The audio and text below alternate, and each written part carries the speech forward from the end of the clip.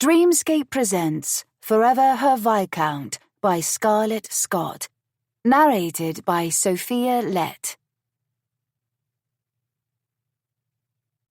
For Christy, thank you for uplifting me, inspiring me, supporting me, writing with me, laughing with me when I need it most, and serving as a daily reminder of what a real friendship is and always should be.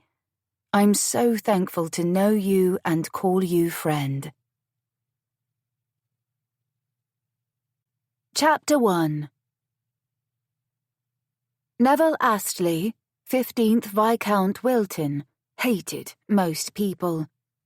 While he abhorred social gatherings of every sort, no abomination was quite as hideously wretched to endure as the country house party. To him, country house parties were the equivalent of walking barefoot through the wilds of Scotland in the coldest depths of winter. He'd rather subject himself to any other form of torture. But for his elder brother's only daughter, he would do anything, even if it meant playing life-sized lawn chess in Yorkshire or being chased by an irate swan. Even if it meant listening to dreadful singing and playing companion to a potted palm during a ball.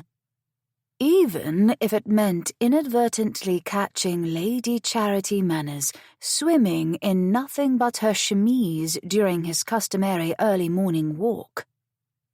He hadn't intended to linger when he first heard the rhythmic sound of water splashing, nor when he discovered the tidy heap of feminine garments that suggested whoever was swimming was not just a lady, but also one who was wearing shockingly little. She wasn't completely naked as she emerged from the sparkling Sherborne Manor Lake just now, the chemise plastered lovingly over the contours of her well-curved form, but she may as well have been. Before him stood the most compelling evidence that the rumor about the scandalous nude Venus painting was true, because she looked every bit as glorious and beautiful as the picture he'd seen on display at the Grosvenor Gallery. She had posed for it. He was certain. The knowledge was astonishing. He couldn't fathom the daring she must possess, not just to sit naked for the painting's lurid depiction of the goddess, but to swim at a house party wearing a garment that was essentially transparent. Neville was horrified. He was also, and quite against his better judgment, moved. Every part of her was perfectly formed, a temptation he couldn't seem to stop devouring with his gaze, even though the gentleman in him knew he ought to look away. "Lord Wilton," she said brightly, as if they had met under ordinary circumstances and he couldn't see her nipples through that wet scrap of linen. "You're taking your morning walk earlier today." He was, by half an hour. How the devil did she know? More importantly, why was she not making any move to cover herself? "You ought to dress, Lady Charity," he said stiffly, "for the sake of your modesty." Where was her chaperone? She had come to the house party with her aunt, Lady Louise Manners. The woman clearly had no notion what manner of mischief her charge was making. Either way, Lady Charity was fortunate that it was Neville who had happened upon her and not one of the other guests. She shrugged carelessly as she wrung water from her hair. "Haven't you heard? I don't have any modesty." Of course he had heard. Everyone in England had heard. But he'd never bothered to mire himself in speculation and gossip, nor had he given much thought to a woman he'd supposed he would never meet. "Perhaps you should have some," he countered, in the same stern voice he used for his beloved niece whenever she was rebellious. Which, unfortunately for Neville, was frequently. In the wake of his elder brother's and sister-in-law's deaths over a year ago, Neville had become Margaret's guardian. To say he had been unprepared for the gravity of his role would have been a vast understatement. Margaret made trouble wherever she went. He had no notion of what to do with a 20-year-old with a penchant for waywardness. His current plan was to do everything he could to keep her from eloping with a scoundrel, or being compromised by one. "Modesty is dreadfully boring, I'm afraid," Lady Charity told him breezily, still squeezing water from her golden plait. "I'd rather be able to splash about in the lake whenever I choose. It's so much more fun." "Fun," he repeated. "An amusement," she said, a teasing grin on her lips. "A diversion." "I'm aware of the word's definition," he bit out, trying not to stare at the round fullness of her breasts straining against her chemise and failing utterly. He should go. Leave her here to dress, pretend it had never happened, that he'd never seen the pink points of her hard nipples poking through her chemise like a taunt for his mouth, and yet his feet refused to cooperate. He remained, as if he were one of the nearby trees and had grown roots. "You seemed unfamiliar with it." Her smile grew. "I thought perhaps I could enlighten you." She was teasing him. Not just teasing, flirting. She released her braid and her hands moved to her chemise, grasping the wet fabric. Surely she didn't intend to remove it. His neck went hot. "Stop at once, madam." She didn't. The hem of her chemise lifted, revealing her calves, then her knees. By God! She was going to take it off entirely. He didn't want her to do so, and yet he also very badly did. But then she paused, gathering the skirt of her undergarment, twisting it, and wringing it out the same way she had her hair.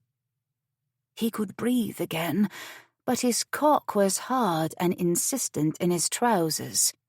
Inconvenient desire burned through him, desire he had no business feeling for the maddening Lady Charity manners. "What did you think I was going to do?" she asked him with a conspiratorial air. "Take it off?" Yes, he had. Because he was having thoughts he distinctly should not be having for this outrageous hoyden. He had to think of Margaret, for heaven's sake. Her reputation would suffer should he cause any sort of scandal. And after losing both her parents, Margaret deserved happiness. She deserved a fine husband, one she'd never find if Neville surrendered to his base instincts and kissed a nearly nude Lady Charity manners, because he wouldn't want to stop at kissing. More warmth crawled up his neck, his ears going hot. "What part of England has the most dogs?" he blurted. Oh, lovely. Apparently he was reverting to his habit of telling dreadful jokes whenever the nervousness that inevitably seized him returned. Lady Charity's brow furrowed. "I have no notion why you've just asked me that, my lord." She continued wringing out her chemise, pulling it a bit higher and revealing a swath of thigh that would haunt him in his dreams tonight. "To distract myself," he muttered. "From what?" "From your unfortunate state of dishabille, Lady Charity," Neville clarified rigidly. Oh. Her full lips curved into a sensual smile. "I suppose I've shocked you, but how else was I meant to swim? A lady could drown, bogged down by so many layers, and wouldn't it be positively horrid for me to be unmannerly enough to perish at the Duke and Duchess of Bradford's country house party? So you see, wearing only my chemise for my dip in the lake was actually quite practical of me." He didn't see anything practical about her transparent chemise, or the shadow between her thighs, or the way her undergarment clung to her, lovingly revealing her lush figure. "Berkshire," he answered for her instead of responding to her ridiculous claim. "Instead of Berkshire. The part of England with the most dogs, that is." Lady Charity stared at him. "It's a pun," he added faintly. "I'm aware," she said dryly, echoing his earlier words. He winced. This was why he loathed polite society, why he had always eschewed large gatherings until Margaret's period of mourning had ended and he'd been forced to re-emerge from his haven in the countryside. Why he dreaded every moment he had to spend in polite conversation. Because he was horrible at it. His brother, Wentworth, had been the garrulous and silver-tongued charmer. He'd been at his best when surrounded by others. Neville, meanwhile, had been content to keep to himself, to keep from humiliating himself just as he was doing now before this stunning, brazen woman. "You ought to dress before someone else comes along on the path," he forced out. "You'll cause a scandal." She laughed, the sound mellifluous.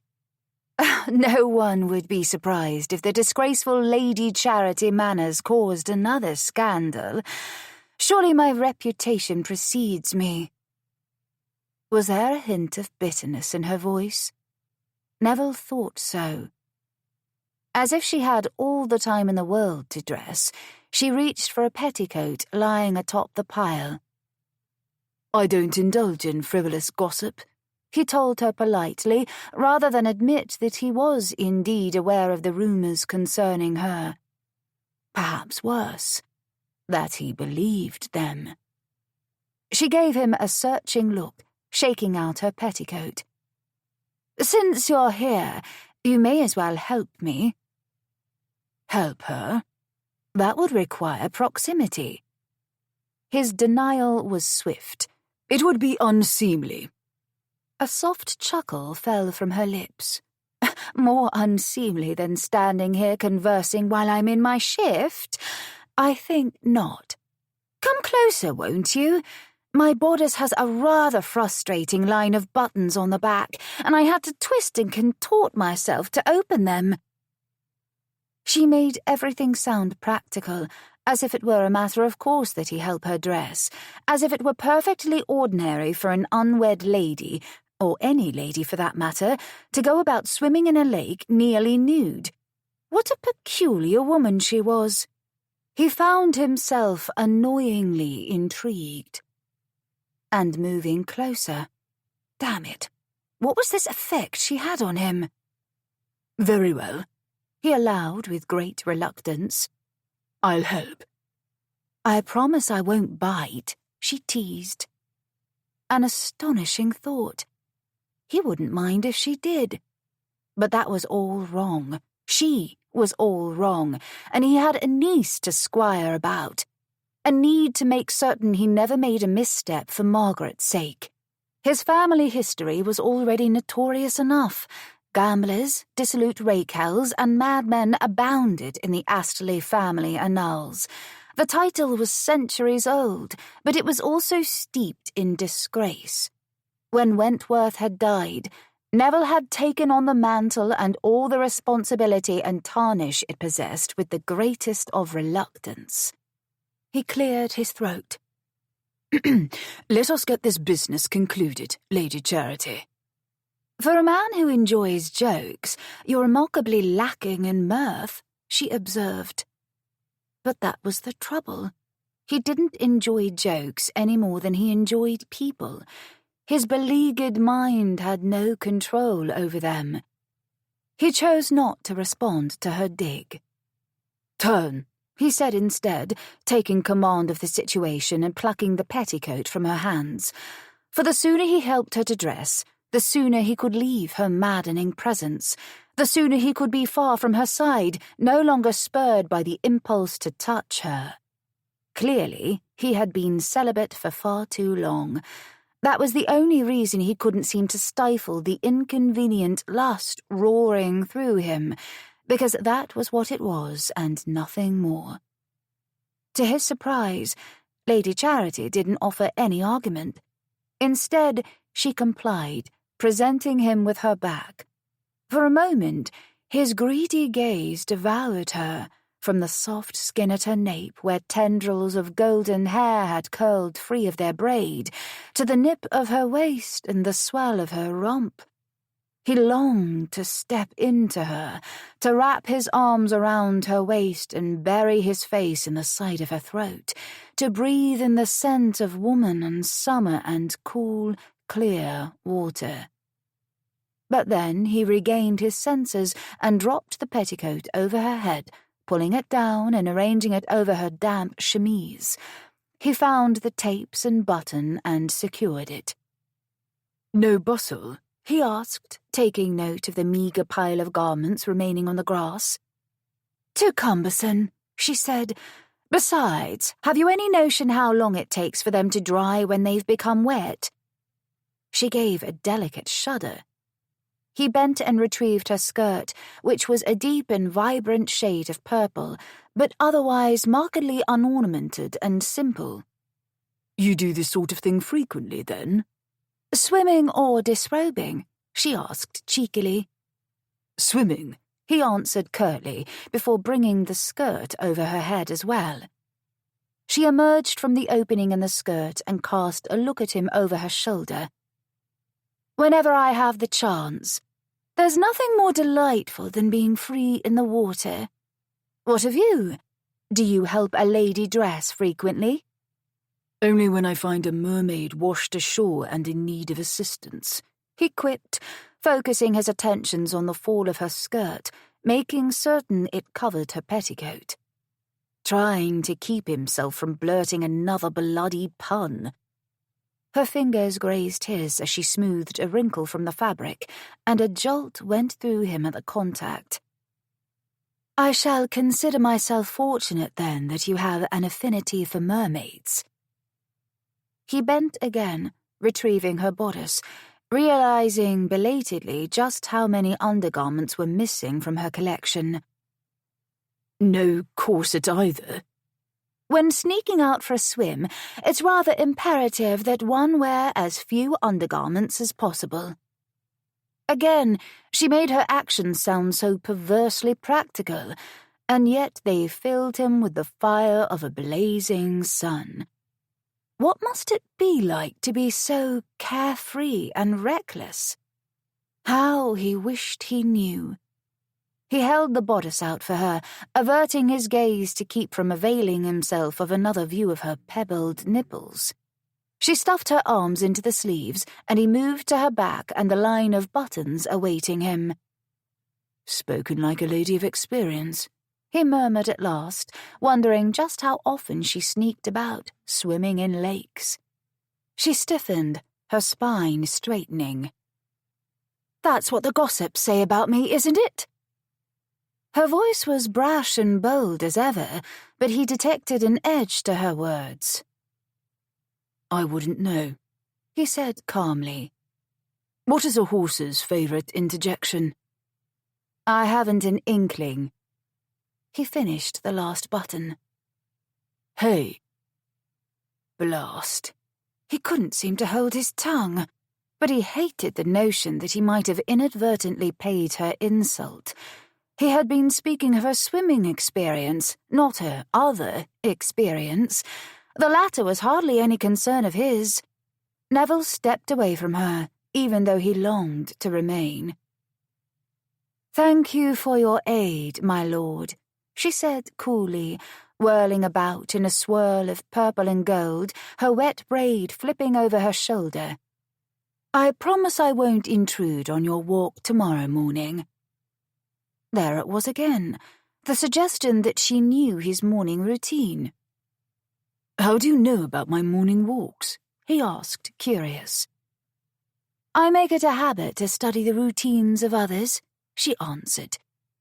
"That way I can be assured I won't have an interruption when I want to swim." As he had done this morning, he suddenly felt like a cad. "It was hardly my intention to do so," he pointed out, belatedly realizing that she hadn't any shoes. "Did you wander this far from the main house in your bare feet?" "Of course. I dislike walking in wet shoes." He frowned. "You'd injure yourself." Your concern for my welfare is touching, Lord Wilton, but misplaced. I assure you, I can tend to my own feet perfectly well." The woman was a menace. He'd never met anyone like her. A strange, protective surge overwhelmed him. Neville couldn't shake the feeling that her boldness hid a deep vulnerability, one he recognized, for he shared it. "I'm certain you can," he offered politely. "Just as I'm sure you know how reckless it is to wander about alone, swimming in nothing more than a chemise, despite the earliness of the hour." She raised a brow. "Are you chastising me?" Yes, he reckoned he was, but he could see it would be a mistake to admit it. Lady Charity's pride wouldn't allow such a thing. "I wouldn't dream of it." He forced a smile and offered her a bow. "I suppose I should take my leave." Without waiting for her response, he stepped around her and continued on the path, determined to put as much distance between himself and the tempting Lady Charity as possible. "Wait," she called after him, so softly that he almost didn't hear it. But he did, and he paused, turning back to her. She was standing where he'd left her, her damp braid still draped over her shoulder, bare toes peeping from beneath her hems, so astoundingly lovely that his breath caught, so decidedly improper. "Thank you, my lord," she said quietly, all the coquettishness and teasing noticeably absent from her voice. "My pleasure, Lady Charity," he managed past the lump in his throat. And then he turned again and made haste in his retreat. Chapter 2. Charity winced as she plucked the thorn from the ball of her foot. Lord Wilton had been right, curse him. She had injured herself. It had happened when she'd taken a shortcut through the rose garden on her return to the manor house. The pain had been instant and intense. She'd been forced to hobble the rest of her way to her chamber before she could finally twist herself into a position where she could find and remove the blasted thing. She likely should have worn shoes for her hasty visit to the lake that morning. She also probably shouldn't have ventured to the lake for a swim at all. A proper lady certainly wouldn't have dreamed of doing so. But the lovely thing about already having lost one's reputation was that such matters no longer possessed the weight they once had. When Ainsley had thrown her over in the wake of the Venus painting scandal, he had proven her fall from grace complete. He had also dashed her heart to tiny, unmendable pieces. But that was another matter entirely, and she had shed her last tear over the man she'd once loved. She wouldn't waste another drop on him. No, indeed. Charity had sworn off men and love forever. She was perfectly happy as she was, happier than she would have been as the wife of a man so lacking in faith that he had abandoned her in her darkest hour as if she were a common trollop. But then, that was what the gossips whispered about her. She had sat nude for the famed Richards painting, Venus at her bath. And that meant she must have allowed Peter Richards into her bed, that she wasn't chaste, that she had seduced not just Peter, but a host of other gentlemen as well. The rumours had been bad enough. But what had truly hurt had been the fact that Ainsley had believed them, that he hadn't wanted anything to do with her. How cold and remote he had been the day he had called upon her last, to tell her he couldn't countenance a connection to a woman who was so soiled in the eyes of society. Soiled. Rather like her feet were now, stained green and brown from her ill-fated traipse through the rose garden. Charity rose and poured a generous dose of water into a basin, intent upon cleaning both feet. Using a cloth and a decadently floral bar of winter's soap, she washed away the stubborn evidence of her lack of shoes. If only her reputation had been so easily scrubbed clean. It hadn't. But no matter. She had learned that when a lady's reputation was ruined, she was free. Free to do whatever she wished without fear of recriminations. She was content with her life. She had her dear friends, the Ladies' Suffrage Society, her family, plans for travel on the continent with Auntie Louise. She had everything she required. She didn't need anyone. And certainly she didn't need a husband. Men weren't to be trusted. Flirted with, dallied with, yes. Trusted, never again. Charity was just finishing her ablutions when a knock sounded at her door. "Come," she called without bothering to ascertain who her unexpected visitor was. Since arriving in Yorkshire for the Duke and Duchess of Bradford's country house party, Charity had been spending a great deal of time with her dear friends Vivi, the Duchess, Lady Clementine Hammond, Lady Edith Smythe, and the American heiresses Miss Lucy and Madeline Chartrand. They all made a habit of stopping by one another's rooms to chat. The door opened to reveal Miss Madeline Chartrand, looking lovely as ever in a morning gown of pale blue silk, her dark hair coiled into a Grecian braid with small curls fringing her face. "Good morning," Madeline greeted cheerfully, breezing over the threshold and closing the door behind her. "You're looking decidedly damp this fine summer day. Whatever were you doing, my dear?" "I went for a morning swim," she said, rising and shaking out her skirts. "I've only just returned." "That would explain it."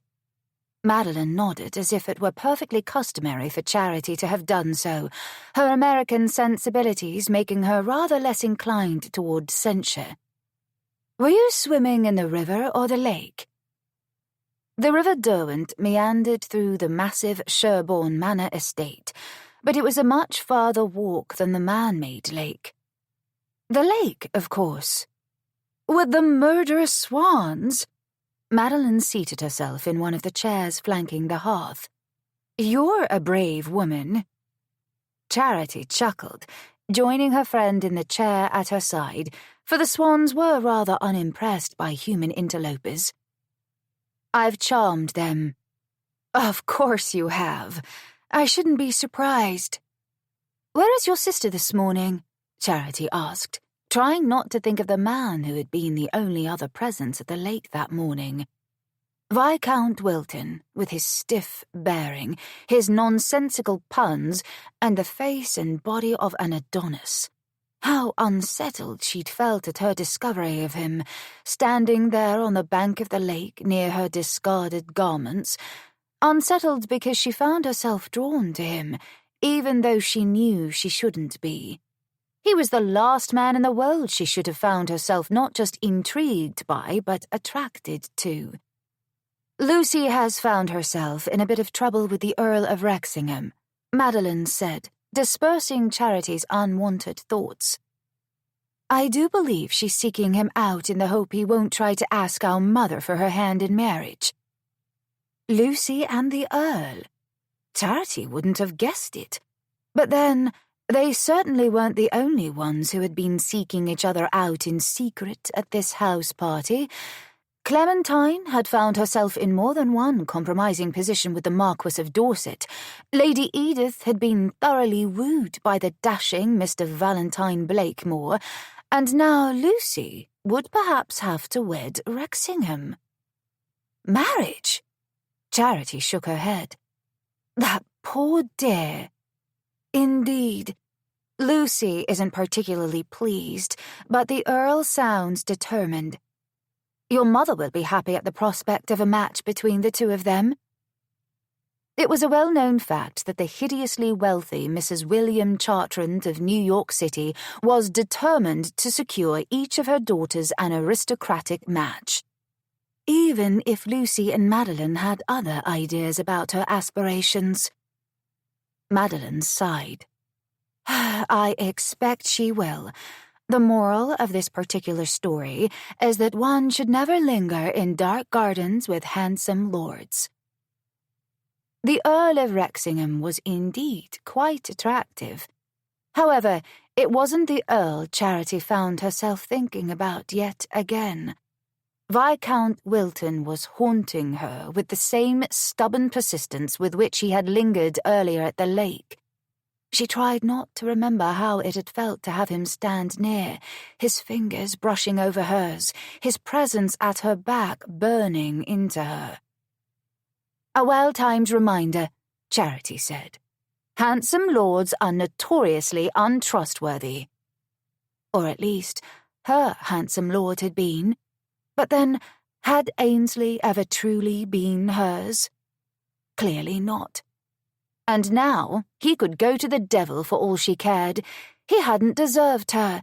He'd done her a favour in showing her the man he truly was before she'd spent an inevitable lifetime of misery at his side.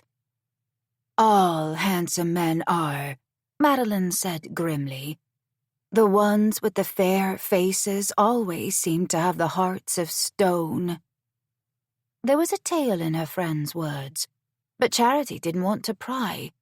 No one knew better than she did just how painful it could be to have to relive the past and all the hurts it contained. Far more painful than a mere thorn in the foot. Charity sighed. "Truer words have never been spoken, dear.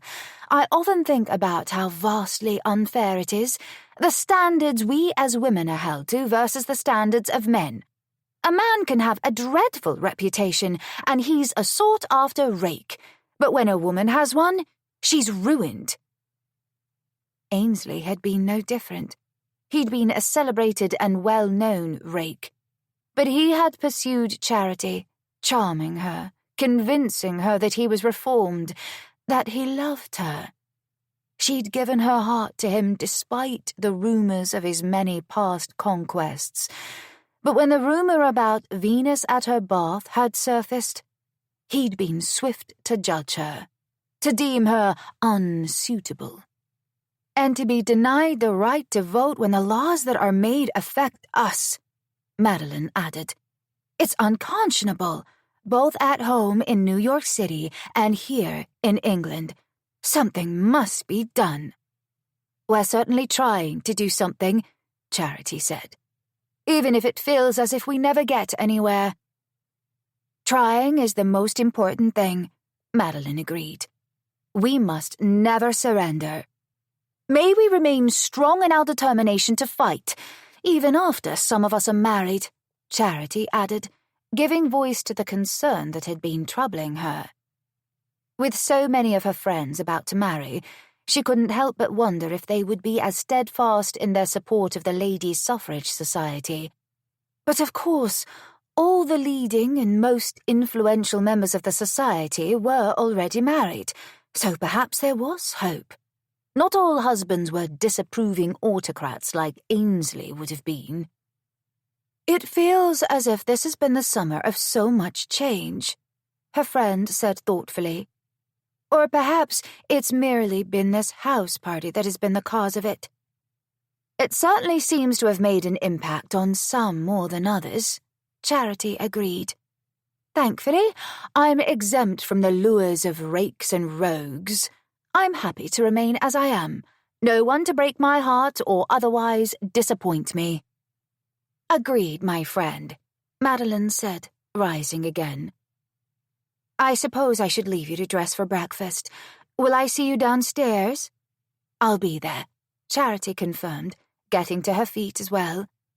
"Just as soon as I can change out of my damp clothes and into something that won't shock our fellow guests." Although, in truth, if she did shock anyone, Charity didn't truly care. Let the tongues wag.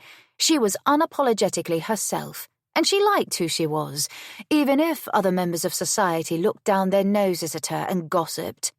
Thank heavens for her friends.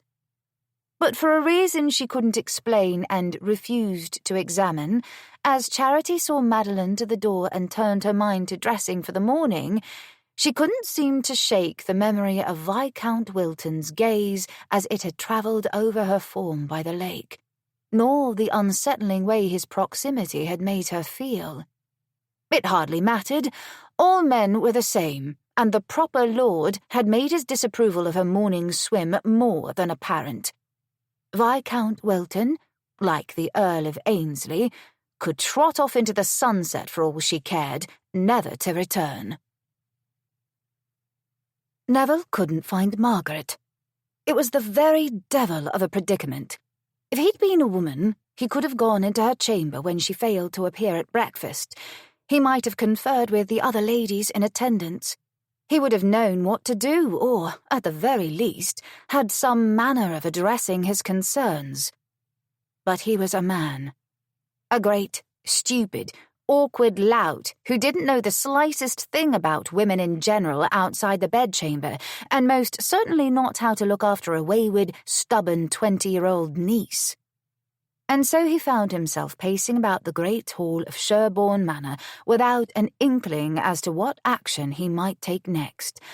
Margaret often found herself in scrapes, but she had never failed to appear for breakfast. Not before, anyway. What could have happened? Had one of the gentlemen compromised her, seduced her, otherwise lured her away? By God, if something untoward had happened to her, he would never forgive himself. Frustrated, he paced some more, paced until he was dizzied with a combination of movement and sickening worry and fear. Just when he decided he would have to seek out his hostess and beg her assistance, the sound of feminine laughter echoing off the marble reached him. Familiar laughter. He spun about in time to see Margaret sweeping across the hall. Relief hit him along with another emotion, because she was at Margaret's side, laughing with her conspiratorially. The morning lake's presiding Venus. Scandal waiting to happen. A scandal that had already happened. Lady Charity Manners. Neville strode toward them, anger rising like a swelling tide. "Margaret, where were you at breakfast?" Belatedly recalling his manners, he offered a perfunctory bow. Lady Charity had something to do with this. He would wager everything he owned that wasn't entailed. A great deal, as it happened. He might not have been born the heir, but he had turned his sharp mind to amassing a fortune by making shrewd investments. He might never have been adept at socializing, but he had a keen head for business, and it had not disappointed him. "I haven't breakfasted just yet, Uncle," Margaret said, smiling with innocent cheer. "Lady Charity and I crossed paths in the garden, and we had the most delightful conversation about travelling on the continent." Neville spared a glance for the vexing lady in question, who looked the picture of elegance and refinement in a promenade gown of navy silk ornamented with pink wild roses and a hint of blonde lace on the cuffs and bodice. Her hair had been swept into a formal chignon, with curls left to feather over her high forehead. Her full, sensual lips were tilted upwards at the corners, as if she were attempting to subdue a taunting smile. He had never in his life wanted to simultaneously kiss a woman and deliver a searing set-down. But he did now. "I was worried," he told Margaret shortly. "You might have sent a note." "Forgive me," his niece said. "It wasn't my intention to cause you to fret. I had no notion of how much time had passed. Lady Charity was telling me all about the plans she has to visit Paris with her aunt. She invited me to accompany them." "Absolutely not," he bit out. His niece would gallivant in France with a hoyden like Lady Charity Manners over his dead body. "But, Uncle," Margaret began, her expression turning stubborn. It was a look he recognized, for he had seen it often enough on his brother's face. The memory of Wentworth, still so fresh despite the year since his death, made Neville's heart clench painfully. He forced the thought aside, lest he do something more humiliating than blurting puns, like turn into a watering pot. "I'm afraid I'm unbending on the matter," he said quickly before she could offer further protestations. As your guardian, it would be remiss of me to allow you to travel abroad unaccompanied." "But I would be accompanied by Lady Charity and her aunt," his niece protested, apparently blithely unaware of Neville's reasons for her refusal. He cleared his throat, awkwardness seizing him. "No, Margaret." While he strove for a gentle tone, the words still emerged sharp and clipped. Although he tried to avert his gaze from Lady Charity, he saw her flinch out of the corner of his eye. Something akin to guilt speared him, but he tamped it down. He was all Margaret had in this world. He was her protector. She'd lost her parents. He was a poor replacement, but he was doing his utmost, and that meant he couldn't allow her to gad about with a reckless companion who would only serve to ruin her reputation. "Perhaps you could mull it over," Margaret suggested hopefully. "Female companionship would do wonders for me, Uncle. You've said yourself often enough that you wish you could provide me with it." Yes, he had, and he was very seriously considering finding a wife. He would find one. Someone who would be nothing at all like Lady Charity Manners. Someone who would never dream of swimming nearly naked in a lake at a house party with dozens of other guests milling about to catch her. Someone who wouldn't sit nude for a painting that was then put on display before London. Someone who didn't relish being scandalous the way most ladies prided themselves on being respectable. Someone who followed the rules. That was who he would find, and that wasn't the golden-haired siren at Margaret's side. "The answer is and will remain no, my dear," he informed his niece, gentling his tone. "It wouldn't be proper." "I think what your uncle is trying to say is that I'm not proper," Lady Charity said then. "And he isn't wrong, Margaret. I pride myself on being who I am, as I am." His eyes strayed to her against his will, and despite himself, he drank in the sight for a second time, finding details he'd missed the first. The long lashes, her retroussé nose, a hint of golden freckles lining the bridge in a sign she often eschewed hats outdoors. Because of course she did. "I was saying nothing of the kind, my lady," he denied. "I'm responsible for my niece. It's my duty to see her well and happily settled here in England. Dashing to the continent for a frivolous journey will hardly accomplish that goal, which my brother clearly stated for her." "I suppose it never occurred to you that she might not want to find herself settled with a husband," Lady Charity said archly. "Nor that perhaps Margaret's own aspirations for herself might differ from those her father decreed for her." No, it hadn't. But he refused to bend on the matter. He wouldn't argue with a lunatic who walked barefoot and swam with fishes and swans and thwarted every proper stricture of society as if it were a tedious bore. He cleared his throat. "I'm doing what my brother asked of me, Lady Charity. Now, if you'll excuse us, I do believe I'll escort my niece to a late breakfast." "I don't want breakfast," Margaret said mulishly. "I'll take a tray in my room." He heard the petulance of a child stomping her foot.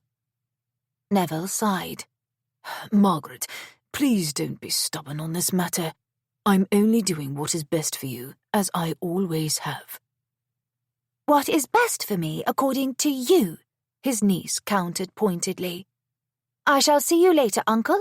For now, I find myself in need of a restorative nap." Before he could further protest, Margaret flounced away in a swirl of agitated silk. Saints preserve him from meddling females. He watched her go, feeling that same abysmal sense of failure that had been dwelling in his gut from the moment he'd first taken on the weighty responsibility of not just his brother's title, but his daughter as well. "You might as well have said the truth," Lady Charity said. Reluctantly, he looked to her, trying to erase the memory of her pointed pink nipples under her wet chemise from that morning. But it was no use. It was indelibly burned upon his mind. "I did say the truth, madam," he said tightly. "The truth is that I'm too scandalous for you to consider allowing your niece to linger in my presence," she continued, quite as if he hadn't protested. "Admit it." Conceding that she was correct would hardly further his cause. "You seem determined to have an argument this morning, my lady," he said instead. "But I find I haven't the patience for contention. I've spent the last hour wondering where my niece was, faring the worst." "And discovering it to be true, no doubt," she quipped tartly, her sensual lips tightening, the earlier traces of a smile decidedly gone. He had displeased her. For some reason, that nettled him. There was something about this woman that called to him in a way he'd never experienced before. He prided himself on his control, his restraint. He didn't need to give in to base urges like some men. He didn't keep a mistress or visit brothels. The lovers he'd known had been few.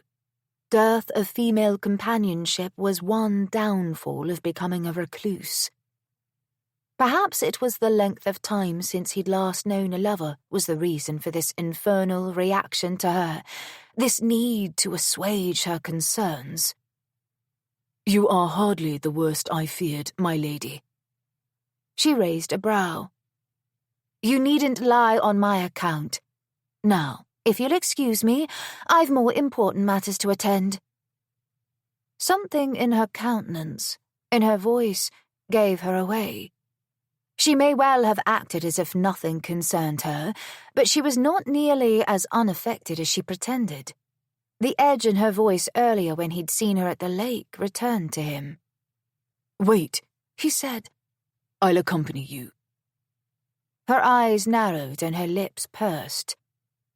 "You haven't asked where I'm going or what I'll be doing." "It doesn't matter." She was staring at him with blatant suspicion. For a moment, he feared she would refuse him, and he wasn't even certain why her doing so would bother him. And yet it did. "Come along, then," she said cheerfully. The sudden merriment in her voice was Neville's first cause for concern. The second was the fact that she didn't wait for him to offer his arm, nor did she walk with him.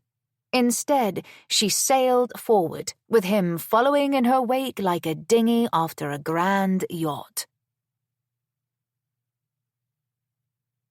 Chapter 3. Boating. Charity didn't miss the dismay colouring Viscount Wilton's pleasantly deep voice. "Of course." She gave him her brightest smile, hoping he would see the lack of wisdom in insisting upon accompanying her now and go. She already knew he couldn't swim. He'd revealed as much when the Marquis of Dorset had saved an orange kitten floating downstream in the River Derwent during the house party. "What is a fishing rod's favourite dance?" he asked abruptly. Another pun? She was beginning to suspect the Viscount blurted them whenever he was nervous. It was a habit as singular as it was endearing. Not that she found him so. She was impervious to masculine charms. Charity thought for a moment, deciding to humour him. "A real?" "Indeed." He wasn't smiling. He looked almost funereal. "Tell me, do you object to all forms of amusement, my lord?" She couldn't resist asking. They stood together in the cool shade of the boathouse, the sun beckoning them beyond, a handful of small wooden boats at the ready. He frowned. "Hardly." His lips were distracting. She wondered briefly what they would feel like on hers, and then she soundly trounced that curiosity right out of her mind. He was the last man she wanted to kiss. "You disapprove of swimming?" she pointed out. "Unaccompanied and in an improper state of dishabille, yes." "You disapprove of travel?" Not travel in particular, although there's nothing quite as lovely and familiar and comforting as one's home. She knew him to be a man who eschewed society. Until this house party, they'd never crossed paths, but then he had also inherited fairly recently. His period of mourning must have only just ended. His words made sense to her, and she could understand the sentiment, even if she'd never felt particularly at home in either her father's country estate or his grand townhouse. "Travel with me," she reminded him, unable to keep the bitterness from her voice. Yes, it had rankled that he had so hastily and unequivocally denied his niece's desire for adventure. The younger woman was quite kind-hearted. She'd lost her parents in a carriage accident and had been left adrift in the world, no other close relatives save the Viscount. "I have a duty to my niece," he said coolly. "My brother wanted to see her settled. She wouldn't be settled in Paris." "Perhaps she doesn't wish to be settled," Charity pointed out. "Have you considered that, my lord? Not every woman wishes to marry and find herself turned to a brood mare." "Are you speaking of Margaret or yourself, Lady Charity?" he asked shrewdly. And curse the man. For once, she was at a loss for words, in danger of blurting something foolish. What was it about him that affected her so? Surely it wasn't his handsome face. She'd always favoured tall men with blonde hair, but pale green eyes weren't ordinarily her preference. His, now that she thought upon it, were rather unusual, unlike any she'd seen before. "Do you want to get in the boat or not?" she asked, irritated with him for seeing her too clearly. For coming too close to the truth when they'd scarcely done more than exchange banter and small talk before this morning. He cocked his head, those interesting eyes searing her. "I've been charged with seeing to her future, and I assure you that means I'll take Margaret's wishes into consideration. I'm hardly an ogre." His tone had gentled from one of irritation to earnest explanation. "I didn't call you an ogre," she said grudgingly. "No, you merely thought me one." They stared at each other, at an impasse. Charity heaved a sigh, immensely annoyed now because she was beginning to like Viscount Wilton, and that simply wasn't acceptable. "I'm getting into the boat, with or without you. I can row myself just as well." "Yes, but you'll be alone." He seemed to be speaking of more than the boat, perhaps a thinly veiled reminder that a woman ought to seek a future as a wife instead of remaining free to do as she wished. "And there won't be anyone to vex me, will there?" she asked triumphantly, stepping into one of the nearest boats. To her dismay, she hadn't been quite prepared for the give of the vessel under her when she stepped off the sturdy dock.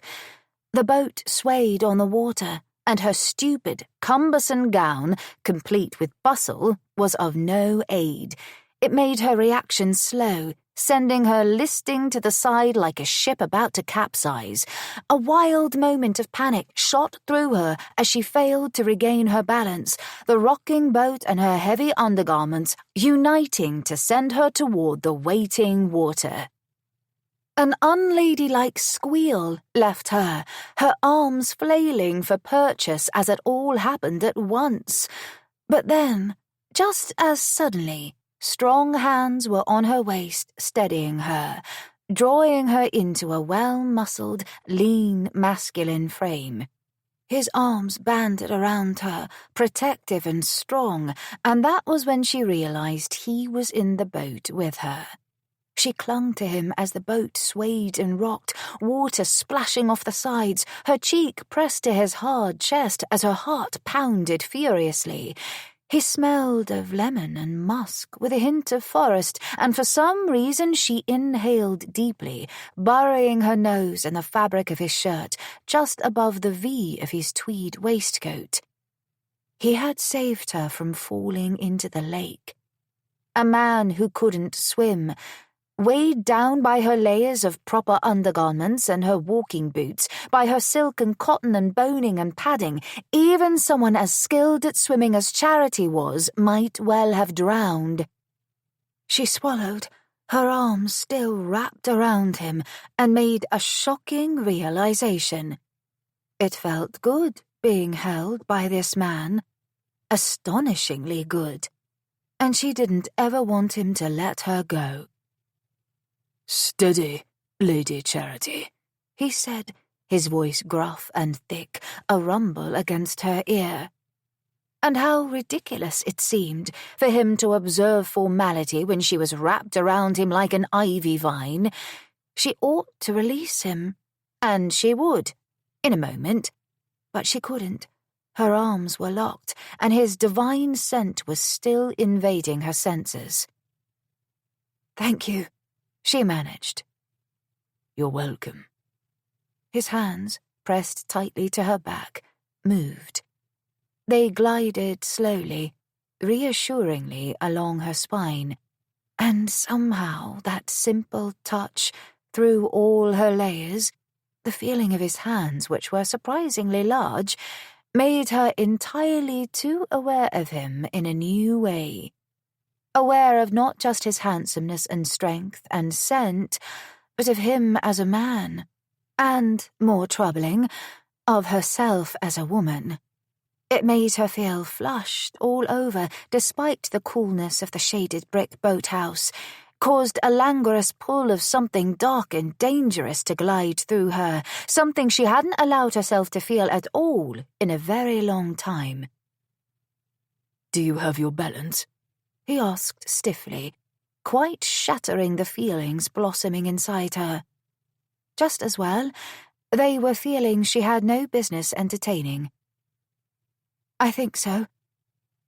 She made the mistake of tilting her head back and looking up at him then. They were still pressed flush against each other, and he was looking down at her with concern, but not just concern. Something else, something she recognized because she'd seen it before. Masculine interest. His gaze dipped to her lips, and she licked them instinctively, a new feeling chasing all the rest. It crashed over her, sudden and forceful and undeniable. Desire. Good heavens! She wanted the proper, formal, disapproving Viscount Wilton's mouth on hers. She wanted him to kiss her. "Excellent," he said, setting her away, rather as if she'd caught flame and he feared he would get burned if she lingered too near to him. The haste of his action made the small boat tilt and tip to the side again, but this time she was prepared, and she planted her feet in the hull. He reached for her once more, his hands back on her waist, a flush stealing along his cheekbones as he stepped into her until they were breast to chest. "I'm sorry. I'm afraid I haven't sea legs." "This lake is hardly the sea." She couldn't help but tease. She didn't know where the attempt at levity emerged from. Perhaps her own awkwardness. And how strange and alarming that was, for she'd never felt a lack of confidence, not even after Ainsley had thrown her over and left her devastated. Lady Charity manners kept her head held high. But there was no denying it. She felt different when he pressed her tightly against him, different with his pale eyes glittering into hers in the shadows.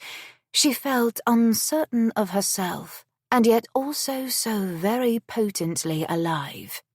Yes, that was the word for it. Alive.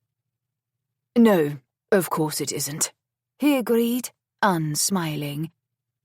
She couldn't decide if he feared any sudden movement might send her overboard or if he feared the water itself. "You can release me now," she told him gently. For as much as she enjoyed this closeness, relished it even, she didn't dare allow herself to like it too much. One broken heart was enough to last a lifetime, and she knew all too well that she was the last sort of woman a polite, strict man like the Viscount would ever want. Not that it mattered. Marriage was out of the question for Charity. Once she had dreamed of becoming a wife and mother, but that dream had swiftly been obliterated by the cold, unsmiling man she loved telling her he required a wife who was above reproach, untarnished and untouched by scandal. Someone who, quite specifically, wasn't her. "Release you," Wilton repeated, swallowing hard. In fascination, she watched the dip of his Adam's apple above his neckcloth.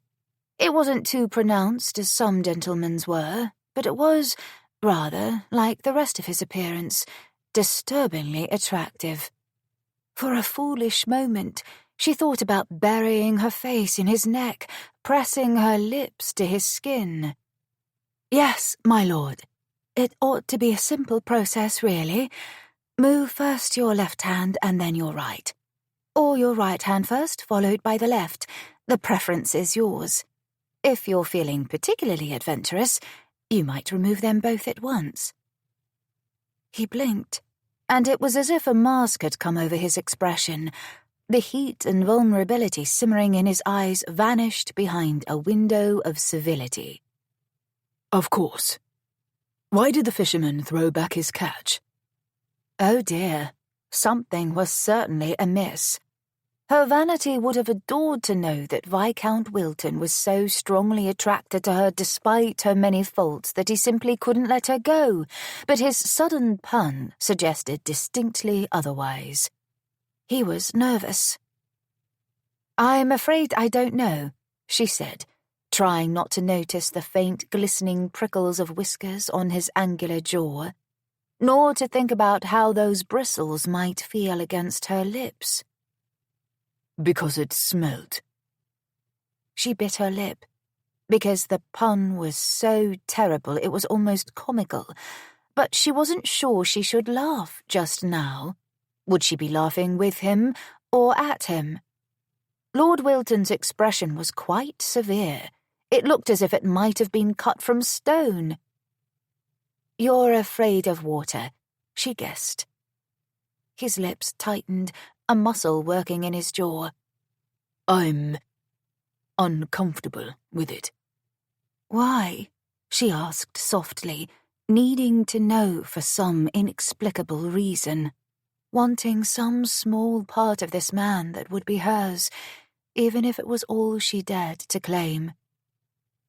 He inhaled sharply, his expression pained. "When I was a lad, my younger brother drowned. His nurse was drunk and she fell asleep, and Christopher wandered into the pond at our family seat in Wiltshire." Anguish made her heart seize. "I'm so very sorry, my lord." "If the rest of us, the domestics, anyone had been watching. But it happened so quickly. My father had it drained immediately. It was too late." The barely leashed pain in his voice wound itself around her heart, squeezing. "I'm sorry," she repeated. "I never would have asked you to go boating with me had I known." "Of course you wouldn't. And it's been many years since the incident.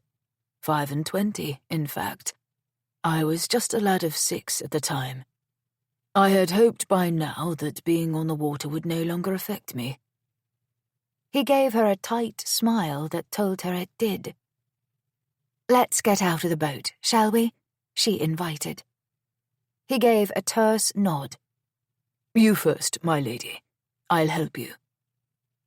She wanted to protest that she didn't need his assistance, that she could see to herself as always, but then she recalled how she'd nearly splashed into the lake upon her descent into the boat, and she sensed how much it had cost him to rush to her rescue, to stand here with her now and offer to assist her out first. And she accepted his offer. "Thank you." With an ease and quickness that left her breathless, he lifted her by the waist, settling her back on the dock, taking care to make certain she had her footing before letting go. Grasping one of the wooden mooring poles, he pulled himself from the boat as well. Suddenly, they were standing face to face, their footing sure on the wooden planks of the boathouse dock. Viscount Wilton stared down at her, solemn and stern and forbidding. Longing crashed into her, a need to feel those lips on hers, to wrap her arms around him, to offer him comfort, to give and to take in return. In the wake of Ainsley's defection, she'd been initially shattered, and then, after the worst of the shock and pain had turned her numb, she'd decided to prove him right. She'd kissed a string of gentlemen in revenge, but never had she felt this strange, burning need inside her that she felt now, not for any of them. "My lord," she began. "What does—" he started simultaneously, and then stopped. There was no mistaking the nervousness in his voice, nor the rigidity in his broad shoulders. He'd been about to make another pun. "You go first, my lady," he said solicitously. She studied his severe countenance. "Do I make you nervous, my lord?" His mouth tightened. "Of course not." Perhaps it was the proximity of the water. "Good," she said, taking one of his hands in hers and linking their fingers. "Then come along with me." She tugged him from the boathouse without awaiting permission, and he went with her, a silent, strong, mysterious presence.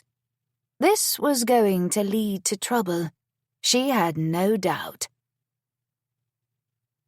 He had to think of Margaret, to think of the potential scandal he could unleash. He was already the source of hideous gossip, and he knew it. One of the mad Astleys, they said, because he didn't prefer London or the social world, because he'd always hidden himself away where he'd felt more comfortable.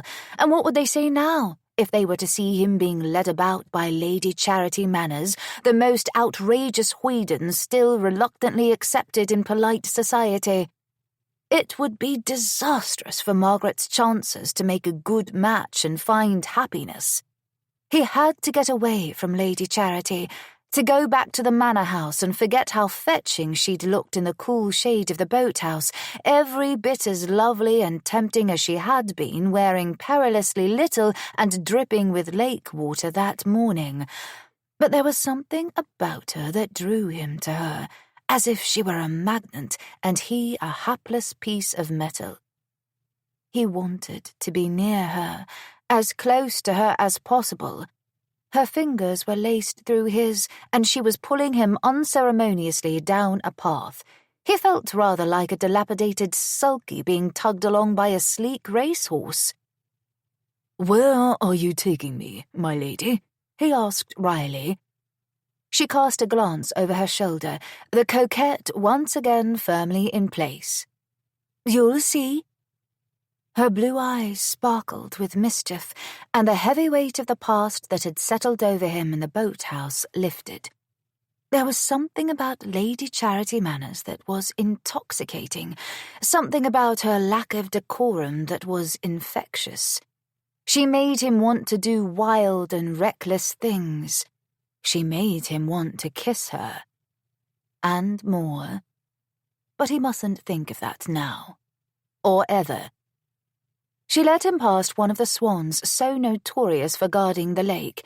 The devils had bitten any number of house guests and otherwise menaced them. Thus far, he'd managed to escape unscathed. The bird raised its head at their approach. "Not now, Honoré," Lady Charity chided. "Go back to sleep, my fine fellow." And to Neville's astonishment, the swan gave its brilliant white wings a flap and settled back down, as if obeying her command. They passed by, the swan blinking at them, but otherwise remaining immobile. "Have you bewitched the bird, madame?" He couldn't help but ask, wondering if she had not also bewitched him. It would certainly seem she had.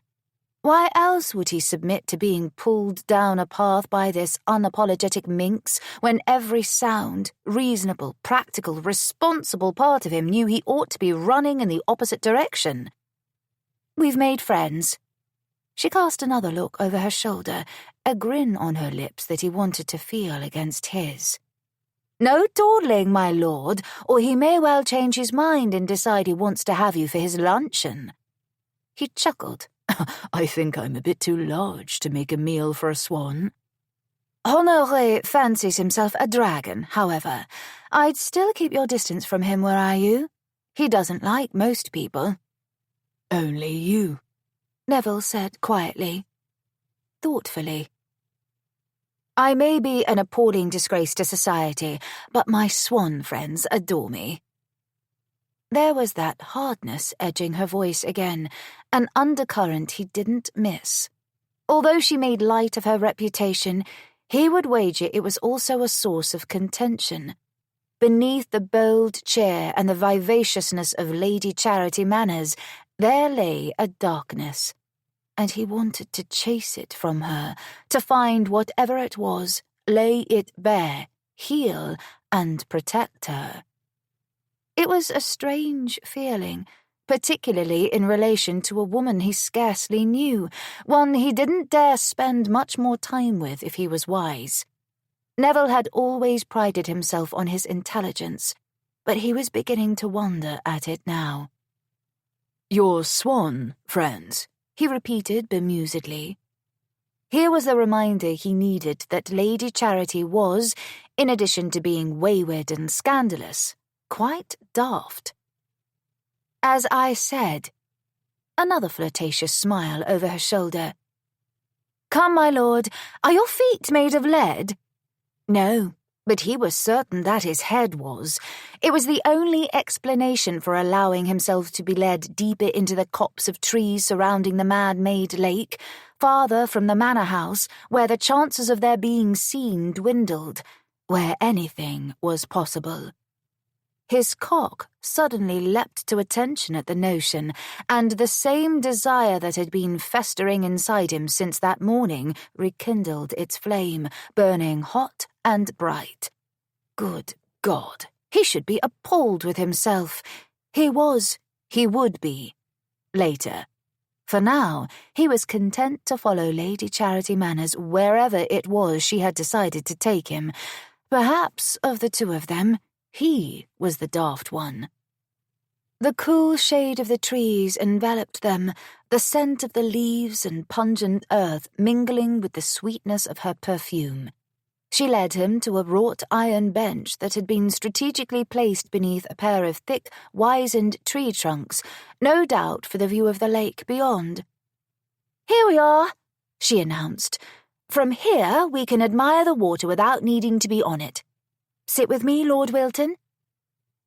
Warmth trickled through his chest, unexpected and potent. He shouldn't linger with her. His body's reaction was proof of just how dangerous staying in her presence could be. "How did you know about this spot?" he asked instead of answering her invitation. He had travelled around the lake on his early morning walks without ever taking note of the inviting, private seating area. Lady Charity smiled, and it was the sort of smile that reflected in her eyes. "I'm quite adept at noticing things other people miss." He wondered if she was speaking of him, but no, that was fanciful.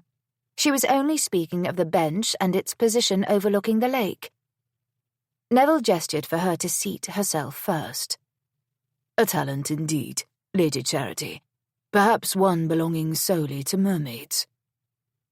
He waited for her to settle on the bench, and then folded his taller frame into the wrought iron at her side, uncomfortably aware of their proximity yet again. Her flowered, blue silk skirts brushed his thigh. Their fingers were still entwined. Belatedly realizing it, he slipped his hand from hers, moving it to a polite distance. "I'm hardly a mermaid," she said softly, her regard singeing him. "I'm merely a lady who dislikes anything impinging on her freedom." What a strange way to view the world. He wasn't sure it explained her lack of concern for propriety, but he supposed it wasn't his duty to discover whether it did. "I hope you weren't instructing my niece on the finer art of morning lake swims," he said. His entire mind seemed to have deserted him, and he couldn't think of anything better to say beneath the intensity of her stare. Not even a pun. "She seems a clever young lady. I dare say she's already discovered the merits of enjoying her own liberty without my influence." The tart coolness in her tone told him he had inadvertently paid her an insult. Blast! He was going about this all wrong, making her think he disapproved of her. He did disapprove of her morning swim, but not for the reason she likely thought. Initially, perhaps, but her kindness at the boathouse, her calm acceptance and tender understanding had given him a peek behind the mask she wore. There was far more to Lady Charity manners than she allowed the world to see, and suddenly, quite desperately, he wanted to be the one to see it, to find the heart of a woman beating beneath her facade. The realization shocked him, bemused him, troubled him. He cleared his throat. "I wasn't suggesting a lady shouldn't enjoy autonomy, Lady Charity, but surely you must admit the peril of swimming alone in nothing more than your undergarments." The only peril to me this morning was from a viscount who seemed to enjoy the sight of me in my undergarments all too well. Her shrewd observation had heat of a different sort creeping up his neck.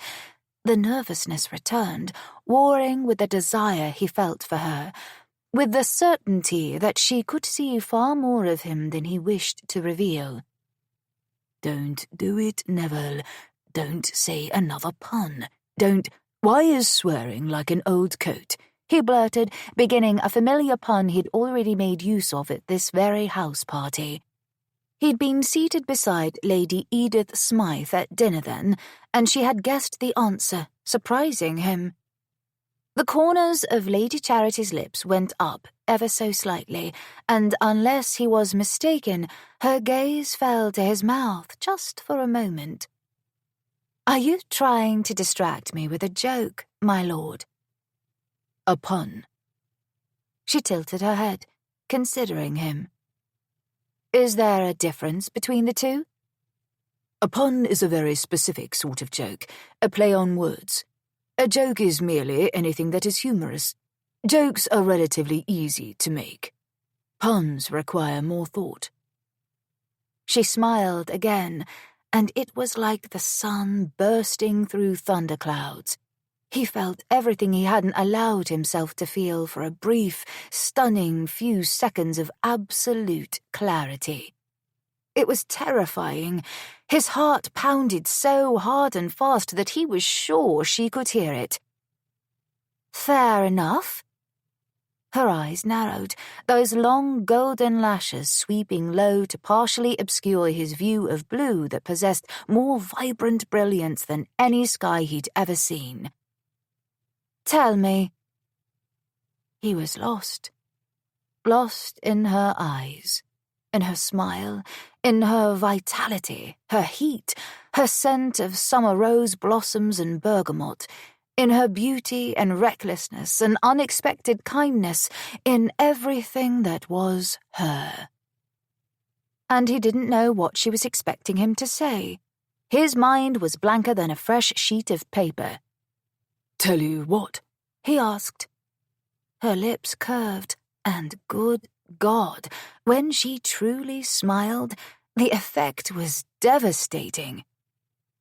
"The answer to your pun, of course. Why is swearing like an old coat?" Blast and damn, he'd forgotten already. He swallowed. "Because it's a bad habit." She chuckled, the sound soft and feminine and delightful. It shouldn't have had a rousing effect on him. Objectively, it was a simple reaction to his pun, simple amusement, nothing more complex, but his body was beyond his control now, and that husky chuckle made his already thickening cock hard as a rock as he sat there innocently beside her on the bench. It was unthinkable, unforgivable. "I do believe your puns are improving, Lord Wilton," Lady Charity allowed. His puns may have been improving, but his restraint and common sense were both in steady decline, as evidenced by the fact that he was sitting here with her on this cursed bench, not just enjoying her company, but entranced by her, wanting so much more of her than he could ever have or dare to ask for. He had to collect his wits. Likely it was the shock of finding himself in a boat earlier after over 20 years of abstaining from that particular source of entertainment. It was the fear that had seized him. Perhaps it had temporarily rendered him unable to form proper thoughts.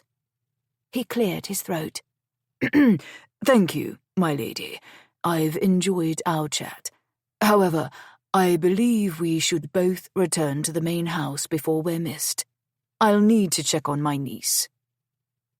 Her smile faded, and he wished he weren't the source of its retreat. "Of course."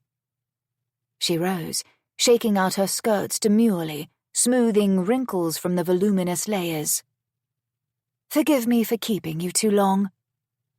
Neville stood, wishing he could stay here with her, beneath the boughs of the trees, before the glistening lake, forever.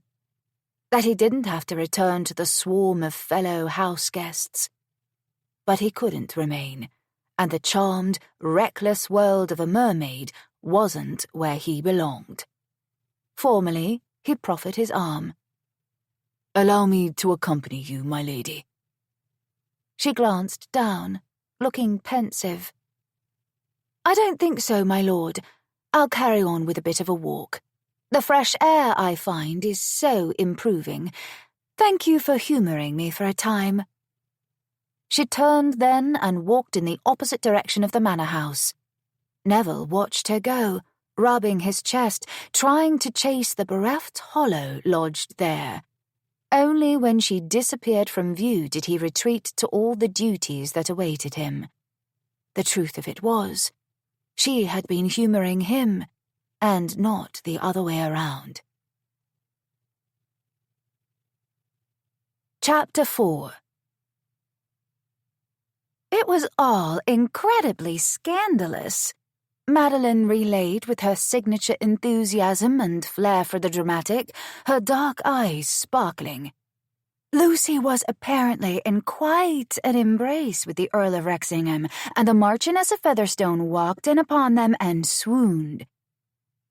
Their little coterie, Madeline and Lucy, Vivy, Edith, Charity, and Clementine, had assembled in Vivy's cosy sitting room for an important meeting that had nothing to do with the Ladies' Suffrage Society and everything to do with Lucy and the Earl. "It's the second time that woman has swooned this house party alone," Charity pointed out unkindly, unable to keep the bitterness from her voice. "It is a miracle she hasn't run out of Hartshorn by now, or been laid low by a blow to her head. Forgive me for my bluntness, dear Edith." She harboured no tenderness in her heart for the Dowager Marchioness. Lady Featherstone and her sharp, gossiping tongue had been responsible for the thorough spread of the rumour concerning Venus at her bath and Charity. She was the reason Charity had lost Ainsley. A loss, she reminded herself sternly, that had been a blessing in disguise. Not that she could tell that to her devastated, broken-hearted self. At the time, she'd been sure she would never find any source of comfort or joy again. "Maman likely brought an entire trunk of Hartshorn," Lady Edith said, her blue gaze shrewd behind her gold-rimmed spectacles, her flaming red hair secured in a simple chignon. "She'll never run out of it. Swooning is her favourite pastime aside from gossip."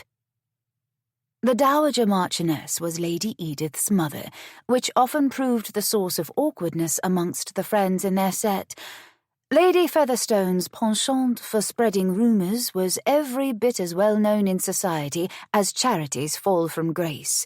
Fortunately, Edith was more than familiar with her mother's shortcomings, and while, until recently, she'd been content to do her mother's bidding, she had truly emerged from her shell during the house party.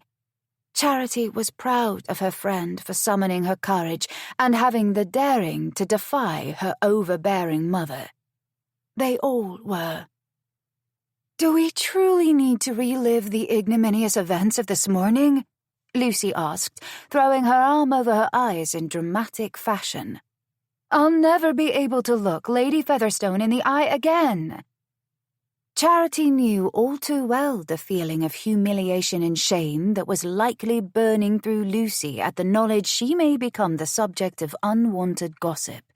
It had become her daily companion until she had finally decided she no longer cared and would turn her attention to doing whatever it was she wished. "Fear not, my dear," she reassured her friend. "I've been scandalizing polite society for years, and I can still hold the dowager's gaze with the stone-cold precision of a statue." Indeed, she took delight in staring down that august, meddlesome lady whenever she could. She considered herself a reminder of the havoc that could be wreaked by wagging tongues. "I suppose I'm making amends for my scandalous ways by marrying the Earl," Lucy said faintly, her countenance pale in contrast to her mahogany hair, her vivid eyes rendered a more vibrant shade of green. Charity couldn't help but wonder if Lucy truly wanted to marry the Earl, or if she felt as if she had been trapped into doing so. The manor house had been ablaze with talk of Lucy and Wrexingham's betrothal when she'd returned from her sojourn with Wilton. Wrexingham and his sister Bet, meanwhile, had already departed. It was all rather odd to Charity's mind. Troubling, too. "I must say that when I had the notion for this house party first in mind, I couldn't have predicted that it would lead to betrothals," Vivy interjected thoughtfully from her chair by the fireplace, her words echoing Charity's own suspicions. Golden-haired and faultlessly elegant, the only duchess among them was not just the reason they had all become friends. She was also compassionate and generous. "My original intention was to gather like minds and increase the membership and reach of the Ladies' Suffrage Society." "And you've done that as well," Clementine reassured their friend and hostess from her perch on a nearby window seat, looking impeccable this morning with her dark hair swept back from her face into an intricate coiffure, her silk gown bedecked with flowers. Vivy's smile turned wistful. "I'm very pleased that you've all decided to join us. However, I am quite surprised. I didn't think you were particularly marriage-minded, Lucy." "Lord Wrexingham has persuaded me to see the error of my ways," Lucy offered, her tone painfully polite. "Persuasion? Is that what you're calling it?" Madeline teased her. Lucy sent a glare in her sister's direction. "Yes, dearest, it is." "Did the Earl catch a bee in your skirts?" Charity asked, aiming to keep their conversation light-hearted. By now, the incident between Clementine and the Marquis of Dorset and a bee, which had necessitated their betrothal, was infamous. It had also been the start of a true love match for Clementine and Dorset. She was quite content with her Marquis, and well she should be, for Dorset doted on Clementine equally. The way he looked at her was a source of envy for Charity, not because she begrudged her friend happiness and love, but because she'd once believed herself capable of achieving it. No longer. "Thankfully not," Lucy said. For some reason, Viscount Wilton rose in Charity's mind. Strong, deadly handsome, and stern. A forbidding Adonis who was all harsh angles and edges and proper perfection, and yet possessed such a vulnerable side. a side he'd allowed her to glimpse earlier in the boathouse and later at the lake, until the moment he had closed that part of him away, rather as if he were slamming a door, and then he had all but fled from her as if she were a sorceress intent upon casting an evil spell upon him for all eternity. She firmly banished all thoughts of him. "Sometimes the appropriate stimulus is all that is required to change one's mind," Edith was saying. "The breeding habits of sheep, for instance, suggest—" "Oh, Edith," Charity interrupted, not wanting to endure another lengthy soliloquy from her dear friend concerning livestock. "Pray don't tell us about sheep mating again. I'll never be able to look at a lamb in the same way again as it is." "It couldn't have been as bad as when she tried to expound on the vagaries of whale dung," Madeline added with a delicate shudder. "But I've already told you that ambergris isn't specifically whale dung," Edith argued, frowning from where she was seated on a divan, a treatise of some sort open in her lap. "It's a substance found within the feces of the Physta macrocephalus." "You can try to explain it to us in every language you know, my dear, but I'm afraid it won't help your case," Charity said gently. "Let's play a favourite game of mine called Pretend It Never Happened and carry on with our conversation." "What were we talking about?" Clementine asked with a frown. "Lucy's marriage, of course," Madeline offered cheerfully, her grin suggesting she was enjoying her sister's misery. Lucy drummed her fingers on the armrests of her chair. "I'd prefer it if we wouldn't, truly. It's months away, and I don't want to think about it any longer than necessary. Mother has already given me a headache by making an endless number of plans concerning my trousseau and dress. I had to listen to her drone on about Brussels lace and myrtle flowers for an entire hour." Charity winced. "That truly sounds wretched. Given the choice between listening to a discussion on lace and flowers or sheep mating, I'm afraid I'd have to endure the sheep mating." "The crossbreeding of sheep is quite interesting," Edith insisted. "I've read a great deal about it." "Darling, scholarly, odd, Edith." "Of course you have, dear," Charity said, patting her friend's arm in consoling fashion. "And you know I adore you, but I'll never quite understand your affection for certain subjects." Her mind drifted again, thinking of Lucy's impending nuptials to the Earl. Her friend's untenable position was one Charity would thankfully never find herself in. She didn't want to marry. Not ever. She was perfectly contented in her life as it was. But then an insidious, wicked little thought came suddenly to mind, accompanied by the memory of Lord Wilton's intoxicating masculine scent and his beautifully sculpted lips. Perhaps what she needed was a lover.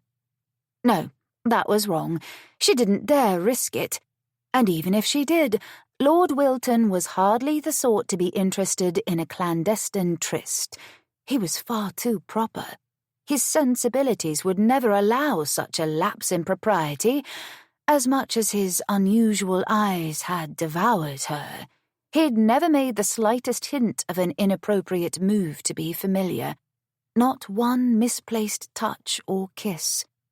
But still, she couldn't help but wonder what it would feel like, his mouth on hers, his hands not just on her waist, but everywhere, gliding up her ribs to cup the swells of her breasts, lifting up her skirts, on her leg.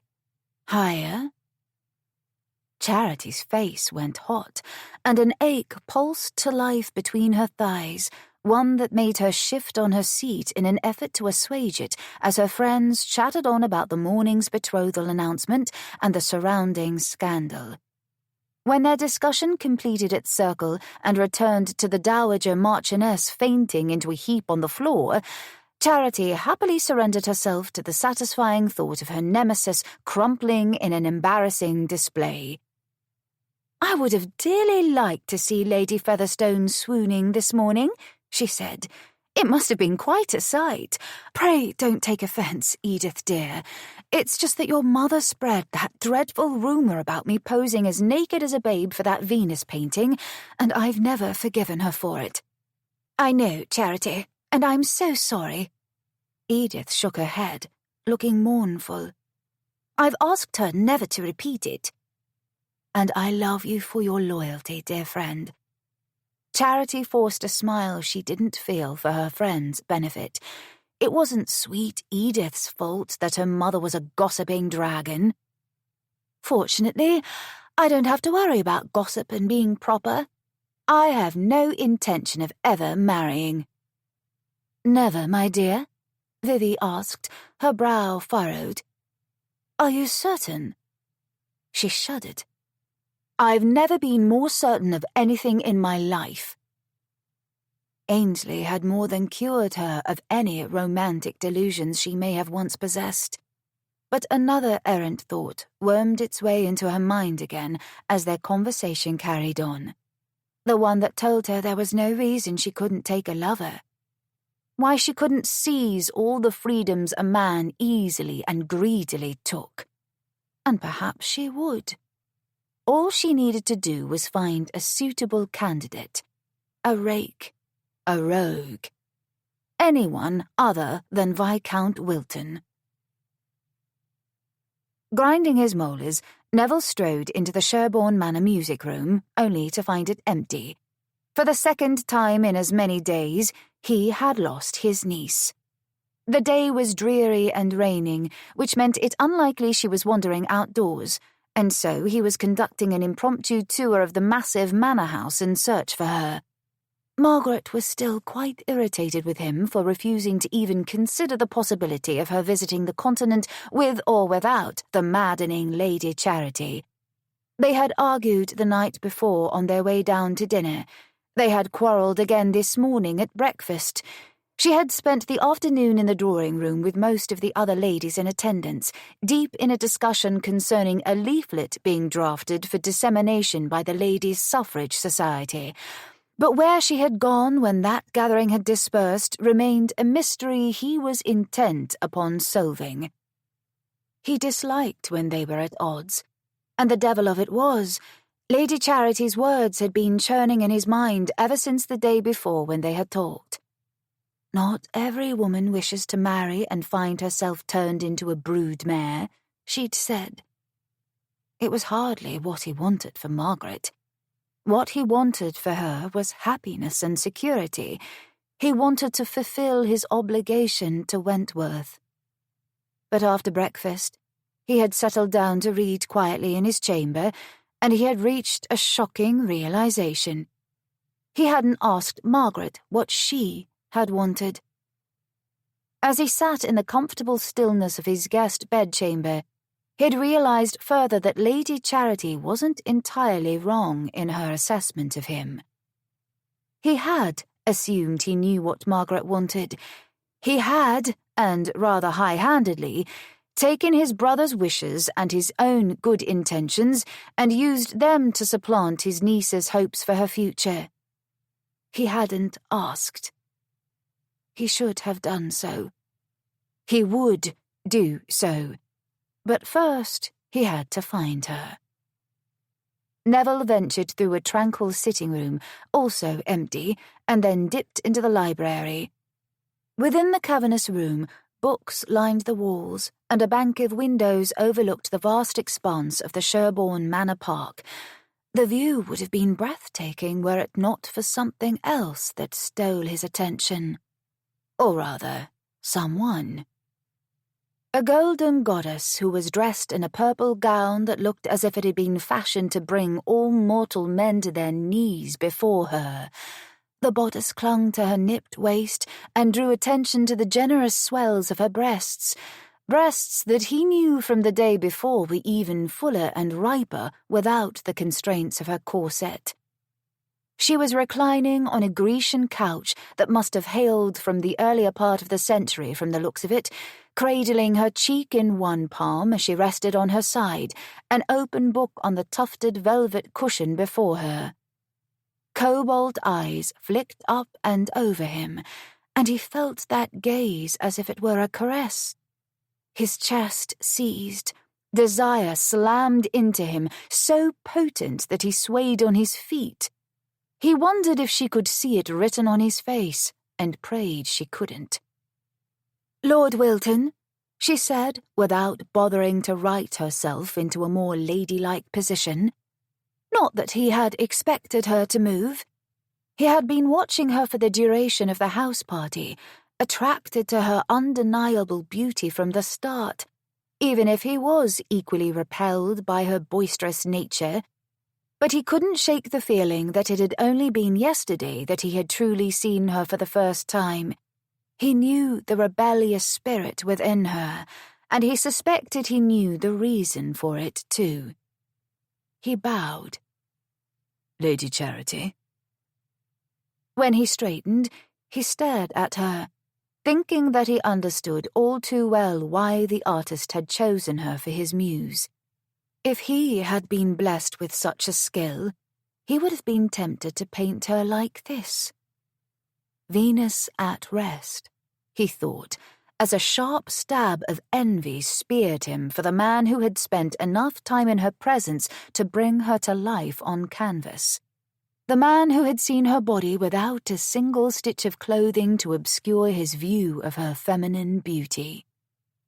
That last thought made him set his teeth on edge. "Have you come looking for a book?" she asked calmly, as if he weren't presently drowning in unmitigated longing and jealousy united. He blinked, recalling belatedly the reason he had come to the library in the first place, which hadn't a thing to do with admiring her. "Have you seen my niece this afternoon?" "Lost her again, have you?" Lady Charity's full rose-pink lips tipped upward in a smug smile. "Do you find it amusing?" he asked stiffly, suddenly aware he was still standing in the presence of a lady. His ingrained sense of gentlemanly behaviour forced him to move nearer to her against his better judgment. He found an overstuffed armchair and sank into it, since Lady Charity didn't seem inclined to rise from her position, regardless of how unmannerly it was. "That you've lost your niece, or that you're wandering around like a lost puppy?" He gripped the arms of the chair in irritation. "I'm hardly a puppy, madam." She turned a page with her index finger, her smile deepening. "A kitten, then?" He didn't feel kittenish at all in her presence. He felt rather like a lion, one who wanted to gather her up and carry her away with him, one who wanted to devour her utterly. But that was foolishness, and he was nothing if not civilized. Fortunately, he could tamp down all such inconvenient urges with ruthless determination. "Have you seen her?" he ground out. "No need to be vexed with me, my lord. I'm not the one who has lost Margaret." She was the most vexing woman of his acquaintance. Admittedly, that circle was currently small, and quite intentionally too. "Can you not at least sit up when you converse with me, madam?" he asked tightly. It was as if the connection, that rare and precious dismantling of the walls they both kept around themselves, of the day before had been severed. And that was for the best, because he couldn't afford to like this woman. She was far too dangerous to his sanity, to his celibacy, to his niece, to his reputation. The list could go on, but Neville hardly had patience or time to continue in his mind. He had an errant niece to locate. "Why should I?" Lady Charity asked calmly. "I'm quite comfortable as I am. Besides, you are the one who has intruded upon my solitude for the second day in a row. I'm beginning to think this is a new habit of yours, along with puns." "And I'm beginning to think it the greatest irony of all time that a woman so lacking in proper behaviour ought to have the surname Manners," he snapped. The flash of hurt on her countenance, so swiftly gone it may not have been there at all, sank into him like a barb. He wasn't irritated with her as much as he was himself, for his inconvenient attraction to such an unsuitable woman, for making a muck of things with Margaret, for realizing he may have been wrong when he had been trying so very hard to be right. Lady Charity closed her book with a loud thump, her gaze thunderous as it met his. "I haven't seen your niece since the ladies' suffrage meeting earlier, but it's hardly surprising she's hiding from you, given your lack of joy." Lack of joy? He was joyful. Sometimes. Very well, perhaps only occasionally. His life had been spent in a great deal of loneliness and loss, and both had made their mark upon him.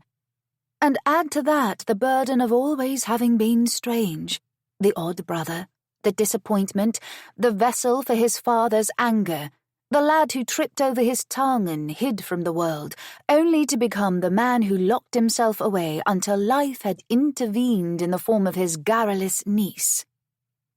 "You might have told me so," Neville said curtly, preparing to rise. "If you'll excuse me, my lady, I must continue my search." "Wait." He stilled, his hands gripping the armrests with so much force it was a miracle he hadn't snapped them off. "Yes, Lady Charity." With a lithe grace, she swung her feet and skirts to the floor, elbowing herself into a sitting position. No easy feat, he suspected, given her corset and cumbersome underpinnings, and yet she made it look effortless, likely because she had done it many times before, and perversely, the thought of her lounging around reading a book wearing nothing at all filled his head. "I'll accompany you," she told him. His trousers suddenly seemed far too snug, along with his neckcloth. It was fortuitous indeed that she couldn't read his lecherous thoughts from his countenance, that he didn't blurt the wicked inner workings of his mind along with puns. "That won't be necessary, my lady." The less time he spent in this maddening woman's company, the better. He needed distance. "I know it's not necessary." She stood, shaking out her skirts. "But I'll offer my aid just the same. You seem hopelessly inept at keeping her under your watchful eye." A few stray golden curls had slipped free from her coiffure. His fingers itched to tuck them behind her ear, and he had no notion of why. Neville shot to his feet as well, rather as if his chair had suddenly turned to lava. "I can assure you I am not inept," he countered, stung by her assessment. "At least, not under ordinary circumstances. I'll admit that this is the first country house party I've attended in many years, and the only one I've attended since I've become Margaret's guardian."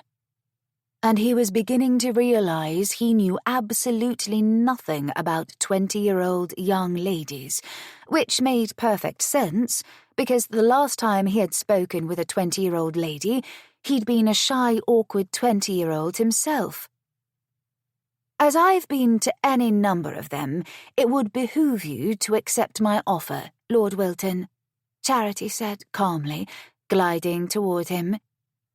He wanted to tell her to call him Neville, just for the sheer joy of hearing his given name uttered in her husky voice, but he stifled the urge, for she was the sort of female who would take an entire carriage if he offered her a horseshoe. "Truly, you needn't. I'll find her." "Don't sound so dismayed," she chided, sweeping past him. "What is the worst harm that can be done in your accepting my aid, There was a great deal of harm. For instance, the longer he was alone with her, the more tempted he became to claim those sultry lips with his, to kiss her until she was breathless, to do far more than that. "I'm not certain it's wise for us to conduct a search together," he managed past the warring misgiving and lust roaring within him. She whirled about to face him, a study in irritation, her eyes snapping with fire. "Why not?" Her scent chose that moment to curl around him, not cloying, but inviting. And, sweet God, He couldn't think of a single thing to say. He couldn't even think of a single word. "Well?" she demanded. "It doesn't look as if you've been succeeding on your own." He took a step forward against his will. It was the fault of his feet, really. They were taking him somewhere his mind didn't want him to be, a place where the rest of his body very much wanted him to be. Closer to her. Chapter 5. Charity tried to quell the rising surge of awareness threatening to overwhelm her as Viscount Wilton strode toward her. Everything within her urged her to flee in the opposite direction, and yet she couldn't. She didn't. She wouldn't. Because he was looking at her as if he wanted to consume her, his pale eyes burning with intensity, and she wanted nothing more than to cast herself into his arms and discover what his mouth would feel like on hers, taking hers. Would it be gentle and hesitant like his puns, or would it be deep and possessive, or would it be something in between? "Why shouldn't I accompany you?" she asked when he stopped before her, so tall and strong and deliciously male. The breathless quality of her voice nettled her. She didn't want him to know how badly his proximity affected her. She wanted him to think her impervious. He said nothing for a moment, his countenance harsh and grim, his full lips pinched into a severe line, as if he were concentrating on something of the utmost importance.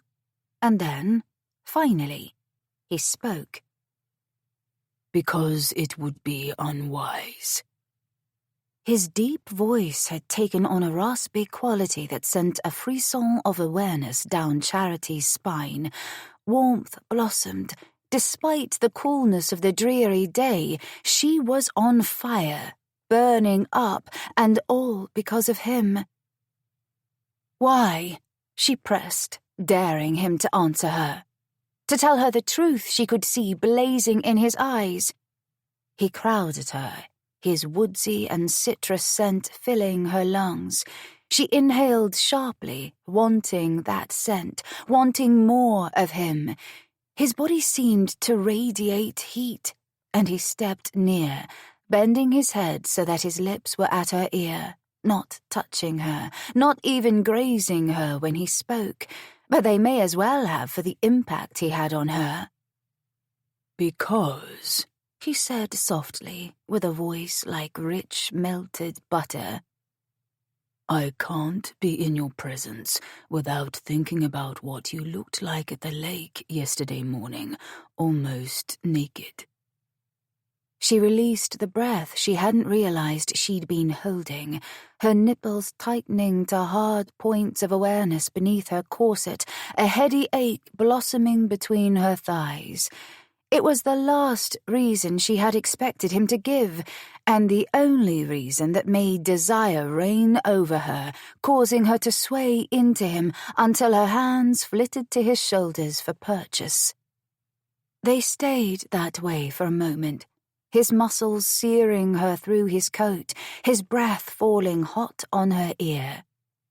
She was going to do something that was foolish, and she knew it. But she was going to do it anyway. She turned her head so that their noses nearly grazed each other, and still he didn't withdraw. He remained impossibly close, his breath coasting over her mouth now.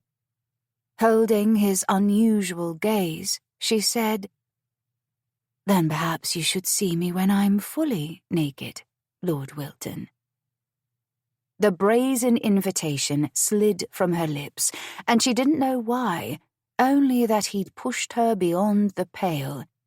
She thought he might move away from her, that she might have horrified or disgusted him with her forwardness, but he remained where he was, and instead of pushing her from him, he settled his hands on her waist in a possessive hold she couldn't help but enjoy. "What a shocking thing to say, Lady Charity," he said, his voice low, his gaze dropping to her mouth. "Have I horrified you?" she asked breathlessly. What she really meant to say was, "Kiss me. Kiss me now, despite all sense of reason, all sense of right and wrong. Kiss me even if we could be caught at any moment, regardless of rules and scandal." But she didn't say any of that, because this was Viscount Wilton, and she wasn't even sure he had the capacity for such boldness, and also because a part of her liked him far more than she should, and she didn't want to push him beyond the limits of his own comfort any more than she already had. "You have an appalling lack of concern for propriety," he murmured, but there was no bite, no sting in his words. There was only the sweet, velvet promise of something more, something forbidden. His head lowered, and he skimmed his lips over hers in the barest whisper of a kiss, scarcely any pressure, and, dear heavens, that simple brush of his mouth over hers was nearly enough to bring her to her knees. She whimpered, the sound torn from her, scarcely recognizing herself. She'd never felt so much yearning, building up, filling her. He withdrew, staring at her, his gaze hard and unyielding. "And yet I find myself hopelessly drawn to you anyway." His tone was unyielding. His words were stern. He was a man at odds with himself, wanting what he shouldn't want and daring what he shouldn't dare. They stared at each other, and her lips parted in welcome, his to take. His head dipped again, and once more his mouth moved against hers with soft, tantalizing insistence. Once again, the touch was light and barely there, teasing, taunting, tempting, but it wasn't enough.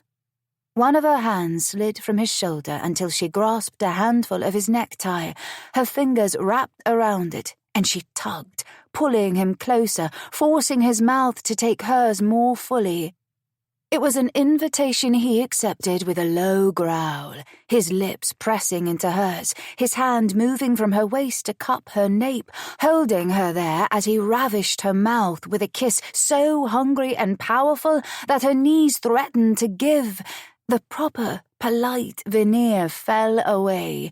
It was as if she had unleashed a sensual beast he'd been hiding carefully within, and he was intent upon seizing what she had so readily offered. She opened for him fully with a soft moan, needing more, needing his tongue. He sensed what she desired, licking into her mouth so that she could taste him, a sweet and heady blend of man and tea. Their kiss deepened, turning into something else, something unprecedented. Another breathy moan left her, and she returned his kiss with all the desire shimmering within her.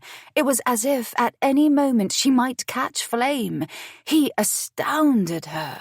He pleased her. He kissed her slowly and deeply, with maddening precision, as if he savored her. Charity had been kissed before, but never like this. She was lost in sensation, helpless to think of anything other than Wilton as the rest of the house party, heavens, the rest of the world, fell away.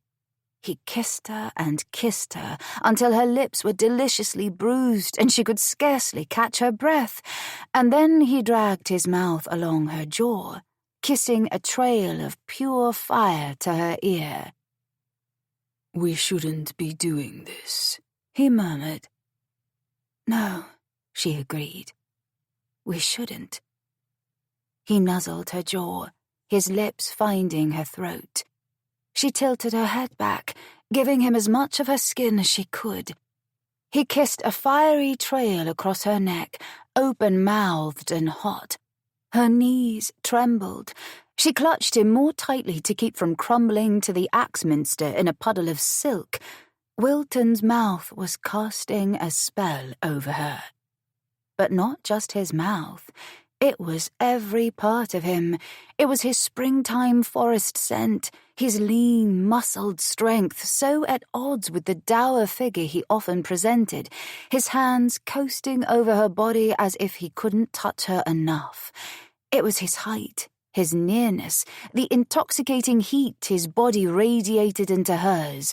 It was the gentle rasp of his golden hair against her cheek as he raked his teeth over her collarbone. The hand he'd left at her waist travelled, slid up her bodice, over boning and silk, and cupped her breast as if it belonged there, his thumb unerringly finding her pebbled nipple and rubbing slow, maddening circles over it. The pressure made her arch into him, seeking more.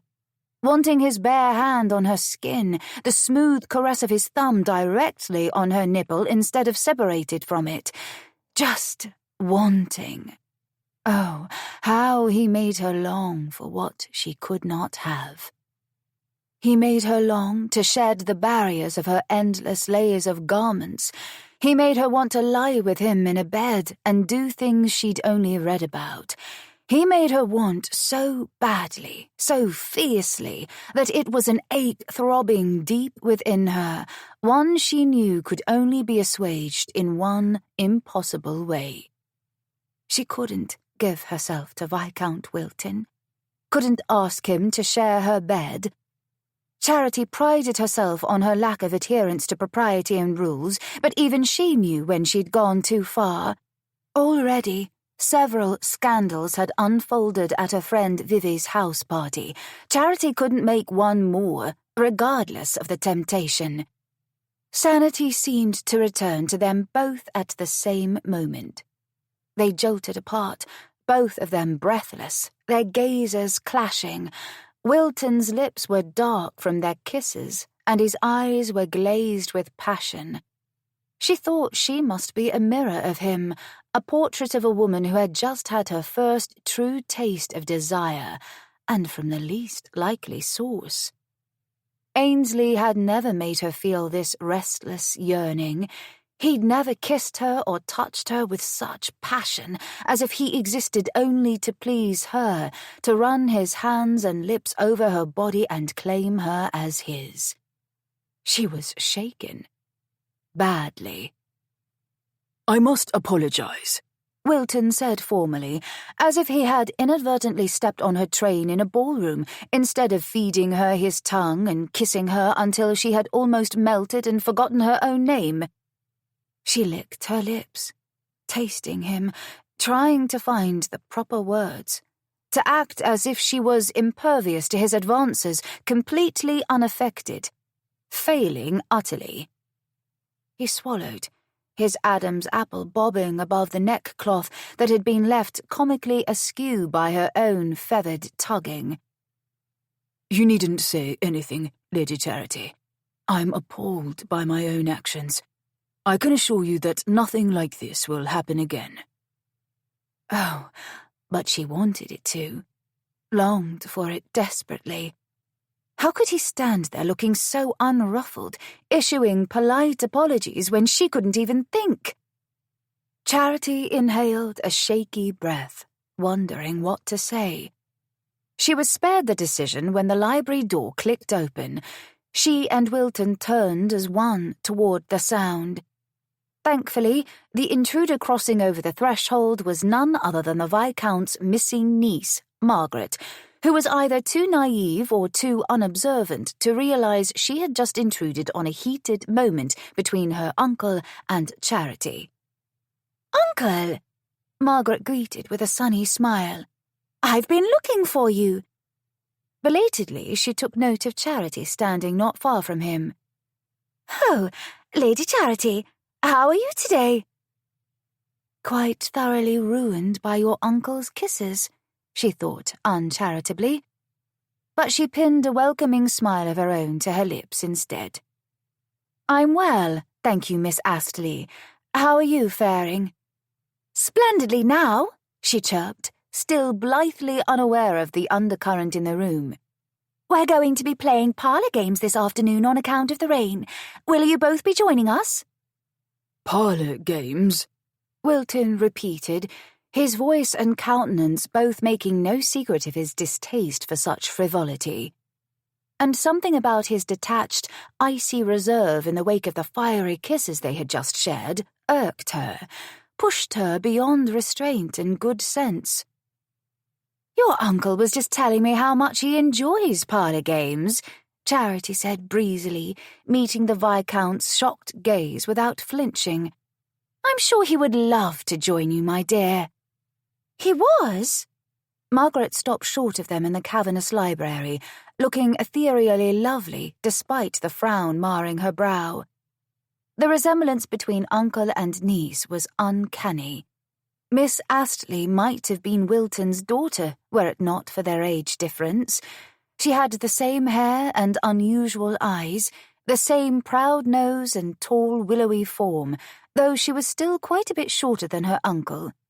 It was plain, however, that Wilton was too young to have sired a 20-year-old daughter. For the first time, it occurred to Charity that most unattached bachelors, when suddenly burdened with a spirited young lady as a ward, might have run in the opposite direction or, at the very least, pawned her off onto an accommodating distant female relation. Wilton clearly loved his niece. He also was clearly flummoxed by her. "Oh, yes, he was," Charity confirmed cheerfully. "I do so hope the both of you enjoy yourselves." But when she would have made good on her hasty escape, fleeing from the maddening presence of one too handsome Viscount whose kisses had left her knees weak, his voice stopped her. Indeed, I was.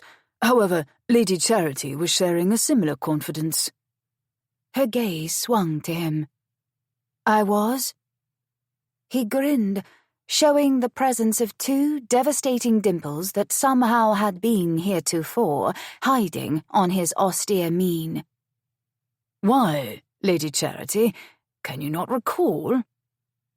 She couldn't help but to wonder crossly where the nervous, awkward lord who blurted puns had gone. In his place was a leonine seducer, a sharp-tongued, handsome devil who delivered a checkmate without a blink. "Perhaps you're mistaken, my lord," she gritted through clamped teeth, her smile feeling more like a snarl. Parlour games had never interested her, and she could only assume that some of the younger ladies in attendance were playing them. At 25, Charity truly couldn't be bothered with such nonsense. "No." He shook his head slowly, his dimples deepening as if he was enjoying her discomfiture. "I don't think I am. I recall distinctly your saying you could scarcely restrain yourself in your excitement." She ground her molars at his thinly veiled dig at her reaction to his wicked kisses. At the cheek of the man, speaking with such obvious innuendo before his niece, who was watching their interaction with a look of perplexed concern. "I think your lordship has a faulty memory," she suggested tightly. "Uncle's memory is remarkably faultless," Margaret interjected. "He remembers the most minute details from when he was just a lad." Of course he did. She didn't doubt it. Charity glowered at his infuriatingly smug, handsome face. "Perhaps it is his hearing that is the problem, then. It happens when one reaches an advanced age." His eyes narrowed. "Advanced age?" Margaret chuckled. "Why, Uncle is only 31, hardly advanced." Charity already knew his age because of the heartbreaking story he had shared the day before concerning his younger brother who had drowned, but she couldn't well reveal that to his niece, so she feigned surprise instead. "Ah, perhaps not as ancient as I supposed him to be, then," she said, sparing him another glance. If his glare had been a dagger, it would have been buried between her ribs. Excellent. Let him stew. Being at odds with him felt far more comfortable than being ravished in his arms had, because she had wanted the latter far too much. "Not ancient at all, madam," he said, his voice clipped. "Since our hostess has seen fit to entertain us with parlour games, I reckon I should escort both you and my niece to the drawing-room." Charity suppressed a sigh. She didn't want to linger in Wilton's tempting presence a moment longer than necessary, but she also didn't want him to know how very unsettled his kisses and his embrace had left her. "Very well," she allowed grudgingly. "I suppose you may as well lead the way, Lord Wilton, because surely you are joining us, are you not?" A muscle in his jaw clenched. He didn't want to go to the drawing-rooms for parlour games any more than Charity did. However, like her, he was unwilling to show his vulnerability. "Why is a gooseberry tart like a bad sixpence?" he asked, in a sure sign of how unsettled he was at the notion of engaging in so much social tomfoolery. Charity knew a moment of shame at having forced his hand. "Because it's not currant?" Margaret asked. "You've heard that one before, dear girl," he said, proffering an arm in his niece's direction and another in Charity's. "Come then, let us heed the hangman's call." "Oh, Uncle," Margaret laughed. "The hangman, truly, it's just a bit of fun." Charity reluctantly settled her hand in the crook of the Viscount's arm, absorbing the tension in his form. "Lead the way, my lord." She had a suspicion that the parlour games were going to go dreadfully. She hoped she was wrong. It was excruciating. First, they had played forfeits. By the time charades had begun, a frivolous game for the young and one in which he damned well didn't care to indulge, Neville slipped from the drawing-room, secure in the knowledge that Margaret was at least surrounded by a chamber filled with fellow house-guests and not out gallivanting across the countryside or plotting to elope with a groom. As the raucous and delighted voices calling out guesses faded away down the hall while he strode in the opposite direction, a new sound reached him. The undeniable flurry of silk skirts and the soft footfalls of a woman. "Going somewhere, Lord Wilton?" The voice behind him was every bit as familiar. It was a voice he swore would haunt his most erotic dreams from now until eternity, particularly after those fever-inducing kisses they had shared in the library. He still didn't know what demon had come over him, didn't know what the hell he had been thinking. Neville paused and spun to face Lady Charity Manners, who was hastening after him with a determined expression on her face. He might have known that he wouldn't have escaped with such ease. He wanted to heft her over his shoulder and carry her away to his bedchamber, to kiss her until neither of them could speak, to strip her out of that damned enticing gown and lick every inch of her body until she was writhing with need and she was begging him to take her. He shook his head, chasing the foolish fancies. "Lady Charity, I thought you were engrossed in the parlour games." It was a polite way of asking her why the devil she was following him, dogging him, making him long for her with a desperation that had him tempted to throw every last modicum of propriety he believed in away. "I'd far prefer to take the air," she said, stopping before him, a lush temptation he itched to touch. "I'm going for a walk." Where was the aunt who was chaperoning her? Did she realize what a hellion she had on her hands? Part of him was convinced that Lady Charity Manners on a walk would devolve into her running naked through the woods. Someone needed to take the woman in hand. Not him, obviously. He couldn't be trusted to be alone with her in a library without attempting to ravish her. Heat crept up his throat at the reminder of his inability to control himself, at her response to him. Good God, if he didn't take care, he was going to be sporting a cockstand right here in the midst of the hall, whilst half the guests in attendance played bloody charades. He tried to think of something suitably confident to say, and couldn't summon a single word. Why is the letter P like a Roman emperor? He found himself asking, his voice strained. Her brow furrowed, as if she were trying to decipher the answer to his pun, as if she were truly humouring him. And he wanted to kiss her again, kiss her and never stop. This was beginning to become concerning. Hell, he had advanced well beyond concern, proceeding to the cliffs of doom. She murmured, looking puzzled.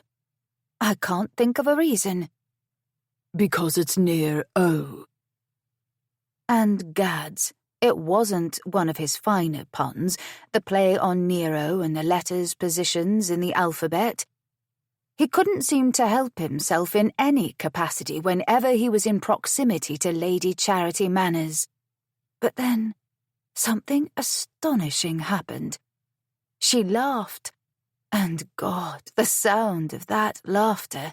It was musical and bright, airy and tinkling, and it fell over his skin like a caress, every bit as wicked and potent in its effect on him. He had to suck in a breath and remind himself that they stood in the midst of the hall, domestics bustling quietly about in the background, that this was decidedly not a place where he could press his mouth to her smiling lips and seize a small piece of her wild abandon for himself. "You liked that one?" he asked, bemused. There was no denying it. The sparkle of levity somehow rendered her eyes a deeper shade of blue. She'd been amused, and she wasn't laughing at him, but with him. "It was one of your most clever puns yet," she said, smiling at him, then catching the fullness of her lower lip in her teeth, as if seeking to quell her reaction. Too late for that. He'd seen it. She couldn't take it back, and Neville suddenly felt as if he were 10 feet tall. "Thank you," he said softly, and they stared at each other in a new silence. Not an uncomfortable one, but rather a silence that spoke volumes. "I think I'd like to take the air as well," he told her, and in the same moment she said in a rush, "Perhaps you would like to accompany me, my lord." He found himself smiling back at her, hopelessly charmed, and offered her his arm for the second time that day. "Yes, I would like to do so. Just as long as you promise me not to turn into a mermaid, that is." A becoming flush stole over her high cheekbones as she settled her hand on his arm as if it belonged there. "I make no promises, Lord Wilton." And God help him, he wanted it to belong there, wanted her hand on him. For a wild moment, he envisioned those dainty pale fingers encircling his prick, and then he struck down the unworthy thought. Lady Charity was a lady, a bold and daring one, yes, but a lady just the same. He had to treat her thusly. "Do you need a wrap?" he asked solicitously as he guided them to the door. The rain of earlier had subsided, but the skies remained leaden and dull, dreary with the portent of more on the horizon. The air, though it was summer here in Yorkshire, could possess something of a nip on damp days in particular. The day before had been unseasonably warm, which she supposed was probably part of the reason for her morning jaunt in the lake. Surely she hadn't gone this morning. "Thank you, but no," she reassured him. "The drawing-room was such a crush, and with all that movement for charades, I find I'm quite overheated. If the air is cool, it will be a relief." He felt the same way, but it didn't have a blessed thing to do with the drawing-room or the parlour games being played within. He hadn't participated in any of them anyhow. No, indeed. He was overheated because of the woman on his arm. Because her beauty was unfair, and because he had never known temptation quite like the sort that she presented. "Of course," he said with what he hoped was a glib air, not that he had ever managed to affect one in his entire misbegotten life. Why should he be able to do so now? But he guided her out of the main house after they both retrieved their hats just the same. From there, they ventured into the side garden where the boxwood maze had been elaborately carved out, a meandering gravel path the only guide. They walked in an almost companionable silence, interrupted by nothing more strenuous than the crunch of their mutual footfalls. A bird winged overhead, its cry echoing around them, joining the trill of other birds singing in the absence of the rain. It would seem we aren't the only ones seeking a respite after the morning's storms, he said, taking in the beauty of their surroundings. For whilst it paled in comparison to that of Lady Charity, it was a far safer place to direct his attention.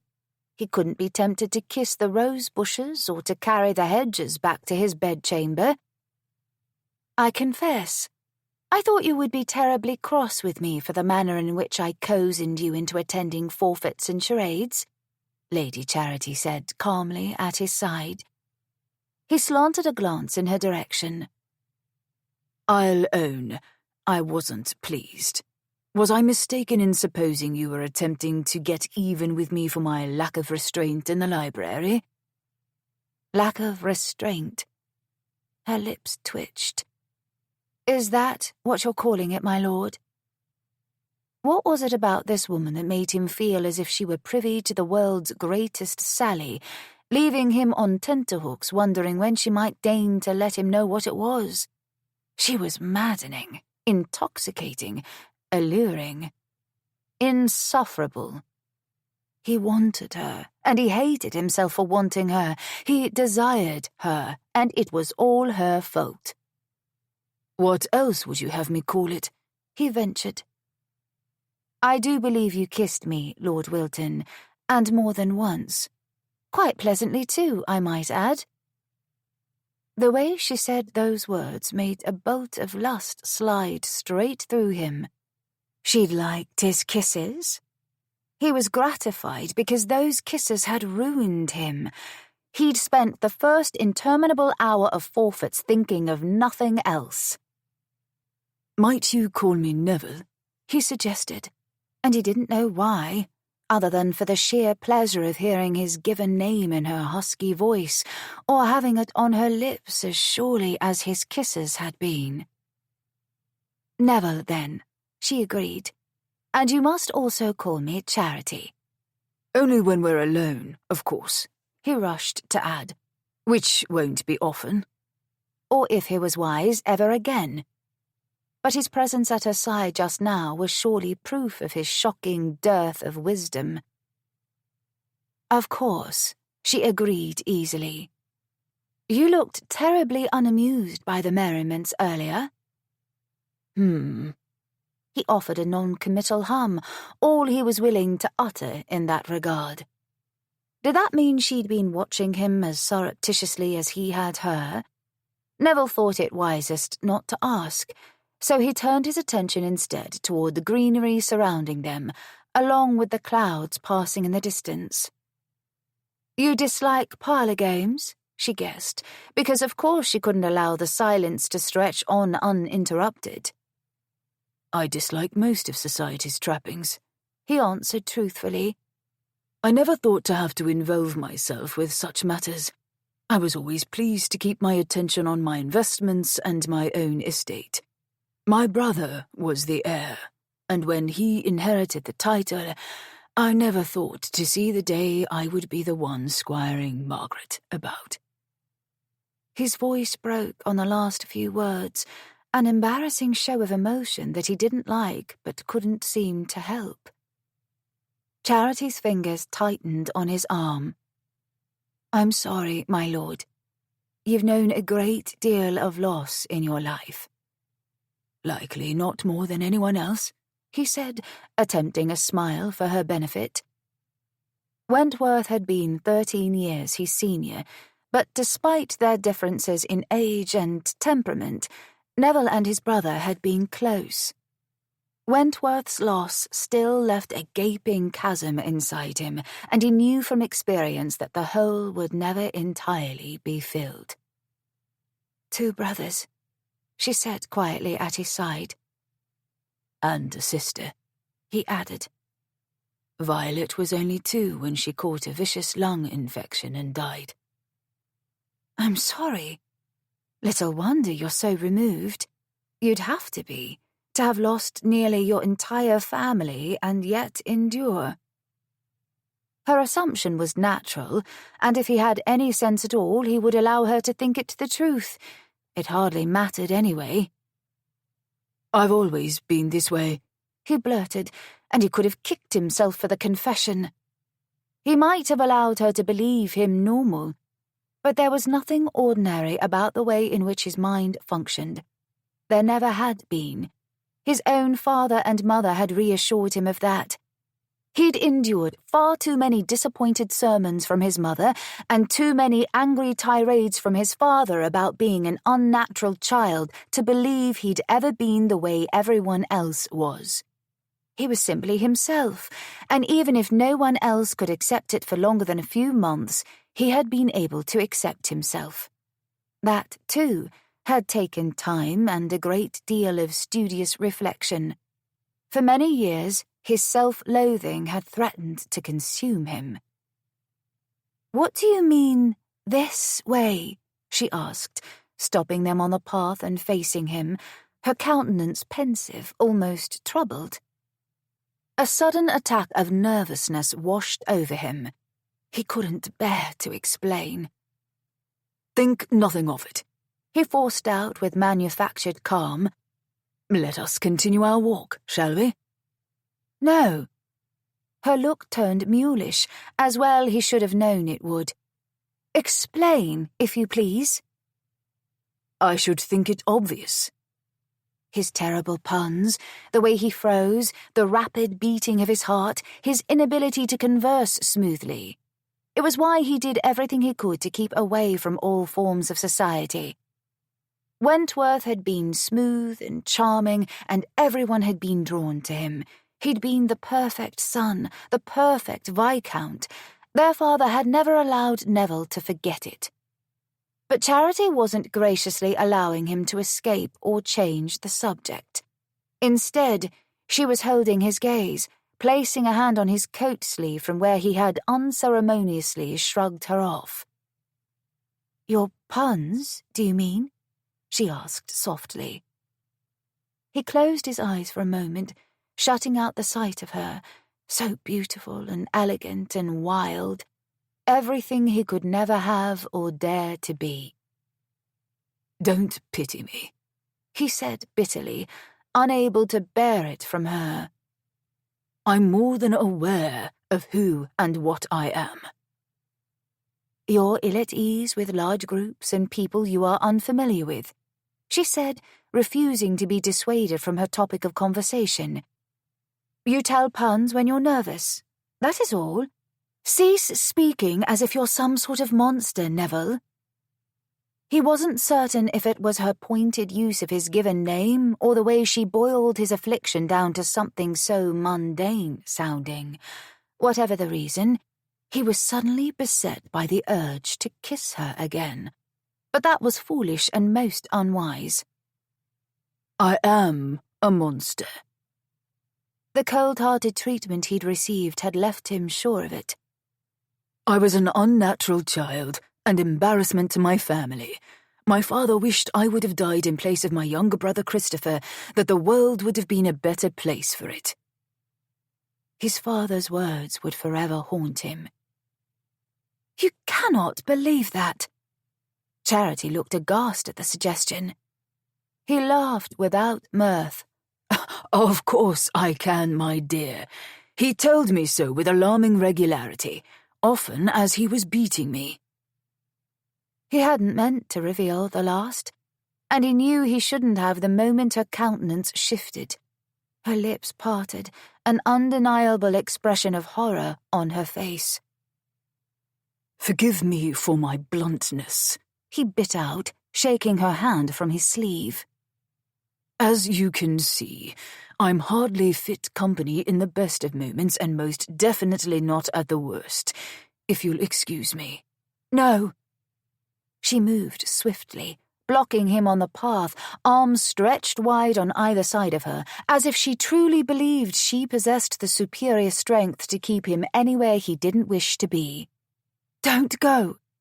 Talk to me, Neville. Please." "There's nothing to talk about. I've warned you away from me. You had best take heed." He wanted to pass by her, to stride deeper into the maze, but she remained stubborn in her determination, and he had no wish to bowl her over. "I won't take heed," she told him firmly. "Stop trying to run away from me and listen, if you please." "You can't say anything that will make this go away. I am who I am." "Neville," she protested. "Damn you, Charity," he snarled, feeling beastly. When he'd been a lad, he had fallen from a cart when the horse had spooked. He'd held tenaciously onto the reins and been dragged along a rocky road for his efforts until the knees of his trousers had torn away and he'd been left raw and bloodied. That was how he felt now in this moment with her, scraped and revealed and sore. "There's nothing wrong with you," she exclaimed, flattening her palms against his chest. He wondered if she could feel how fast his heart was pounding. He hated her touch, and he yearned for it, wanted to haul her close and push her away. "Everything is wrong with me," he countered harshly. "Otherwise, I wouldn't be so tempted to do this." Without another word, without another thought, he lowered his head and took her lips with his. Chapter 6. His mouth came crashing down on hers. Their hats were in the way, the brims knocking together. She tore at the ribbons holding hers in place and swept it from her head to the gravel path, not wanting any encumbrance to distract her. In almost the same breath, Neville whipped his hat away, tossing it to the ground. Charity hadn't expected the ferociousness of his response, but now that she had his mouth on hers, she welcomed it. Welcomed him, because his kisses had been all she'd been able to think about since earlier in the library, all through the painstaking process of pretending to enjoy herself whilst playing forfeits, and then through the early rounds of charades. She'd been sneaking glances in his direction, and the instant she'd seen him slip from the drawing room, she hadn't hesitated. With a bland excuse for Madeline and Lucy, she'd rushed from the chamber with all haste, intent upon catching him before he could retreat. And she had him now. Or rather, he had her. Her heart ached for him, for what he must have endured at the hands of his father, and her body ached for him too. Her breasts felt heavy and painfully sensitive, trapped within the confines of her corset. Her nipples were hard and tight, liquid heat pooled low in her belly, and the pulse between her legs was too much to ignore. She'd read about these forbidden longings in the naughty books she'd managed to acquire without her parents knowing, but she'd never experienced it before. Not like this. His hand cupped her nape, angling her head so that he could deepen the kiss. He parted her lips with his tongue, delving into her mouth, stroking and teasing and claiming, setting her aflame. There was no chance of feeling the chill in the air this dreary afternoon, because what she felt for Neville was a blazing fire, and it could only be extinguished in one way. She wanted him to be her lover. The astonishing thought pierced her feverish mind, a realization that shocked her. She wanted to know him, wanted him in her bed, inside her body. The knowledge made her tremble. He withdrew instantly, tearing his mouth from hers to frown down at her. "You're cold." "No," she hastened to reassure him. "I'm burning." "Charity." He was stern again, as if he'd somehow managed to summon all the control that had fled him the moment he'd kissed her with such wild abandon. But she wasn't ready for him to return to his staid self, not when she had him like this, so thoroughly undone. Her heart still ached for him. She wanted to show him that there was absolutely nothing wrong with the man he was, that she wanted him. She had watched him enough throughout the house party thus far to understand he was a good man, a kind man. He doted over his niece. He cared very much about Margaret's future, so much that he'd braved attending a house party that must have felt like torture to him, so much that he'd faced the demons of his past to bring her here. And Charity admired him for that, and so much more. "Don't try to dissuade me," she told him. "I know what I feel." His lips rolled inward, and he took a long, slow inhalation as if he were trying to calm himself and gather his thoughts. He hadn't released her or pushed her away, but his bearing had stiffened. "There's nothing wrong with you," she repeated firmly, hoping that if she said it enough, he might believe her, that she might undo some of the damage that had been done to him, even if it was only a small amount. "You needn't try to placate me." He stared at a place over her shoulder. "I don't want your pity." Frustrated, she cupped his face in her hands, moving it gently so that he was forced to meet her gaze. "Does it look like pity on my face?" His pale green eyes devoured her, lingering overly long on her lips. "This is a mistake. I don't dare to allow things to progress any further than they already have. We should both return to the drawing room." But she had no intention of surrendering that easily. "Is that what you always do?" she pressed. "What you should?" Viscount Wilton, Neville, stared down at her, looking as if he were at war with himself. He was smouldering with barely leashed desire, and yet his icy reserve was present too, along with all the ghosts of his past. He remained silent, but the hand he'd settled on the small of her back somehow during their passionate kiss increased its pressure, drawing her into him. The gesture was perhaps instinctive. She couldn't say. All she knew was that he didn't want to let her go any more than she wanted to release him. She had no notion of what it was between them, this raging, passionate fire, but she wasn't ready for it to end. Not now. Not yet. "Be brazen with me, Neville," she dared him. "You just may find you like it." He muttered something beneath his breath that sounded suspiciously like an oath. "You don't know what you're asking of me."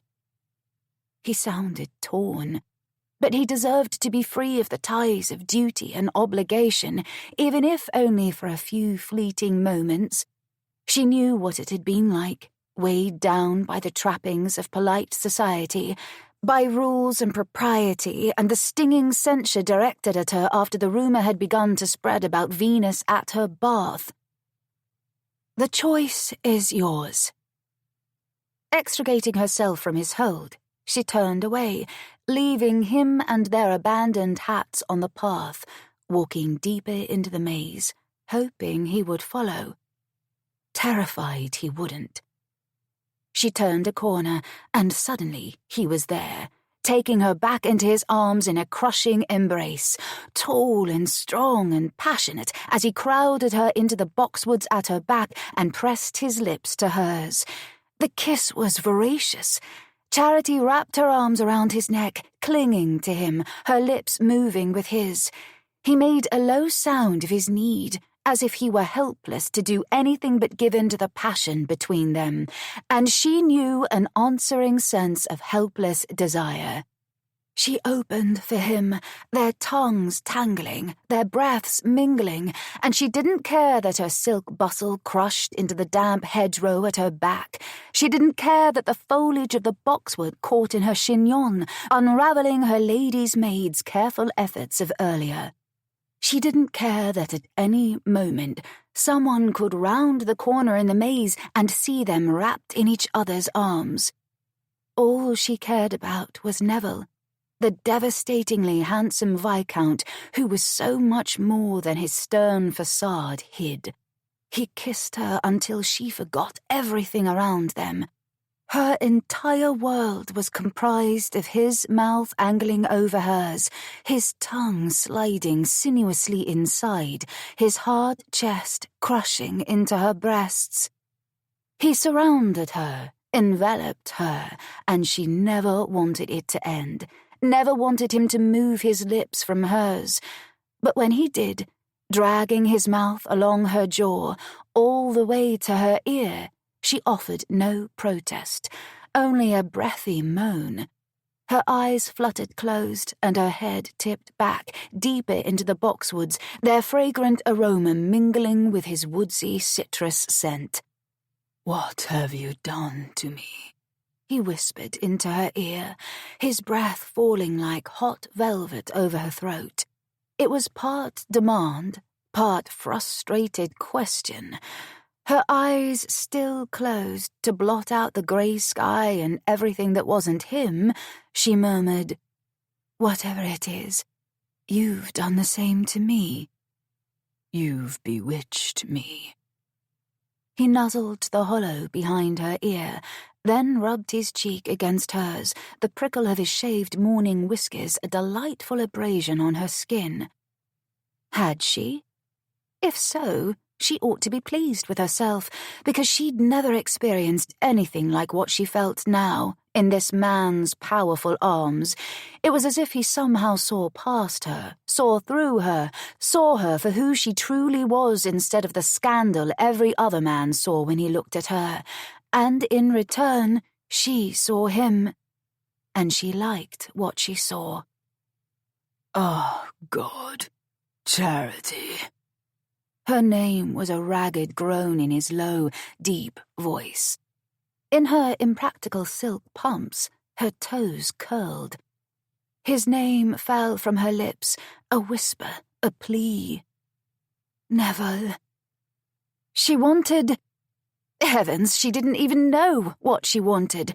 All the sinful stories she'd read in her naughty books wove together into a vague blur that paled in comparison to the full effect of this man kissing her, leaning into her with the weight of his lean, muscled strength.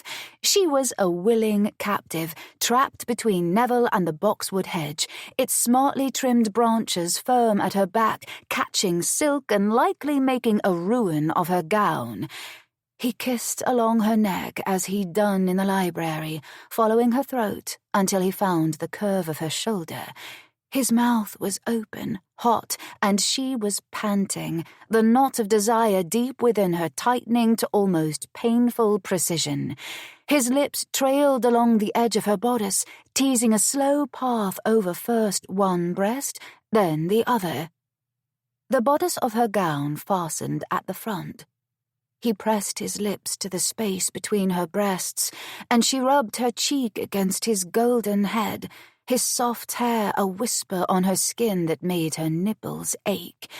His fingers found the line of buttons bisecting silk and, without hesitation, plucked first one free, and then the next and the next, then the rest almost down to her waist. He didn't stop until her bodice sagged in two halves, revealing her corset and chemise beneath. He lifted his head, his lips leaving her bare skin, but remained intent upon the action of his hands as they swept over her breasts, cupping them. She arched into him, gasping, seeking. Neville's fingers hooked in her chemise and corset, just where her breasts threatened to spill from the top. With one firm tug, he freed them, dragging her corset low so that they were presented to him, bare, right there in the garden maze where anyone could happen upon them. It was so unlike him. Heavens, it was unlike her. But with a deep sound of approval, he lowered his head and took the peak of her breast in his mouth, and she no longer cared. He sucked, and she gasped at the sheer pleasure of it, the vibrant sensation arcing through her. Her fingers sank into his hair, sifting through the thick, dark gold strands, so smooth and silken. "Oh!" she gasped as his tongue flicked over the turgid bud. He moved to her other breast, sucking and licking, and she thought she might swoon from the sheer pleasure of it. She'd read about a man placing his mouth on a woman's breast before, and of course she'd been intrigued by the notion, but nothing could have prepared her for the actual sensation, for the hot suction of his lips over the surprisingly sensitive peak of her breast. She wanted to capture this feeling and never forget. He circled the distended bud with his tongue in a tease that had her pressing herself against him in a desperate plea for more. Just when she thought she couldn't bear another moment, he'd take her in his mouth again. On and on he went, torturing her, lavishing such attention on her breasts that she was no longer capable of rational thought. She was nothing but a quivering, panting being of pure, ravenous need. It was as if she had been made for him, made for this wicked tryst in the Sherborne Manor garden maze, and she never wanted it to end. "You're so lovely," he praised, pressing a kiss to the swell of one breast, his hand moulding and shaping the other as if he couldn't touch her enough. "I want you so much, I ache with it." Yes, she raked her fingers through his hair with firmer insistence, urging him on.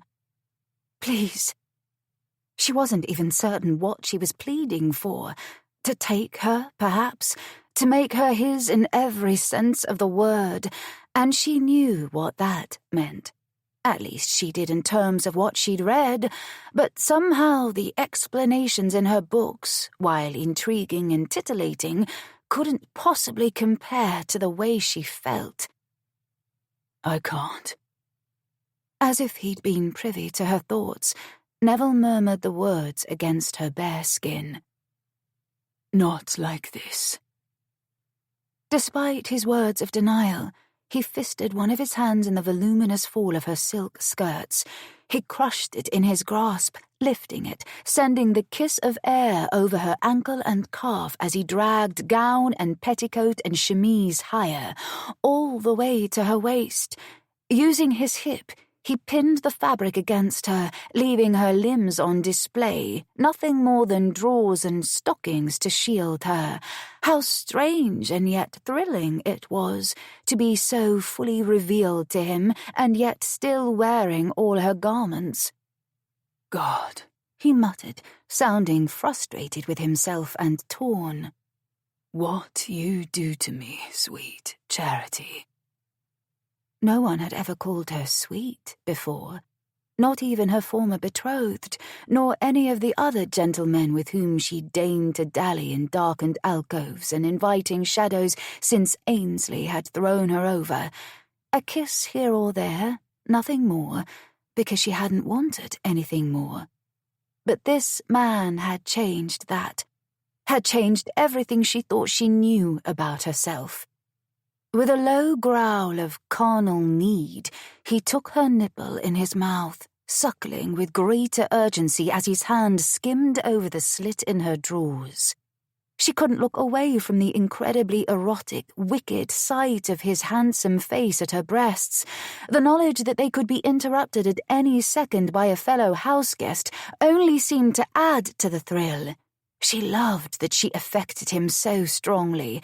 It was only fair because he did the same to her.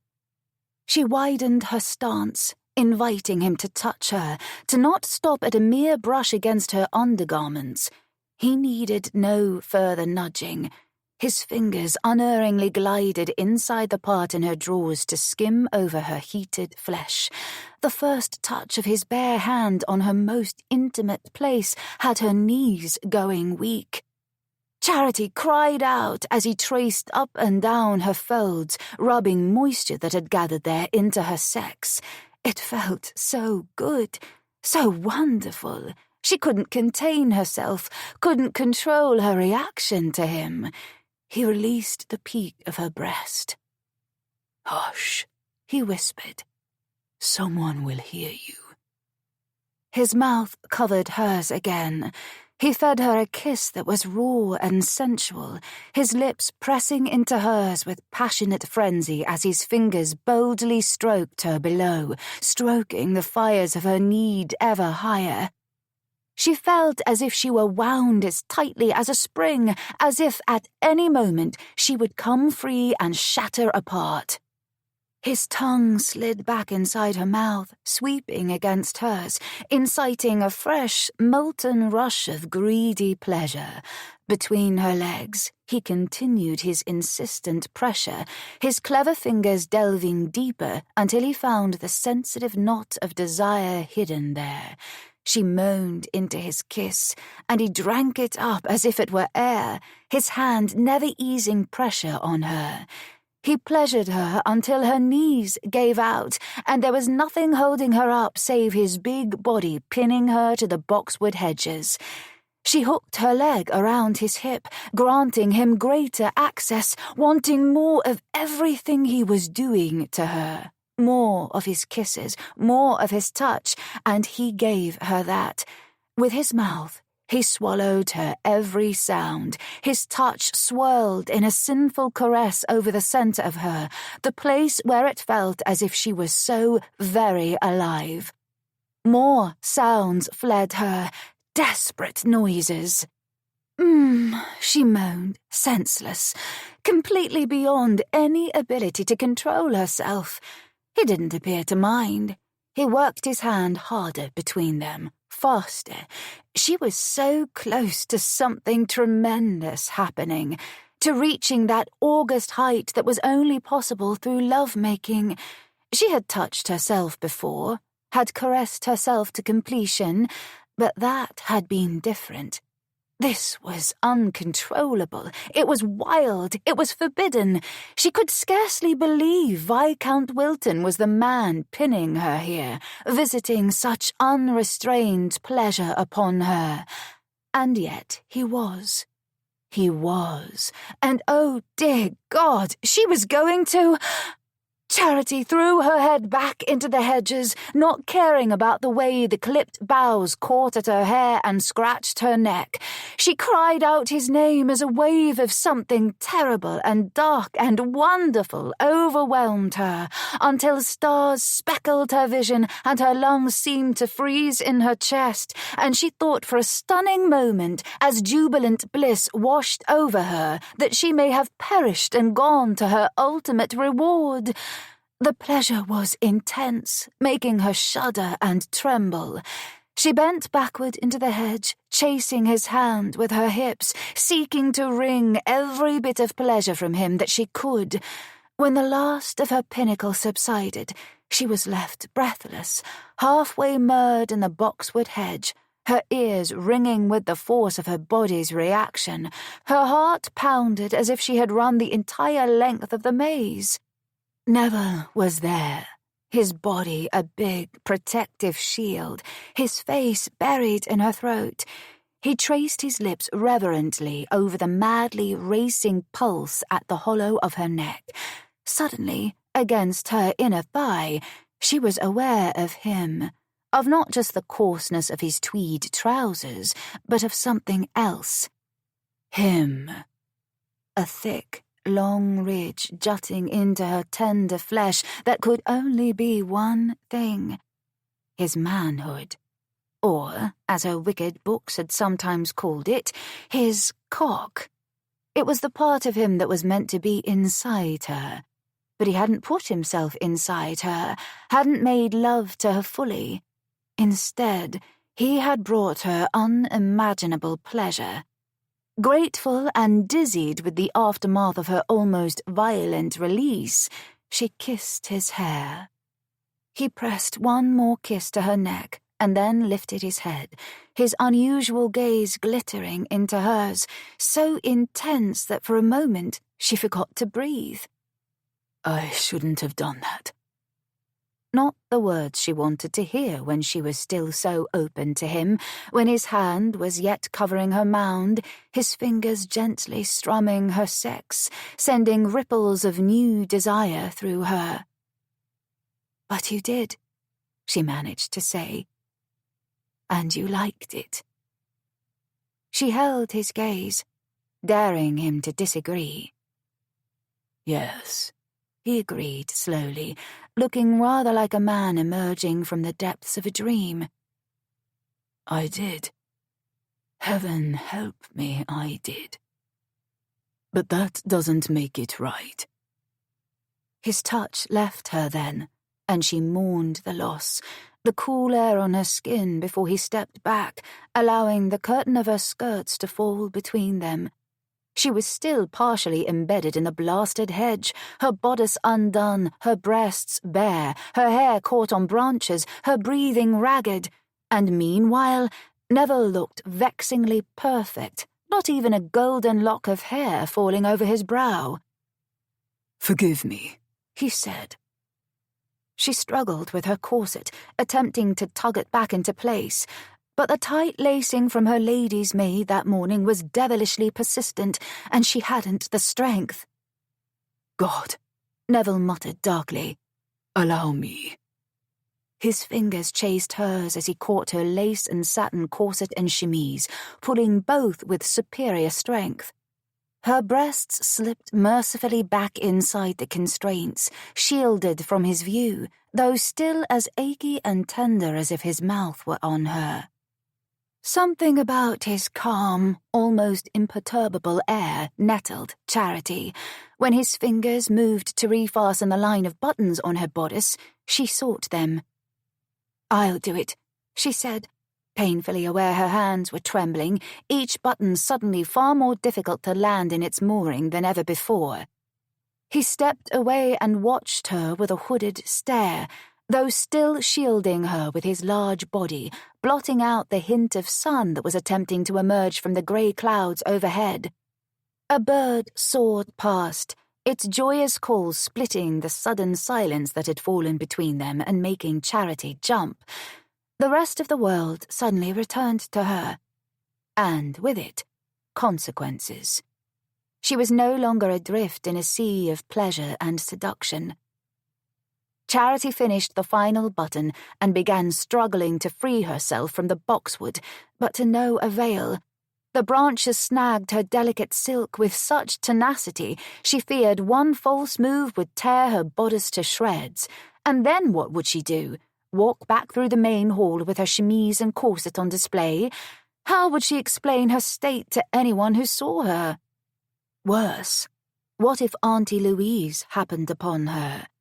Her aunt could always read through Charity with shocking ease. Auntie Louise would take one look at her and know instantly that she had been engaged in something far more wicked than any of her previous scrapes, and Lord knew there had been many previous scrapes. None, however, like this.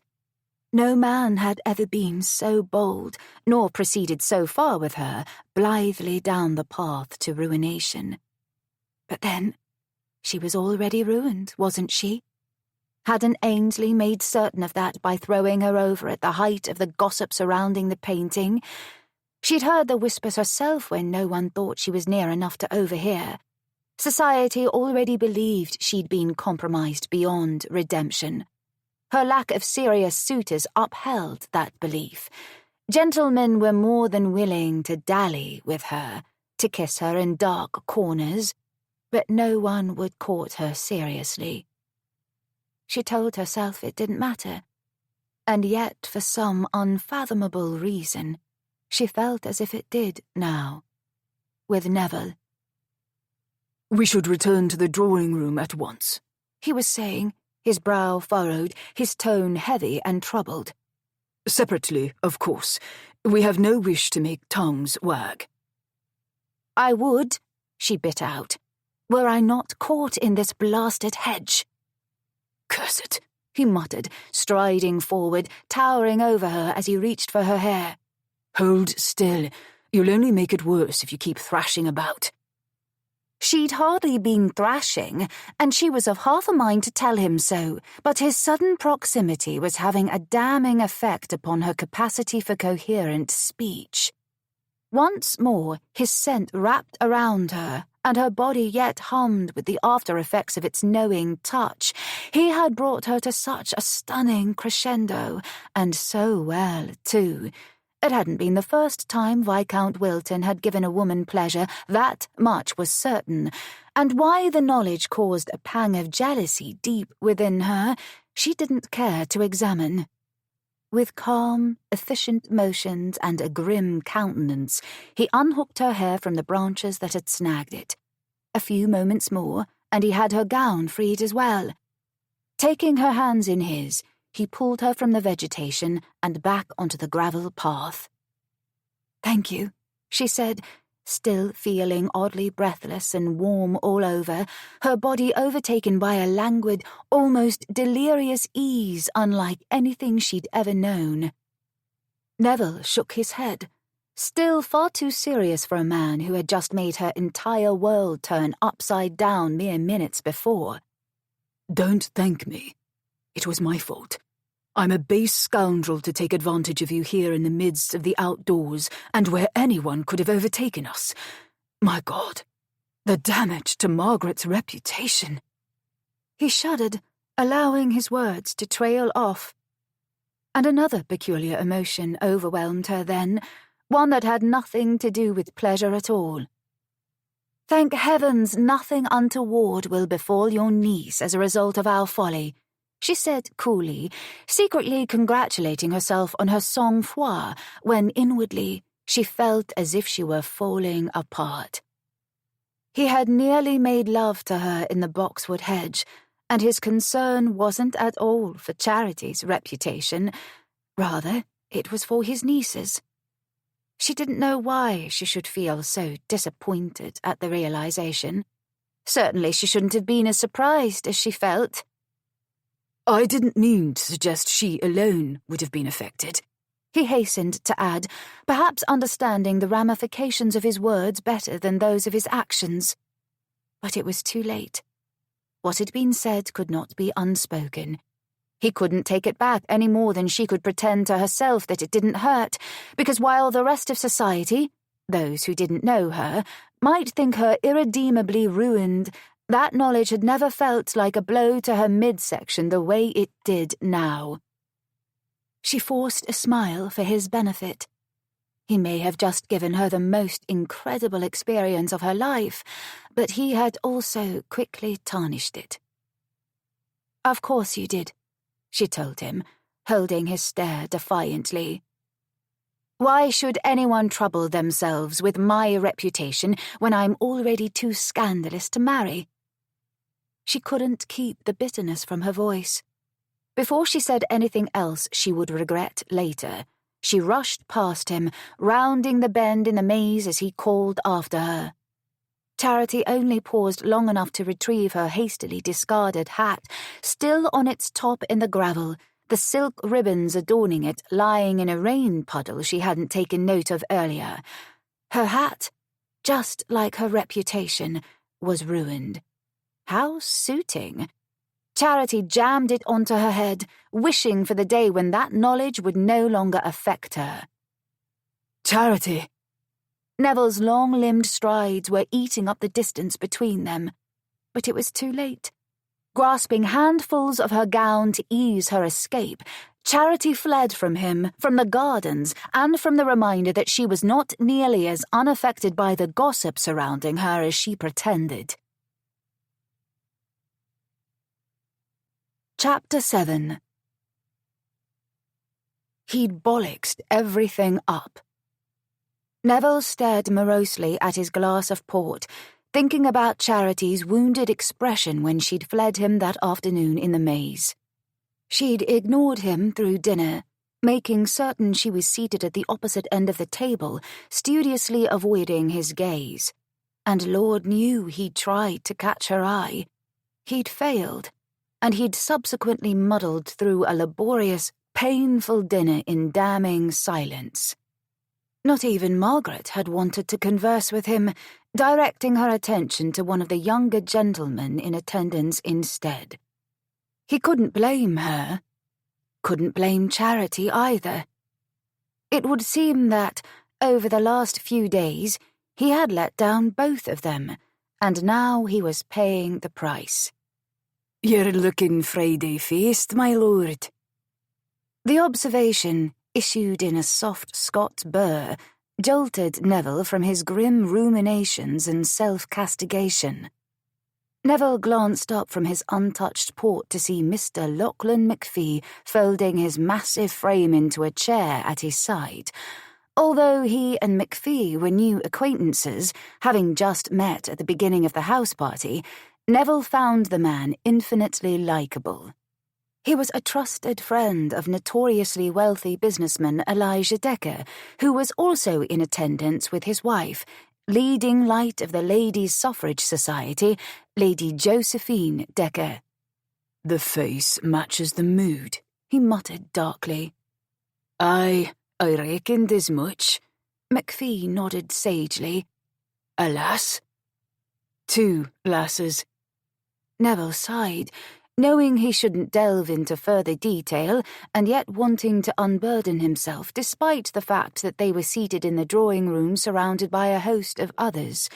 Not a place where he ordinarily felt comfortable, to be sure. "Would one of them be your wee niece, Miss Astley?" McPhee asked politely. Margaret was tall for a lady. Impressive height was an Astley family trait. However, to a man of McPhee's tremendous size, perhaps everyone and everything else did seem small.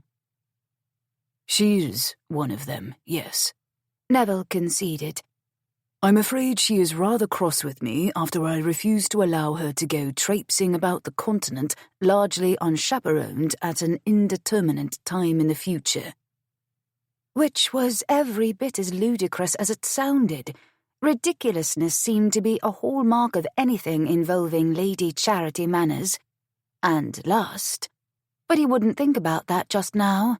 Or, God willing, ever again. He couldn't afford to be attracted to her, let alone act on that magnetic draw any more than he already had. "An excellent decision on your part," McPhee said. "I cannae blame you for that. And the lass will realise you're only protecting her one day, even if she doesn't appreciate it now." He wished he could be as sagely reassured about Margaret's ire and his abilities as her guardian. "The truth is, I haven't the slightest inkling of what to do with a 20-year-old lady," he admitted. "I've never been a father myself. My brother and his wife died suddenly last year, and with Margaret unmarried and no other close family relations, I've been shouldering the responsibility of her return to the social world following her period of mourning." And it wasn't going well. Perhaps it would have gone better had he never seen Lady Charity Manners emerging from the lake 2 days ago, or if he had never met her at all. But no.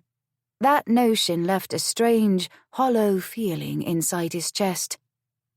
"You're a good man," McPhee pronounced. "It cannae be easy, what you're doing." He didn't feel particularly good at the moment.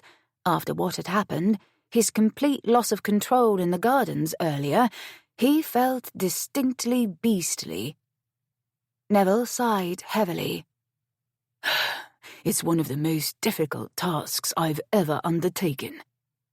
And not just because he detested polite society and all its trappings, but because he was a man, by God. He hadn't an inkling what young ladies liked, what interested them, what she'd want for her own future, as Charity had defiantly pointed out. "I ken how difficult the burden of responsibility can be, particularly with a headstrong lass." McPhee raised his glass of port in salute. "The fairer sex in general is a damned difficult lot." Neville thought he heard an undercurrent of something more than mere commiseration in the Scotsman's voice. "You're having a difficult time as well, then?" "Aye. When am I not having a difficult time? McPhee brought his glass to his lips, taking a small sip of the port before grimacing. Didn't I tell our host that I've never cared for port? Give me a good, bracing Scots whisky any day over this swill. Neville chuckled. I'm excellent at keeping secrets. And that was because he ordinarily kept to himself.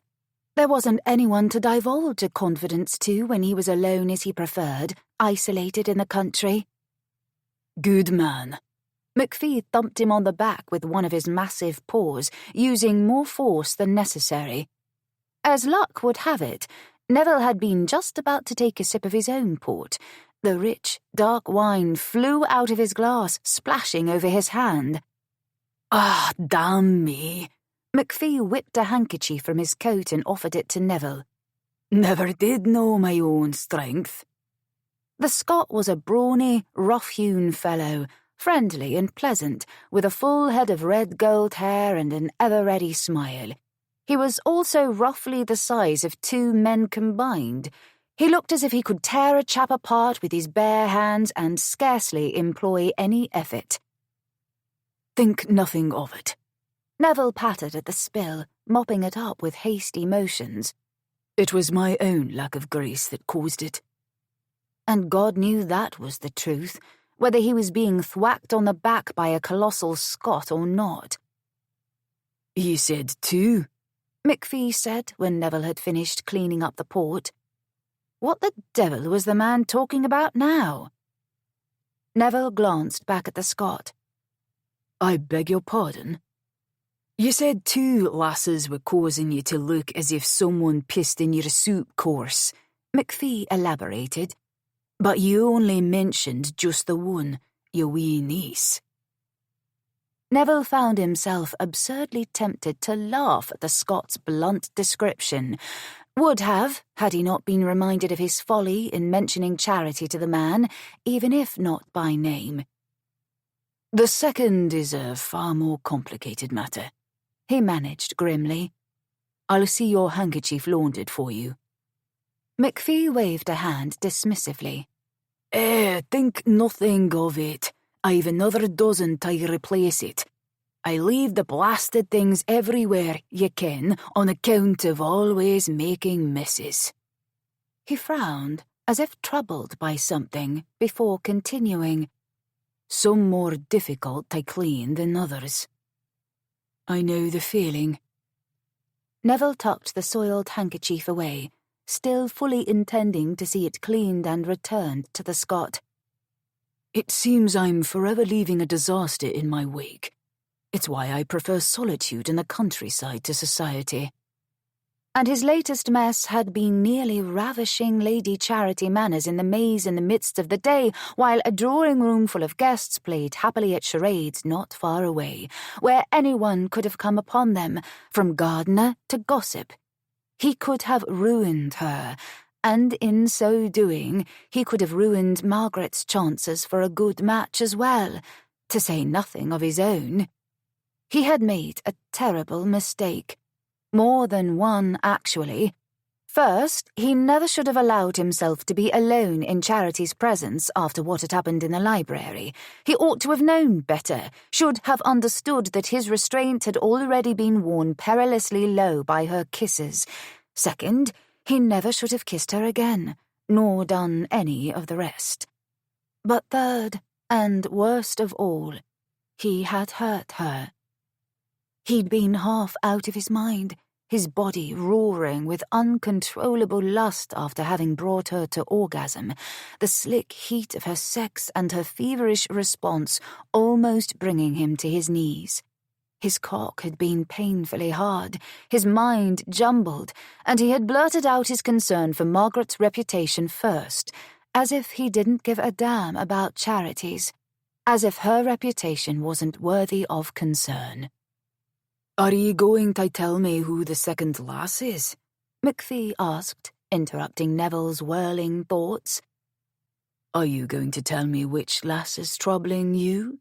Neville countered, suspecting he already knew the answer. McPhee raised a brow. And what makes you think that's what's troubling me? As my dear mother always said, you never can tell what ails a man until you've walked in his boots. Neville chuckled. I sincerely doubt your boots would fit me. Not if the man's feet were as large as the rest of him, and that was a testament to the Scot's massive size, because Neville was a tall man himself, and of a muscular build from all the labouring he did on his country estate. Lachlan McPhee, however, would make a giant seem small by comparison. You ken what they say about boots, don't you? McPhee asked with a conspiratorial air. Neville stared at the man. Surely he wasn't going to say something crude, was he? I'm afraid not, he said, at a loss and just narrowly refraining from blurting a pun. The bigger the boots, the bigger the man's... Mr. McPhee, Neville interrupted, not wanting to hear about the Scots endowment, or to think about it. Ever. Feet, McPhee finished, giving him the devil's own grin. What did you think I was going to say? Neville took up his glass of port and drained a few sips to avoid giving an answer, garnering him time to collect himself. I'm sure I don't know, he muttered at last when he'd swallowed. Not any more than he knew what to do about the sudden, inconvenient yearning burning deep inside him for one woman who was wholly wrong for him in every way.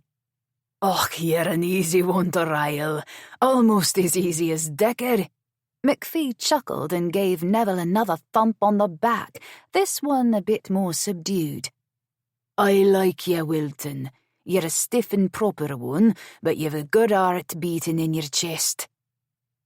Neville wasn't sure if that was a compliment or an insult. Thank you, Mr. McPhee. You needn't thank me. But if you wouldn't mind putting in a good word with Miss Madeline Chartrand on my behalf through your lass, Lady Charity, I'd be grateful. The Scot's words shocked Neville. Was he that obvious? Good heavens, he hoped not. He thought he had been rather circumspect with his interest, until earlier today and his folly in the gardens, that was. But there had been no witnesses to his errant ways. He'd made certain no one else was about in the gardens when he had made his escape in the wake of Charity's retreat. And further, he'd had no inclination that McPhee was interested in Miss Chartrand. She was one of the immensely wealthy American heiresses, a chum of Charity's.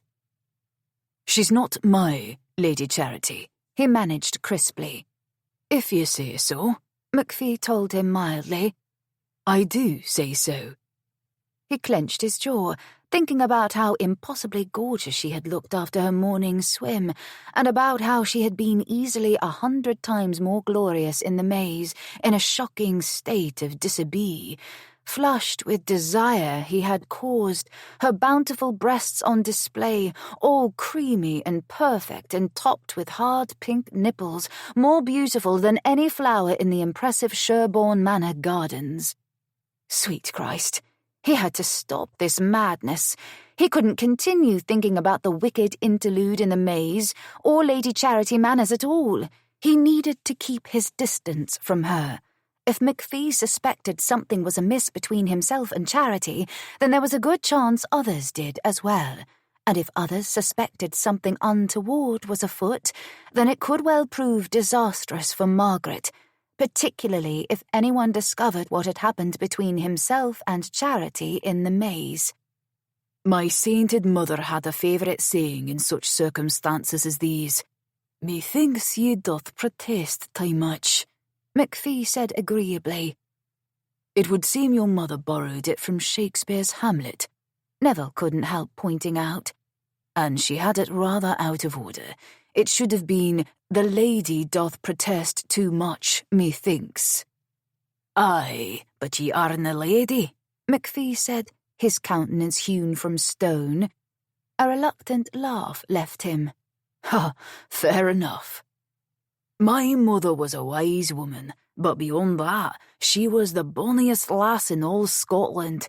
How do you think I came to be so braw?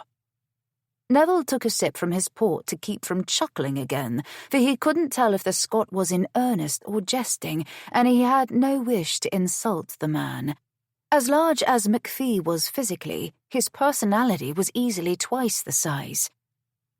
"Now then," McPhee continued, undeterred, "let's return to the favour I've asked of you.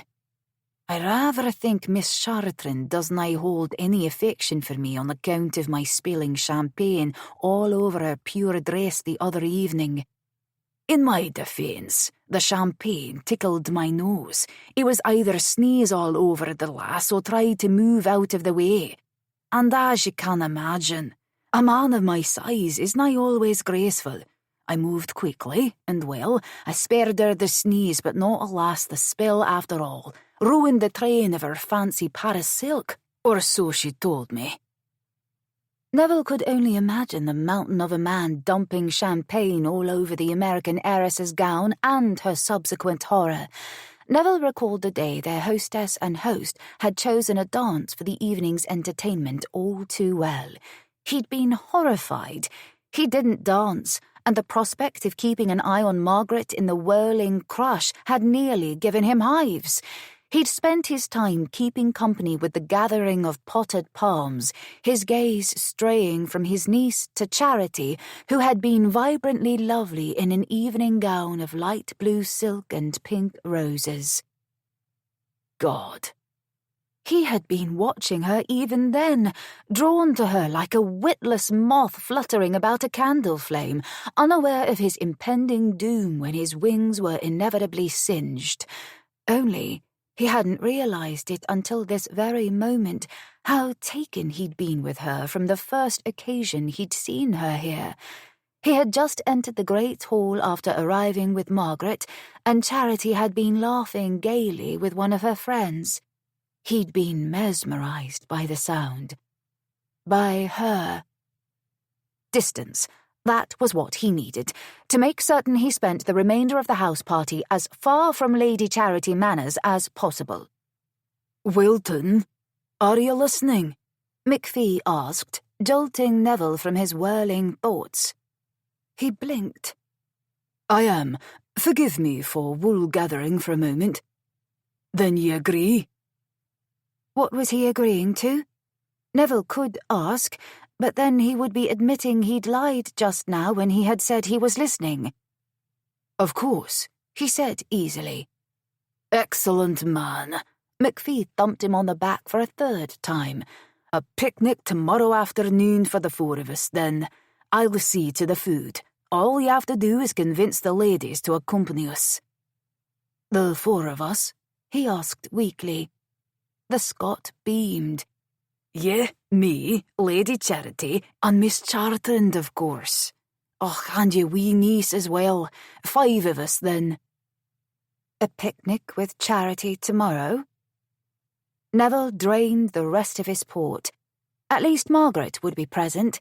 He would simply converse with his niece and pretend as if Charity wasn't even there. Surely he could survive one picnic with his restraint and his honour intact. Couldn't he? There was something to be said for a gentleman in country tweed. Charity lifted her promenade dress to a discreet height as her sensible walking boots carried her over the rolling hills of the Sherborne Manor Park, trying not to admire the masculine form directly before her and failing. She didn't know how she'd allowed herself to be cozened into joining Neville, Mr. McPhee, and Madeline on a picnic lunch. All she did know was that the idea had been bandied about at breakfast, and now she found herself following the two gentlemen to their unknown destination, her friend Madeline at her side. Miss Astley, Margaret, was meant to have accompanied them, but she withdrew at the last minute, pleading a headache and the need for a nap.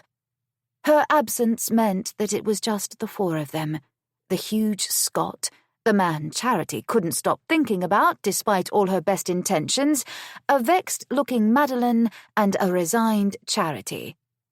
Something was simmering between Madeline and the tall, brawny Scotsman. Charity would bet her best hat on it. "Why didn't you tell me he was coming along?" Madeline grumbled quietly at Charity's side. "Lord Wilton?" Charity asked brightly, intentionally misunderstanding her friend. "I thought you knew he would be joining us when his niece suggested the picnic." Madeline pursed her lips. "Not the Viscount, the mountain." Charity bit her lip to stifle a chuckle at her friend's uncharitable description of the burly Scot. "Mr. McPhee, you mean?" Mr. McPhee cast a glance over his shoulder. "Aye, you need me for something, lassies?" He was carrying a large picnic hamper that must have been heavy, and yet he carted it as if it were lighter than a feather. Neville had a counterpane tucked under one arm. The absence of servants, particularly given the length of their jaunt thus far, had been a surprise to Charity, as much of a surprise as Margaret's absence had been. "Nothing at all, Mr. McPhee," Charity reassured him with a bright smile. "How much farther will we be walking?" Madeline asked with a scowl. "We ought to be in Scotland by now." "We're almost there," the Scot assured them with a wink, and then continued on his way. "We're almost there," Madeline muttered quietly, mimicking the Scottish lilt that marked Mr. McPhee's words. Quite poorly. "I can't think it will be much longer," Charity offered hopefully, for they had been walking a great distance, perhaps not to the long-limbed men in front of them, but certainly to Charity and Madeline, weighed down as they were by their gowns and other encumbrances that were solely the plight of women. "Why did I decide to accompany you on this dreadful picnic?" Madeline asked with a huff. "My boots are scraping my heels, and I'm beginning to perspire. I don't like walking. Good heavens, I don't even like being out of doors all that much." Charity couldn't be sure if it was the prolonged march the gentleman had been leading them on, or if it was the presence of Mr. McPhee himself that had Madeline at 6s and 7s. Perhaps a combination of both. Heaven knew Charity herself was rather ill at ease being in such proximity to Neville the day after their ignominious parting in the maze, when he had all but made love to her. She had only agreed to this picnic because Margaret had suggested it to her at breakfast, and when they had assembled in the great hall, she'd been quite dismayed to find Margaret missing. Neville had been awaiting her there, studiously avoiding her gaze as he stood with Mr. McPhee. She and Madeline had arrived together, both equally perturbed at the unexpectedly intimate nature of their picnic. Two couples. Well, there was an obvious solution to their current dilemma. If Madeline disliked Mr. McPhee, and if Charity was nettled with Neville, that meant that she and her friend would simply spend their time with the gentleman least likely to vex them. "You can pair off with Lord Wilton," Charity corrected herself hastily, tamping down the sudden pang of displeasure at the thought of watching her friend chatting and perhaps even flirting with the Viscount. "And I'll spend the picnic with Mr. McPhee." "No," Madeline refused with surprising haste. Charity's brows rose as she cocked her head to the side and studied her friend whilst they continued traipsing up the hillside. "No?" Madeline caught her lower lip in her teeth, looking troubled. "All I meant to say is that won't be necessary, dear. Although I do thank you for being so willing to suffer Mr. McPhee on my behalf. I know you have eyes for Lord Wilton. I'd never dream of keeping you from him." "Eyes for Lord Wilton?" she repeated, far too loudly. Neville glanced over his shoulder at her, frowning and looking every bit as grim as a man about to attend a funeral. Was that how much he wanted to avoid her presence? And if so, why should the thought send a painful slice of hurt directly through her? "Carry on, my lord," she called. "We were simply talking about how lovely the weather is."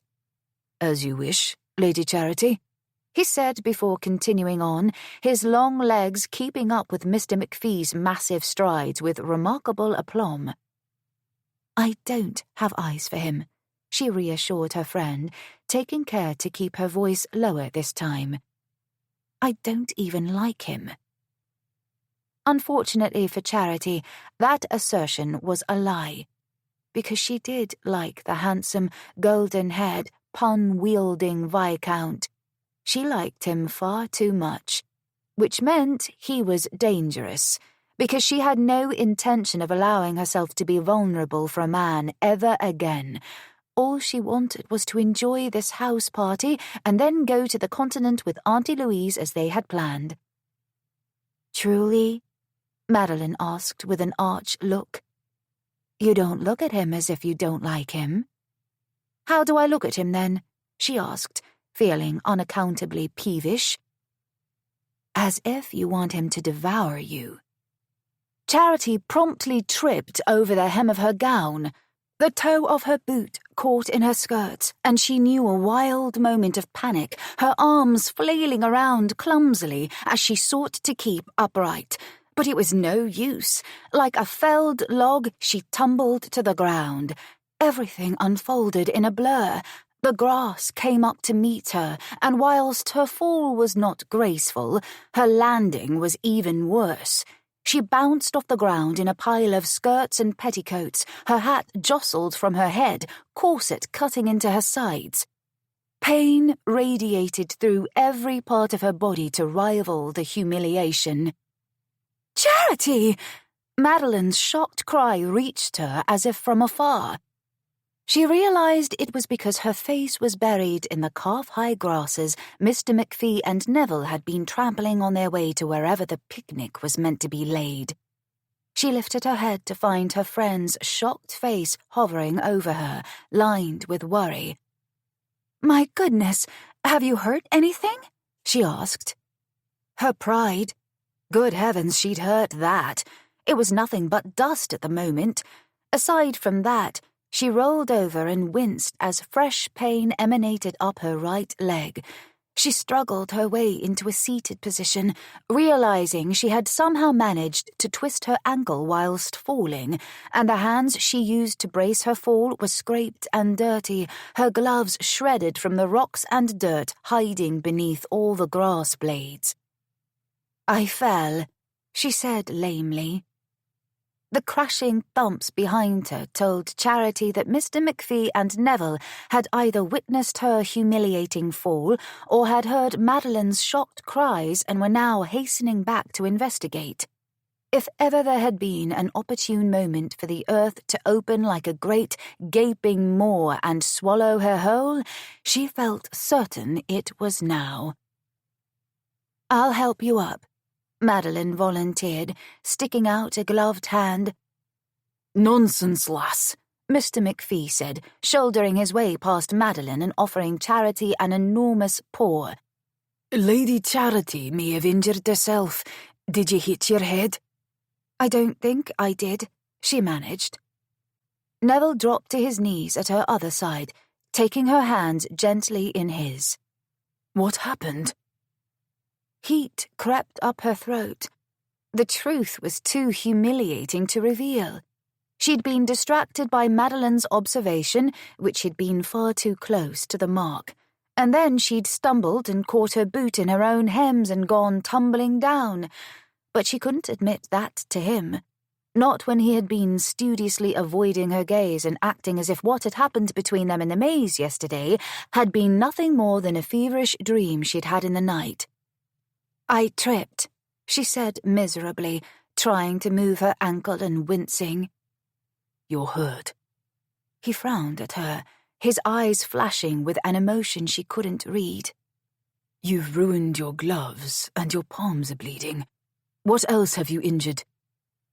"My ankle," she admitted. "It feels as if I twisted it when I fell." "Do you think you can stand?" he asked, gently rubbing his thumbs in calming circles over the uninjured parts of her palms. "I don't know." She moved it again, more pain shooting up her leg. "I'll carry you back to the manor house, my lady," Mr. McPhee volunteered, his tone grim. "It's all my fault you fell. I shouldn't have chosen the picnic spot so bloody far away." He paused, then added, Forgive me for my coarse language. The house may as well have been an entire country away, given the current state of Charity's ankle, but although she appreciated the offer, she didn't think even a man who possessed Mr. McPhee's tremendous brawn could carry her all that way. I can walk, she protested. I'll carry her, Neville said in the same instant. She blinked. Neville was strong. Indeed, her recent investigations of his person had proven he was well muscled. However, he was nowhere near as enormous as Mr. McPhee, and she had doubted the Scot's ability to carry her back to the manor house. "You can't carry me all that way," she told him. "I'll break your back." "Of course I can." His jaw tightened, and he held her gaze, his countenance a study in tenacity. "Oh, let me carry the lass," Mr. McPhee intruded, his tone gentle. "As I said, I'm to blame for this entire disaster." "It's hardly a disaster, and it's not your fault," Charity countered, hating the guilty expression on Mr. McPhee's face. "It was my own lack of grace that caused me to trip and fall. I can make it back to Sherborne Manor on my own. I'll tend to my bruises and be just fine by supper. The three of you can carry on and enjoy your picnic." "You'll do nothing of the sort." Neville remained impassive as he flicked a glance up to where Mr. McPhee hovered over them. "McPhee, you and Miss Chartrand can proceed with the picnic as planned. I'll carry Lady Charity back so that she can have her wounds tended to. A physician ought to be called for, I should think." "I don't need a physician," she protested. But everyone ignored her. Neville and Mr. McPhee were too busy squaring off like a pair of prize fighters, each determined to carry her back to the main house. Madeline was standing off to the side, chewing on her lip and looking dismayed. "We should all return to the main house," Mr. McPhee was arguing. "The picnic can wait for another day." "Nonsense," Neville said smoothly. "With all the rain we've had lately, there's no telling if you'll have another clear day before the house party is over. Lady Charity will be in excellent hands with me." For some reason, his words made her think about his hands on her quite literally, and his mouth, too. Oh, the pleasure his wicked caresses had brought her. The memory was enough to chase some of her pain. But then she remembered what had happened after that passionate embrace, and her ardour dampened and the agony in her ankle returned. "Would the two of you please cease speaking about me as if I can't hear you?" she demanded, struggling into a sitting position. Neville, who was still holding her hands in his, pulled her with ease, so that the movement scarcely required any effort. "Gentlemen can be so overbearing," Madeline said then, shaking her head. "I will accompany you back to the main house, Charity. You can lean on me." If she weren't in such dreadful discomfort, Charity would have laughed, for it seemed she had 3 separate champions, each vying for the opportunity to escort her back to Sherborne Manor. "I can manage on my own, although I do thank you all for your concern," she reassured everyone, wincing again as she tugged her hands away from Neville's tender grasp and planted them on the ground in an effort to help herself into a standing position. "Curse it," Neville said in a rare show of temper. "Let me aid you in standing. You needn't be so stubborn." "I'm accustomed to looking after myself," she told him pointedly, reminded of the need to guard herself in his presence after the day before. The last thing she needed, given her past with Ainsley, was to give any man the chance to hurt her again, and she'd been perilously close to doing so with the Viscount. How dismaying to think that all the bittersweet lessons she'd learned at the hands of her former betrothed had been for naught, to think she was still every bit as swayed by her foolish yearnings as she had previously been. "That may be the case," Neville said calmly, taking her wrists firmly but gently. "However, even those who are accustomed to looking after themselves occasionally require the help of others. This is one such time, madam. She glared at him. I will stand on my own, even if her ankle fell off. Let me help you, he gritted. They stared at each other at an impasse, Neville so near that she thought for a wild moment that he might lower his head, press his lips to hers, and kiss her into agreement.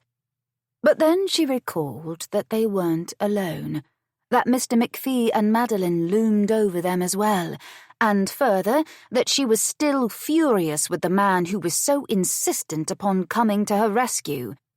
Where had his heroics been yesterday? Finally, she sighed, relenting against her better judgment, but only because she didn't wish to flop about on the ground like a fish that had just been reeled from a lake. Getting up from the ground in her corset and layers was tedious enough without an injured ankle and painful hands to add to the misery, and at the moment she wasn't certain her pride could withstand much more. "Very well," she allowed. "You may help me."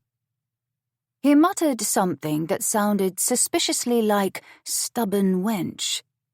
She didn't have much time to think about it, however, when he hauled her to her feet with sudden and surprising strength. One swift tug and she was standing, but the pain in her ankle had her sucking in a breath and making a low, inadvertent noise. "You see?" He was grim and distractingly handsome, frowning at her so severely that she longed to set her lips to his and kiss away his irritation, despite all the reasons why she shouldn't. "Thank you for your aid, my lord," she said formally, irritated with herself for her reaction to him. For her weakness where Neville Astley, Viscount Wilton, was concerned. "Can you put any weight on your right foot?" he asked in a no-nonsense tone.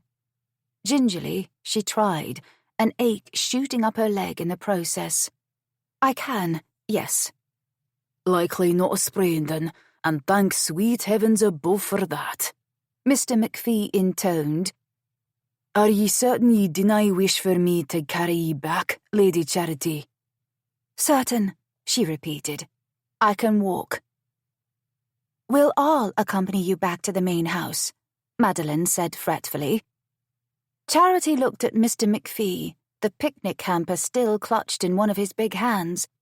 She'd seen the way he looked at her friend as well. And that same strange urge to play matchmaker between them rose, even if it meant she would have to endure more time alone with Neville and submit herself to all the temptations that inevitably entailed.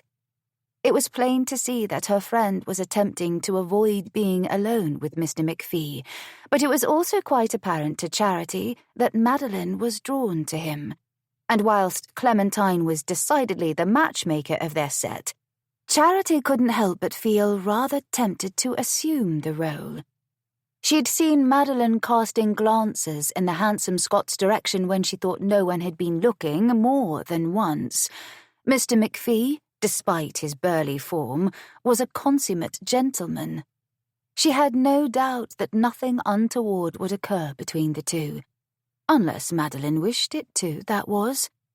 And heaven knew there had been rather a lot of furtive romantic trysts happening at Sherborne Manor during the house party.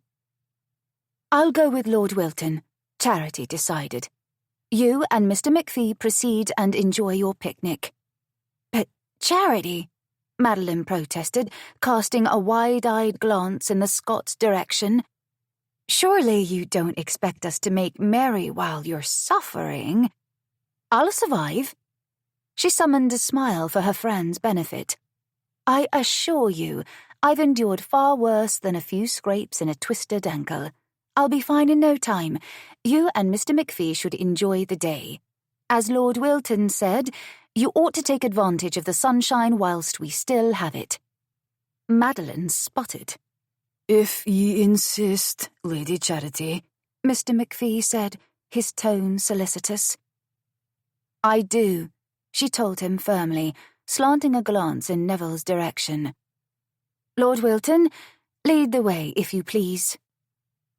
He offered her his arm, and she took it, trying not to delight in his masculine strength or his decadent scent. She could ignore the effect he had upon her for the duration of their walk back to the manor house, she told herself, and from then she would simply make certain to avoid him for the remainder of the house party. Yes, that was all she needed to do. Chapter 8. She was in pain.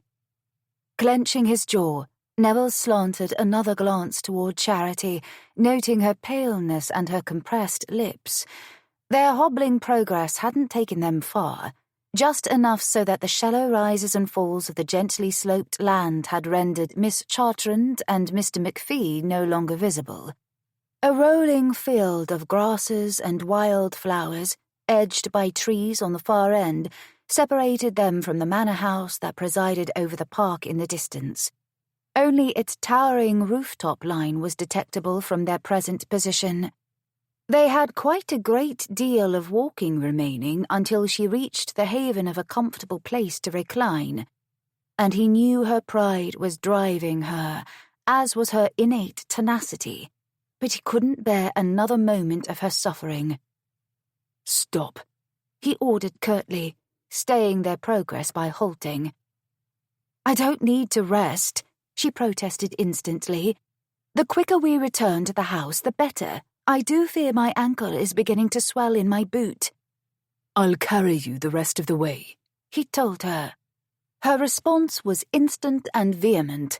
"No, you'll do nothing of the sort, my lord."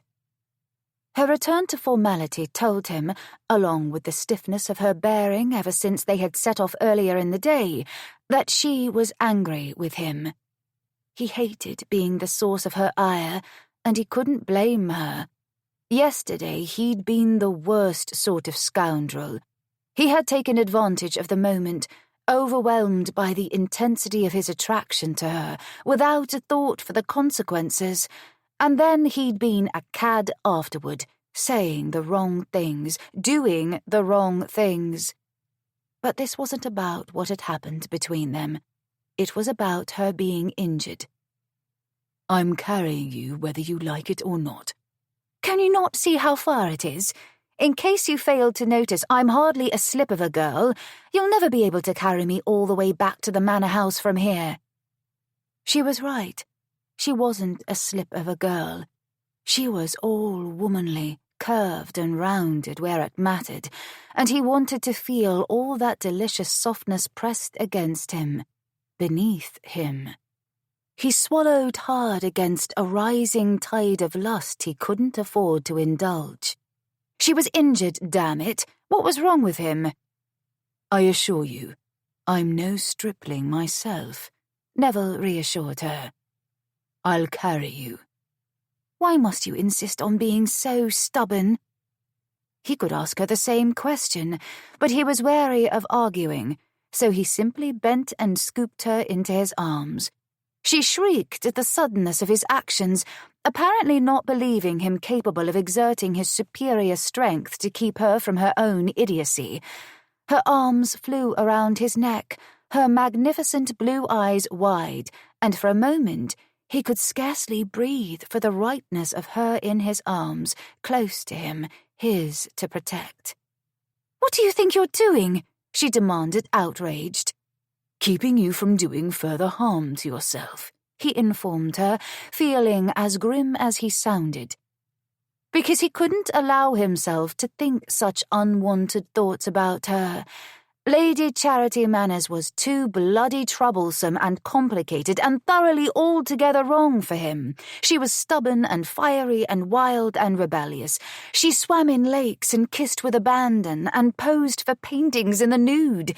She had allowed him to pleasure her in the gardens.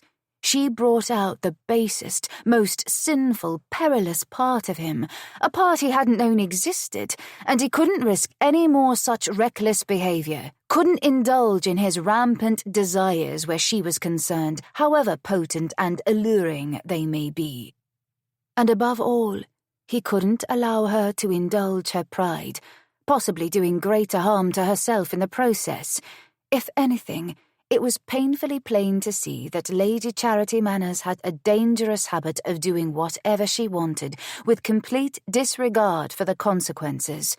Her disturbingly lax chaperone may not have any control over her, but Neville was damned if he was going to allow her to hurt herself whilst he stood idly by and watched.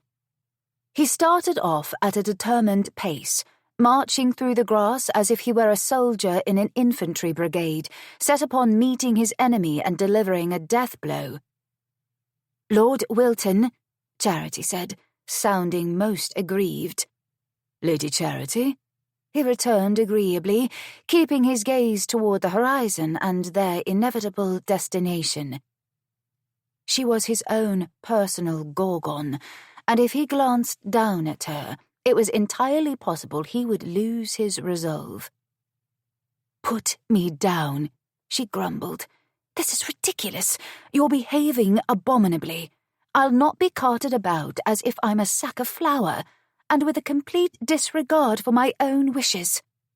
"I'm more concerned with your welfare than your wishes at the moment." But his response didn't appease her. Not that he'd expected it would. She continued. "This is the most high-handed, abominable, utterly—" He silenced her the only way he knew how, by setting his mouth firmly on hers and kissing her. It wasn't a passionate kiss. He had no wish to drop her. Rather, it was a swift press of his lips to hers. Neville somehow managed it all without tripping or missing a stride. He raised his head, and she was quiet. Her countenance was adorably befuddled, as if she couldn't comprehend what had just happened. Neville would have kissed her again, but he had no wish to trip over his own feet and send them both sprawling to the ground. And now he was looking at her. True to his fear, he was losing his resolve, but he was also finding it deuced hard to look away, to keep his eyes where they belonged, on the uneven path back to the manor house. "You kissed me," she said, her tone accusing. He bit his lip to keep from grinning like a fool. It was rare to hear her so flummoxed. He liked it. "I did." "I wasn't finished speaking." "Oh?" He slanted a glance down at her because he couldn't resist, then flicked his gaze hastily back up. "And what was it you were saying, my lady?" She faltered, clearly having forgotten. Just as he'd thought. They travelled on in silence until they reached the gathering of trees ringing the park. He was accustomed to a great deal of labour, and he'd built his muscles steadily over the years. Carrying her didn't even wind him, and it was fortunate because his masculine dignity might have been in danger otherwise. "I can walk on my own," she protested when they ventured into the shadows of the trees, where light filtered from the leafy boughs sparingly and the air was cool and earth-scented. "But you're in pain." "I've been in worse pain," she told him. "Only it wasn't my ankle." "Where was it, then?" he asked, suspecting he knew the answer. "My heart." She lifted her chin, then unwound one arm from around his neck and thumped on the brim of his hat with her forefinger for emphasis.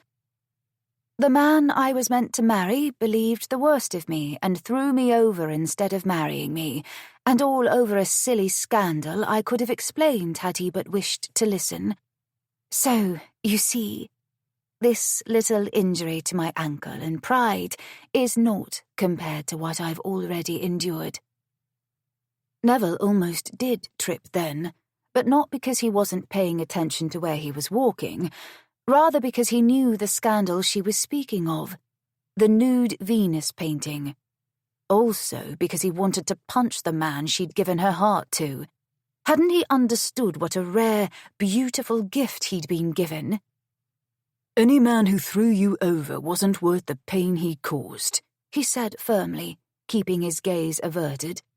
"Indeed, he wasn't worth a goddamn, and certainly not worthy of you." He didn't curse often, But there was something extra satisfying about the oath that left him now.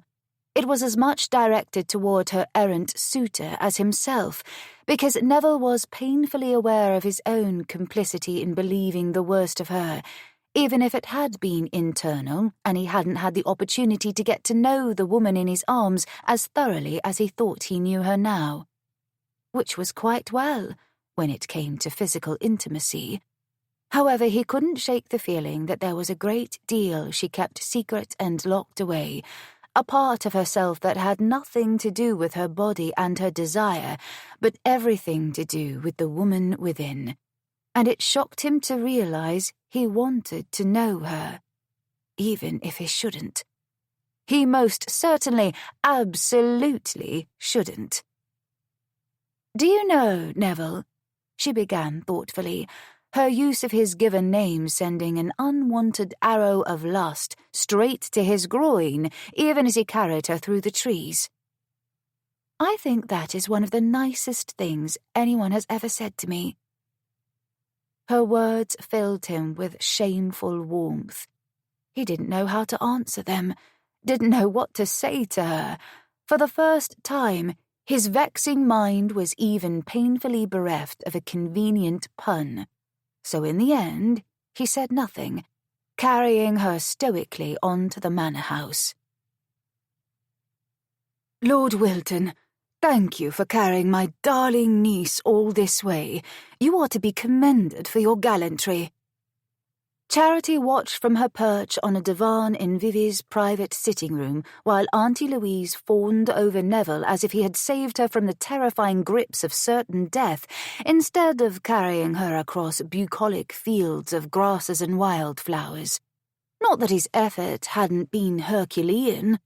Charity remained suitably impressed with his ability to cart her for such a long distance whilst barely losing his breath and certainly never faltering. However, her aunt's effusive praise was rather hyperbolic. After all, Charity had wanted to walk.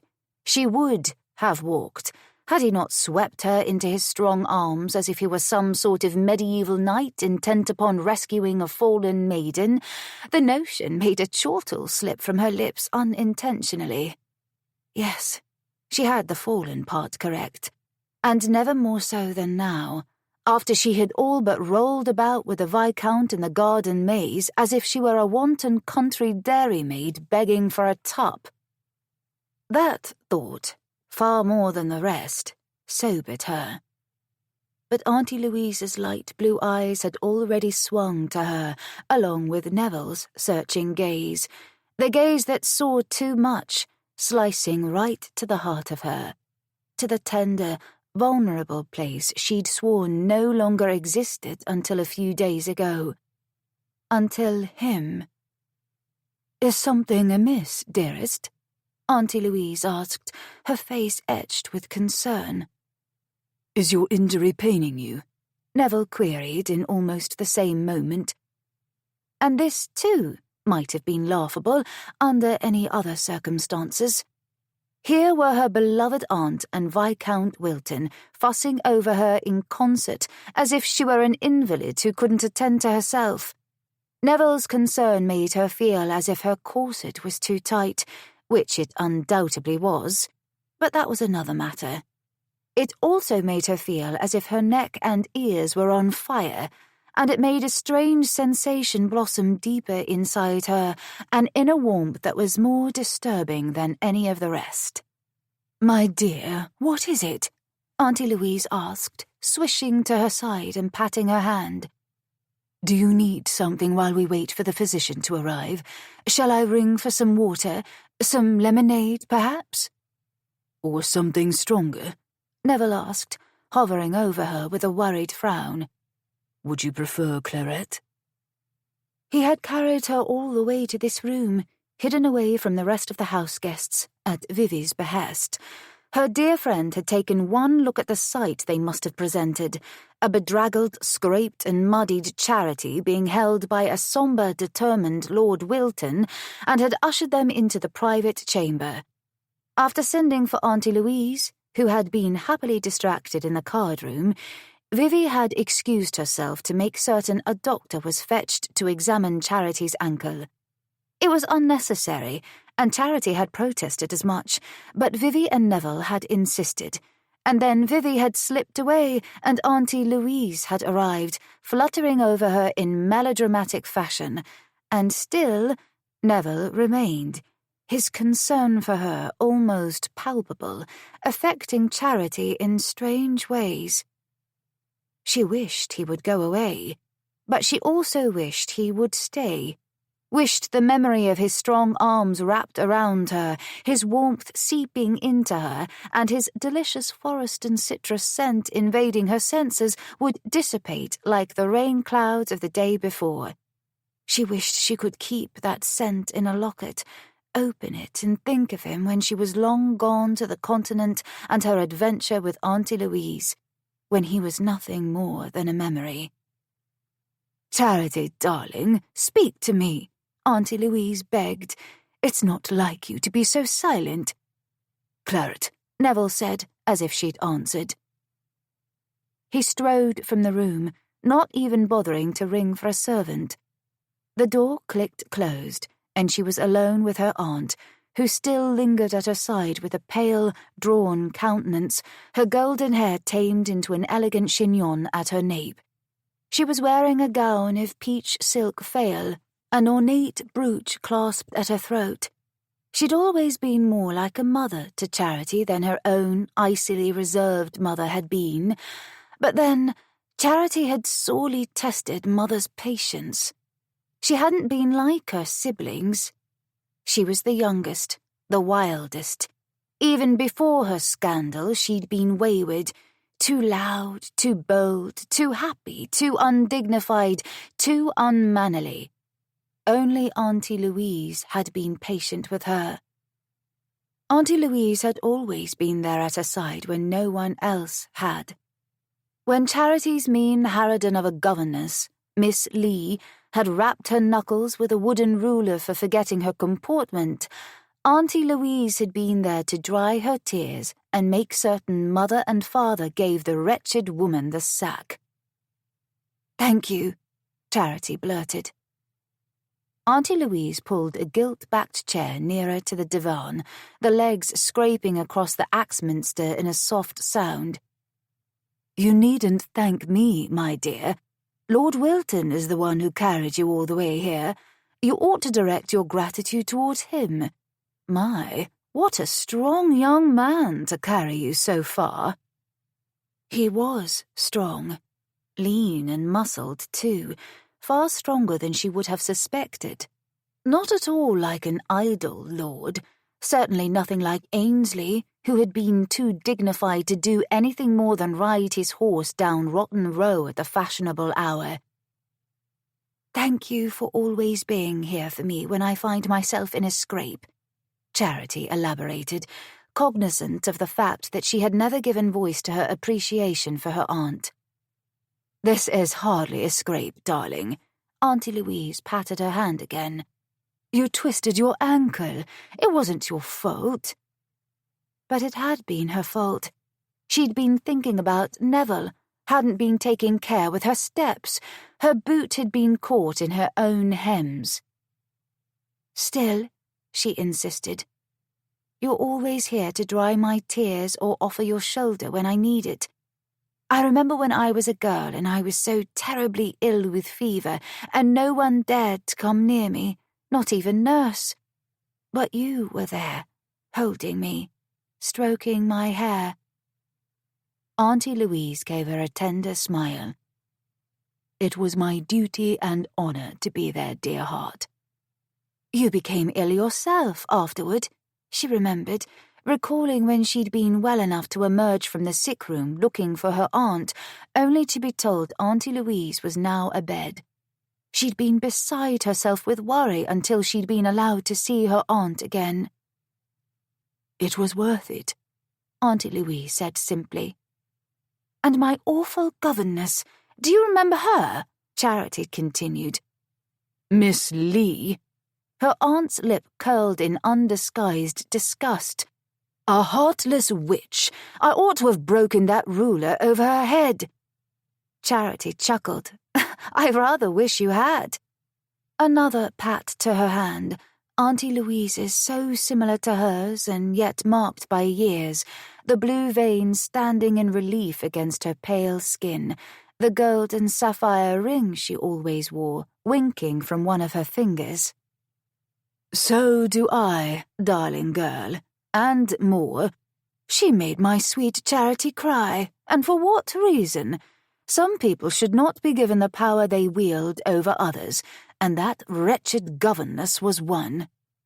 She was, Charity agreed. You've always been my champion, even through the scandal. That scandal ought to have never happened, Auntie Louise said grimly. I've been thinking of ways I might have my revenge upon Lady Featherstone for the entirety of this house party. A well-timed push into the lake, an accidental overturning of a soup tureen into her lap, a spider in her undergarments. Charity couldn't help but laugh. But where would you find the spider? There has to be a convenient arachnid somewhere in residence, her aunt said. Now you sound like Edie. Have you been reading one of her scientific treatises? Of course not. Look at me. Auntie Louise waved gaily toward her impeccable gown. Do I look like I read scientific nonsense to you? She smiled. You do know how to bring me cheer, Auntie. A solemn duty of mine. Her aunt nodded. After what happened with the painting— Never mind what happened, Auntie Louise said firmly. One can never trust a Richards, and I do hope you have learned your lesson. Fancy that, Auntie Louise taking her to task. For all Charity's life, her aunt had been an omnipresent figure, guiding, coaching, encouraging, never judging, forever praising. The judging had been her mother's and father's tasks. At least, so it had seemed. When one possessed siblings who were never at fault and who did their duty and made excellent matches with ease, all without ever once bringing shame upon the family, well, how could a lady with a mind and spirit of her own ever possibly compete? She could not. Peter was an excellent chum when he was in leading strings and I in short skirts, she offered to Auntie Louise in defense of her old friend who was responsible for the Venus painting and ensuing scandal. However, I concede that I should never have agreed to sit for the portrait.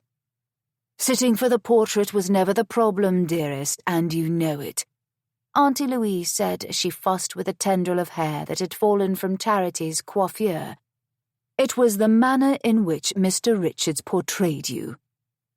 Mr. Richards. How formal. He had always been nothing other than Peter to Charity, but then she and Peter had been friends for years, rather in the fashion of brother and sister, even if they were nearly of an age. Charity frowned at her beloved aunt. I don't think Peter was portraying me. He is no different from a brother to me, and I most certainly have never disrobed before him. And yet the undeniable likeness was enough to cause tongues to wag, Auntie Louise pointed out, her tone calm and precise, if a bit grim. He should have known better than to invite such unwelcome speculation. A few changes to your countenance, and the resemblance would have been much more easily dismissed. I'd like to box that young man's ears for the pain he brought upon you. Again, Auntie Louise was correct in her assessment. Yet Peter had been as naive as Charity had been. She couldn't blame him for the damage his painting had caused to her reputation, especially considering what the painting had done for his hopes as an artist. Peter was exceptionally talented, and Venus at her bath had managed to achieve tremendous attention, albeit years after it had originally been painted. But whilst he had gained much because of the painting, Charity had lost everything. The door to the sitting room clicked open, and Neville returned, bearing a glass of claret. The physician should be here within the hour. He was at Charity's side in a trice, offering her the glass. She accepted, their fingers brushing, an arc of awareness singeing a path directly to her core. How was it that he made her feel so painfully alive, as if her entire body had been fashioned for his?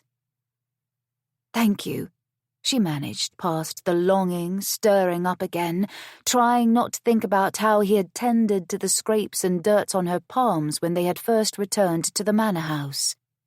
Despite her protestations that she could wash her own hands perfectly well, naturally, and she had allowed him to, just as she had relented and let him carry her, because being tended to felt good, particularly when Neville was the one doing the tending.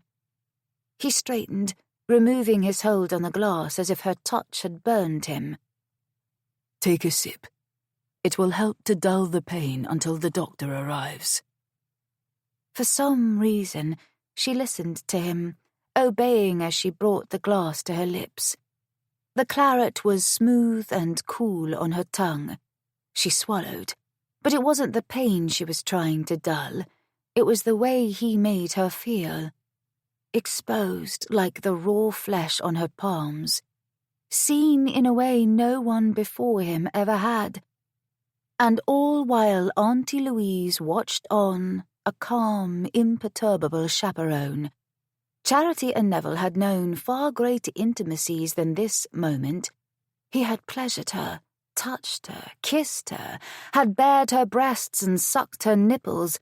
Despite that, this moment felt eerily more intimate than any of the scandalous interludes that had preceded it, because her aunt was looking at her in a way that said she knew. She knew the way Wilton made Charity feel, all the way to her marrow.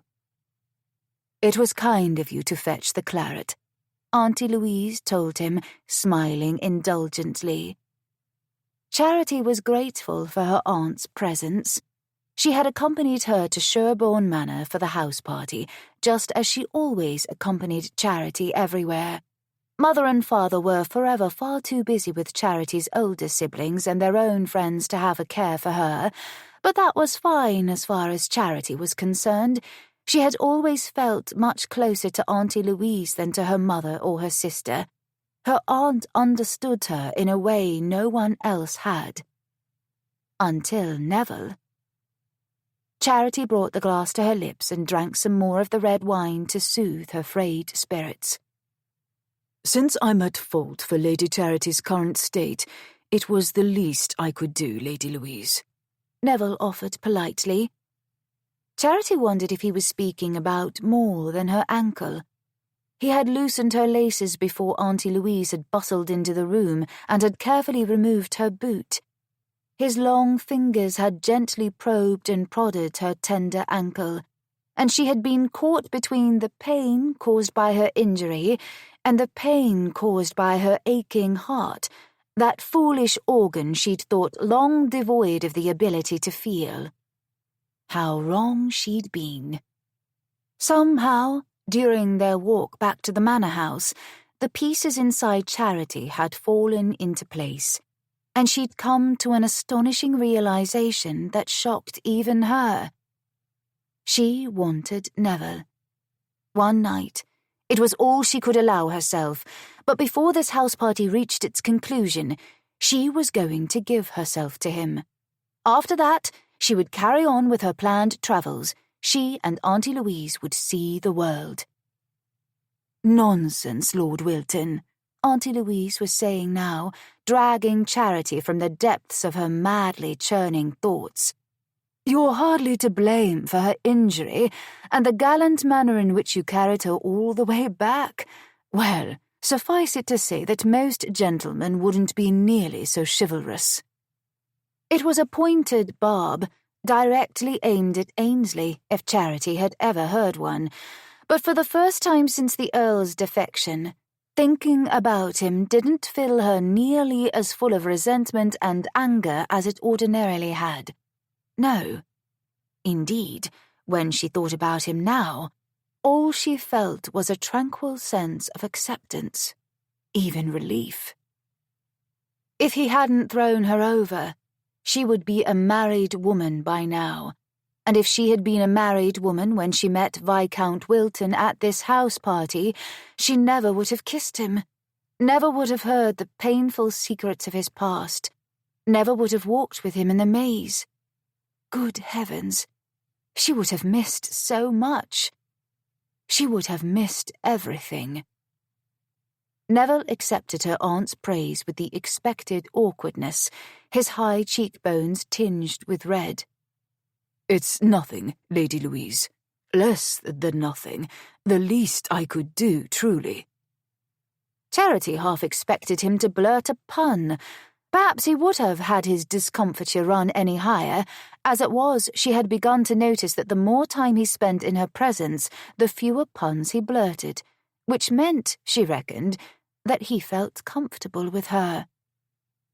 "We are grateful for your aid, are we not, Charity?" Auntie Louise prodded with a pointed look in her direction. "Quite grateful," Charity said, her gaze finding Neville's and holding it. She felt the connection there, and her irritation over his high-handedness dissipated beneath its scorching strength. Unspoken words lay between them.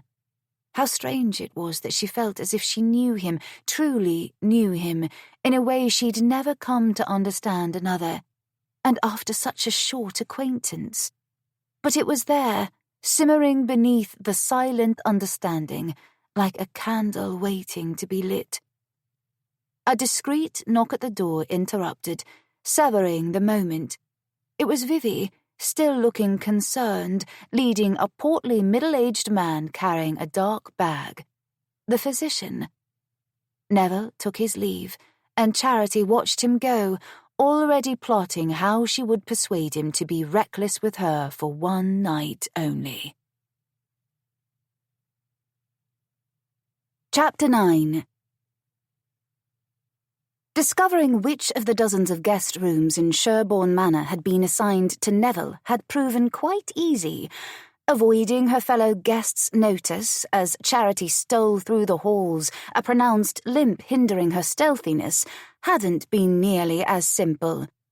But at last, here she was, ensconced in his bedroom, seated pleasantly in a wing-back chair by the hearth, waiting for him.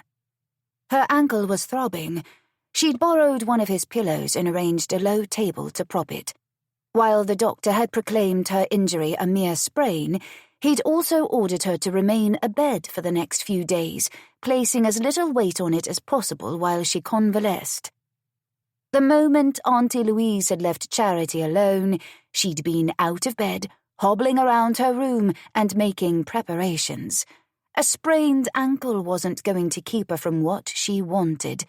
And under no circumstances would Lady Charity Manners concede to remaining abed for days.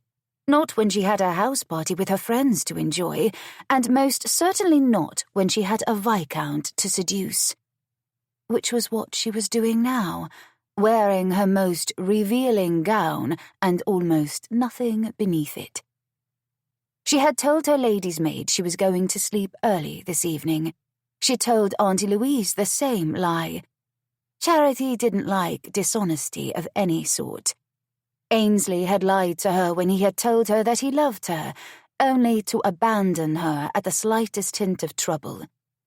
She knew she should feel guilty for fibbing to her aunt, particularly after the worry she'd caused earlier and the way Auntie Louise had fussed over her, making certain that her favourite meal was sent up on a tray, sitting with her for 2 hours just to keep her company.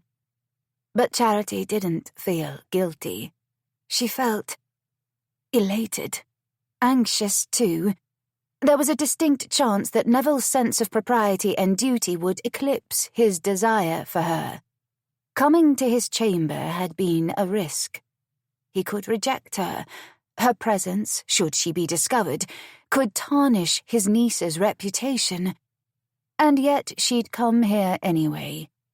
Because something had changed while Neville had carried her all that way in his arms, and if she had learned anything from living in the aftermath of her own scandal, it was that she didn't want regret to eat away at her.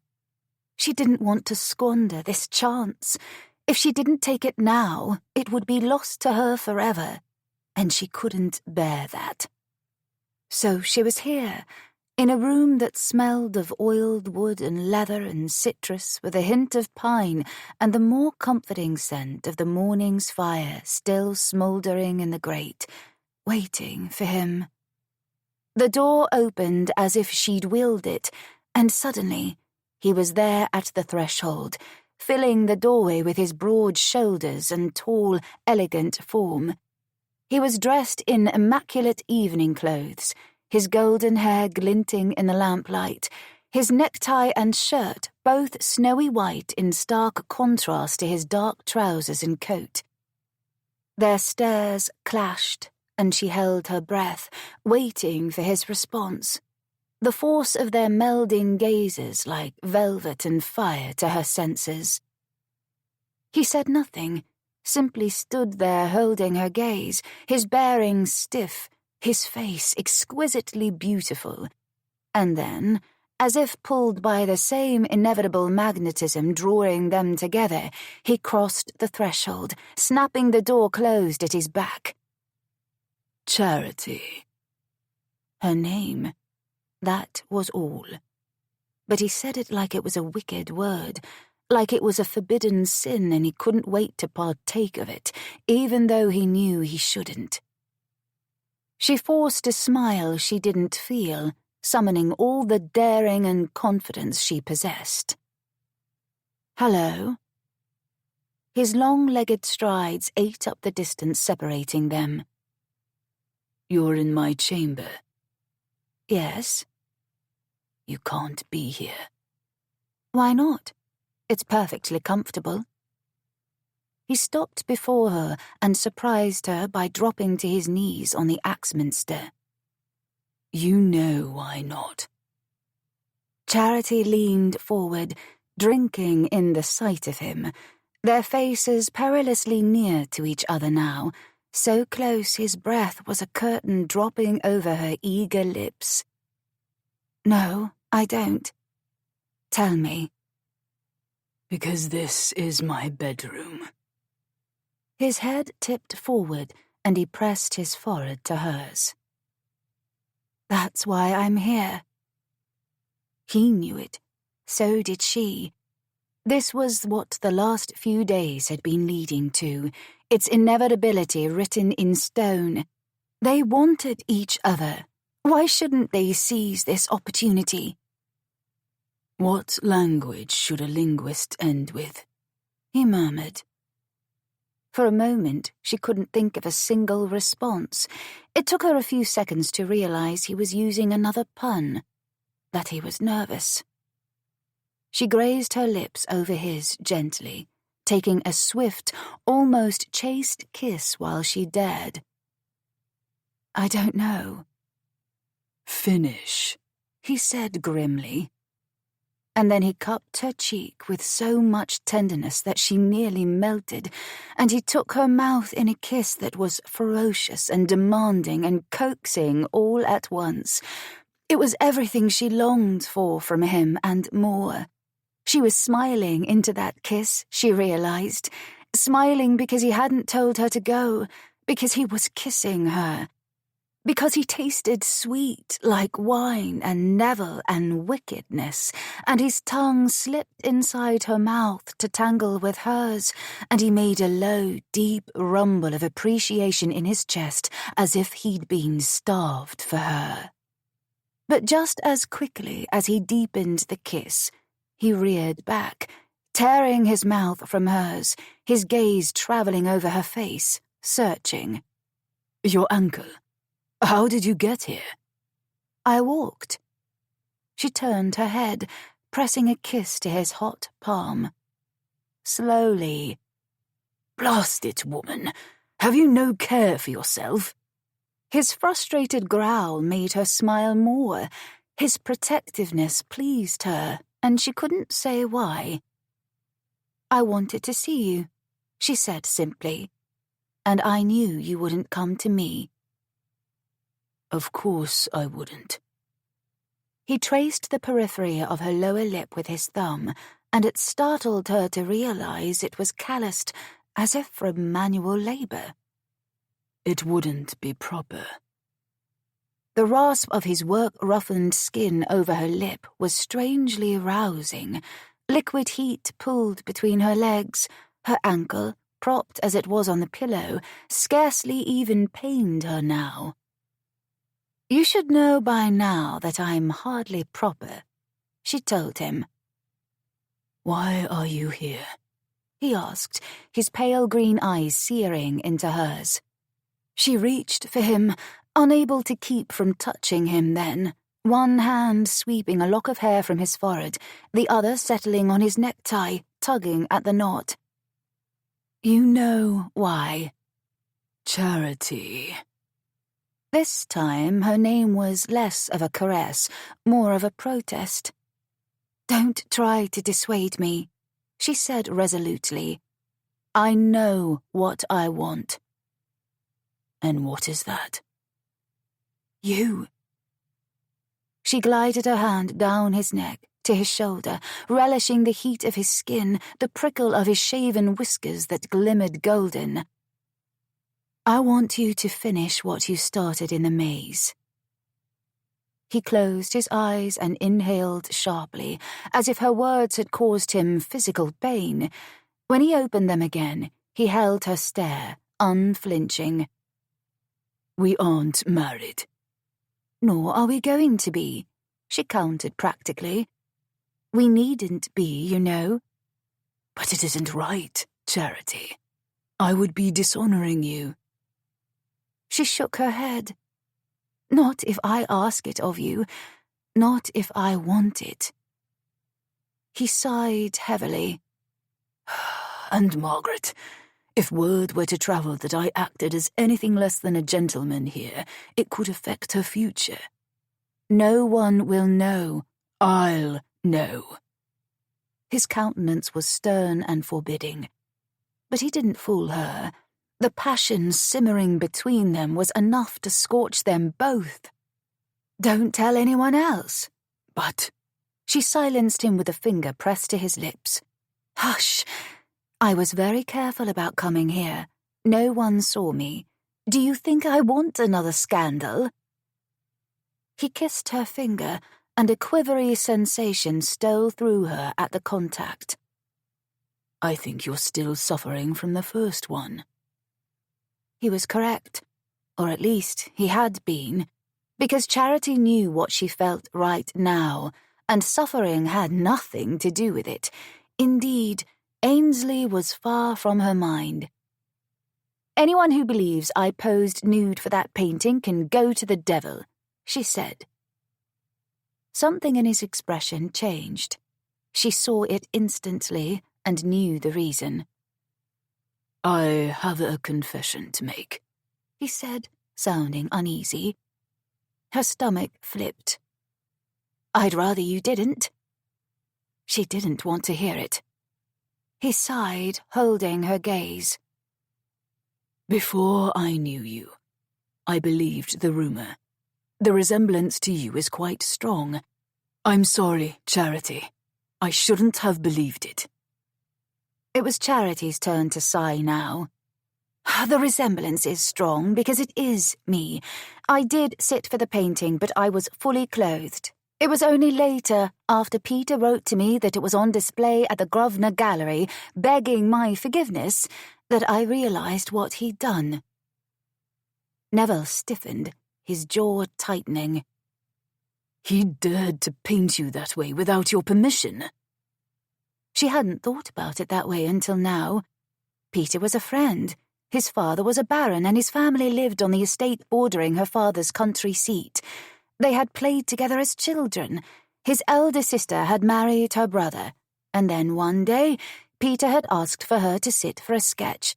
She'd done so, thinking it a passing fancy. She'd been 18, newly come out, unaware of the danger lurking in society's waters, just waiting for her to wade in. Charity had forgotten about the sketch until the whispers had started. At first, she had ignored them, until Peter's letter had arrived. And then she'd gone to see the painting herself. By then, The gossip had raged through London to rival the Great Fire. "It was a sketch," she explained. "We've known each other since we were children. I scarcely thought anything of it. Had I known he intended to paint me, and without a single stitch, I wouldn't have allowed it. But by the time I understood there was a Venus on display bearing my image, it was already too late." "What did your family do?" Neville demanded. "Why should they do anything? Because you're their daughter, their sister, damn it. You say the artist was a family friend. Surely your family would have come to your defense." Charity sat back in her chair, stunned by his vehemence, but also by his words. They didn't. Because in hindsight, it was entirely possible her family had believed it too. She was the wild and wayward child, the hoyden, the disaster, the breaker of rules, the loud one who never seated herself with her spine straight enough, the scandal. "They should have, damn their hides." He was still cupping her cheek, but now his thumb had moved again, travelling along her cheekbone in slow, soothing strokes that were at odds with the anger in his voice. "Do you know what your problem is, Lady Charity Manners?" That she had never fit into the mould her family and polite society had made for her.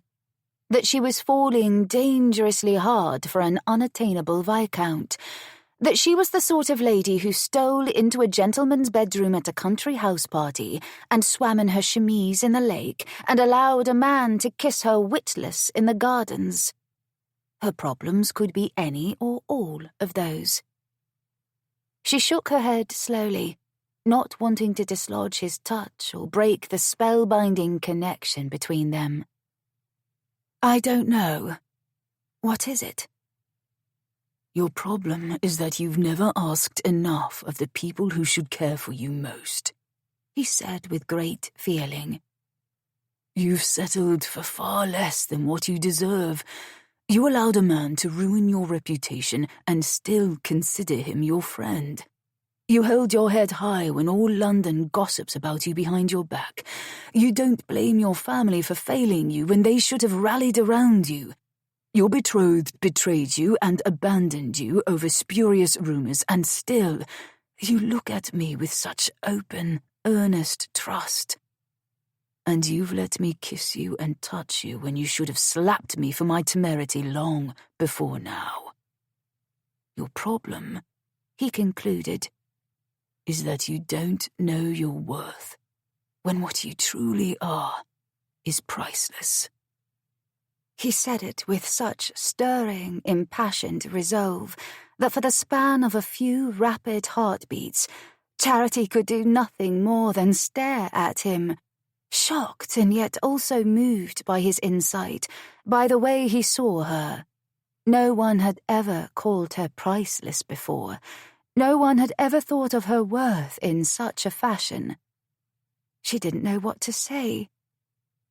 So she pressed a hand over his, holding it to her cheek, relishing this closeness, the connection, the depth of emotion, until she could finally force her tongue and her mind to function again. "When this house party is over, I'm leaving for the continent with Auntie Louise. We're planning a grand tour of our own. I don't know when or if I'll return to England. But what I do know, before I go, is that I want you. Just for tonight." He sucked in a breath, almost as if she'd hit him, as if the force of her words and the revelation of her desires was like a physical blow. "You don't know what you're asking of me." "Yes, Neville, I do. I want this. I want it with you." His eyes closed for the second time since their conversation had begun, the golden lashes, far too long and luxurious to belong to a man, fanning over his cheeks. And when they lifted, what she saw in his unusual eyes made her heart soar. Her handsome, stern Adonis was looking at her exactly as Madeline had claimed he did earlier, just before Charity had tripped on her own hem and fallen. In the next instant, his mouth crashed into hers, and she had her answer. His control had been decimated. Neville knew he shouldn't be kissing Charity now. He shouldn't allow her to remain in his room, shouldn't surrender to his own desires, and most especially not to what she'd just told him she wanted. One night with him. It was impossible. It was dangerous. It was wrong. It was 100 kinds of foolishness, the sort that made the Venus painting scandal pale in comparison. But he wanted her more than he'd ever believed it possible to long for another, with a potent urgency that was about so much more than the mere physical act of sexual congress. It wasn't about finding pleasure with a woman. It was about making love to Charity, and that knowledge was what ultimately proved his undoing. He kissed her with everything he had, showing her what he felt for her. It was larger than he was, more than he could comprehend. It was elemental and divine all at once. He kissed her until he could scarcely think, and then he rose, scooping her from the chair with ease, ever cognizant of her injury. She went willingly, no hint of protest, and he carried her to the bed, depositing her on the mattress with the greatest of care. "You can go," he told her. "I'll carry you back to your chamber." Her answer was to reach for the buttons on her bodice, pulling them open to reveal her lack of undergarments underneath. No corset, not even a chemise. Her creamy breasts spilled forth, a bountiful gift he couldn't look away from or refuse. Watching her progress, he found the knot of his necktie, tugging with such vicious savagery that he hurt his neck in the process, but he didn't give a damn, pulling it free and tossing it away. He shrugged out of his coat next. She slipped off her bodice, bare from the waist up, her skirts a cloud of silk pooling around her, no cumbersome bustle beneath. Nothing more, he'd wager, than a petticoat for shaping. "You're beautiful," he rasped, reaching for her, his hands trembling as he cupped her breasts, running his thumbs over her pebbled nipples. She issued a soft sound of satisfaction, her fingers making short work of the tapes on her skirts, but when she moved to rise to aid in the removal, he stayed her, splaying his hand to the smooth valley between her breasts and gently guiding her backwards on the mattress until she lay flat. He swept caresses down her sides, admiring her shape and the silky softness of her bare skin. Slowly, Neville worked her skirt and petticoat down until she was entirely naked, and then he tenderly swung her legs onto the bed as well, taking care with her ankle. Her hair was still confined in a neat plait, curls fringing her forehead and face as she watched him from the bed. He tore at his waistcoat and shirt, throwing them to the floor without concern for the buttons he ripped away in the process. He wanted her so much he could taste it, his heart pounding furiously in his chest, his cock painfully rigid and erect in his trousers. He had a moment of lucidity and honour, wherein he reminded himself that he hadn't gone too far yet, that he could put a stop to this madness and help her to dress. But the sight of her, all creamy and pink loveliness on his bed, was too much for him to endure. He couldn't turn her away, couldn't end what was happening between them any more than he could derail a locomotive with his bare hands. "Your hair," he managed somehow. "Take it down." Slowly, with the air of a practiced seductress, she rose on bent elbows until she rested on her forearms. With one hand she plucked pins free, tossing them over her shoulder one at a time until they formed a rhythmic rain on the Axminster. Plink, plink, plink. Glorious, burnished waves fell around her shoulders and down her back. The last pin was still in mid-air when he shucked his trousers and joined her on the bed as naked as she was. She spread her legs as he knelt over her, and he found his place between them, a glimpse of pink, glistening folds and a pouting, plump bud filling his head with fire. He couldn't wait another moment. He had to taste her. Overcome by the need, he settled lower, his cock burrowing into the counterpane they hadn't bothered to turn back in their eagerness. His hands were on her legs, skimming from knee to hip, then to her inner thighs, caressing, urging her to open for him completely. She did what he wanted, widening, showing herself to him without shame. And sweet heavens above, he was lost. Neville lowered his head and worshipped her with his tongue. One long, slow lick up her seam, the taste of her, musky and feminine and sweetly fragrant, making his cock harder still. And she was wet, dripping, ready for him. First, he wanted to spoil her, wanted to show this beautiful, passionate woman just what she deserved, not to be scorned or whispered about, but to be revered, to be adored, to be loved. He stilled for a moment, overwhelmed by her slick heat, the taste of her on his tongue, the breathy sounds of excitement she made, the rolling of her hips. But most of all by the realization he'd just made, an odd, damning realization.